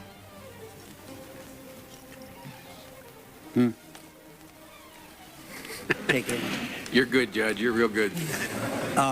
Judge Ginsburg, in 1975, at a meeting of the ACLU Board of Directors that you attended, the board adopted a policy statement that declared the ACLU opposed limitations on the custody and visitation rights of parents where such limitations are based solely on the parent's sexual preference. However, that statement did not claim that such limitations are unconstitutional. My question for you is this. Putting aside your views on the wisdom of any such limitations, do you have any doubt that a state is free, if it wishes, under the Constitution, to take into account a parent's sexual preference in awarding custody and visitation rights and to limit those rights solely because of that preference? Similarly, could a state, in your view, if it so desired, limit adoption rights to heterosexuals? Or you feel that might come before the Supreme Court? I think from the announcements that we've seen in the paper today, yes, that certainly could come questions that you've outlined. Well, I won't ask you to answer it then if you feel it's inappropriate. Thank you. Judge Ginsburg, one very important area of the law is the question of whether courts exceed their authority by creating rights of action for private litigants under federal statutes where Congress did not expressly provide such rights of action. And Justice Powell put it this way. Under Article 3, Congress alone has a responsibility for determining the jurisdiction of the lower federal courts. As a legislative branch, Congress should also determine when private parties are to be given causes of action under legislation it adopts. As countless statutes demonstrate, including titles of the Civil Rights Act of 1964, Congress recognizes that the creation of private actions is a legislative function and frequently exercises it. When Congress chooses not to provide a private civil remedy, federal courts should not assume the legislative role of creating such a remedy and thereby enlarge that jurisdiction. As a general matter, what do you think of Justice Powell's argument? I think that Congress should express itself plainly on the question of private rights of action. I think that judges would welcome that with great enthusiasm. Judges do not lightly imply private rights of action. In some areas of the law, securities law, for example, where private rights of action have been understood by the courts to be the legislature's intent, and that's always what the court is trying to divine. It appears that the legislature has been content with those implications. It's left them alone now for in some cases even decades. But I think the judges have said often enough in opinions, we're going to try to find out, we're going to try to determine as best we can whether Congress intended there to be a private right of action. We wish that Congress would speak clearly to this question because, as you said, Senator, the existence of a private right of action or not is for Congress to say. Judge, I believe my time is up, and thank you for your presence on this case. Thank you, Mr. Chairman. Thank you, Senator. Judge, you're obviously doing very well. You know how I know that? 3/4 of the press has left. The print media has left. Not the important ones, but 3/4 of the press has left, which means that they assume you've been confirmed. We will, as I indicated, take a break now for 10 minutes, and when we return, we'll go at least through Senator Metzenbaum and possibly through Senator Simpson. We have a little conflict here. I said we'd end by 6:30. If we get both, we're going to go until 7:15 or so. We're going to check with my colleagues what is the most appropriate. If you have a preference, you can let your staff know in the break, and we'll take that in consideration. But we'll now recess until a quarter after. If we start sharp at a quarter after, we can get a lot done. Yeah.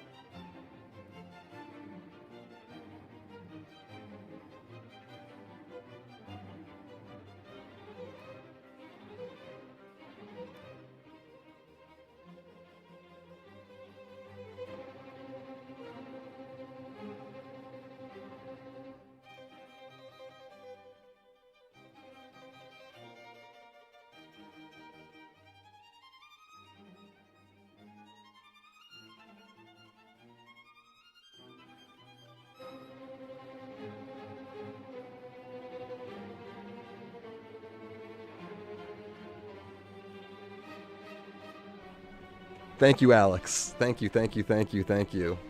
You guys were letting me just go on and on. I'm sorry, I didn't see you said. I was saying the DNC speaker schedule looks like it has some big names. Maybe Bill Clinton, maybe Nancy Pelosi, maybe Hakeem Jeffries. I don't know. I just very quickly perused an article and saw those names. I think that's what they were trying to get at. Not sure if I'll be covering the DNC. That's also something that I said because it's not really my cup of tea. But we'll see. Thank you for joining. We've just finished most of day one. Day one will continue. It's about an hour left in day one. We'll bleed into day two probably. That might be tomorrow. So keep an eye out. Really appreciate you. Am I still muted? Hopefully not. Thank you guys. Be well. As I like to say, knowledge is power. Subscribe for more. I'll see you next time.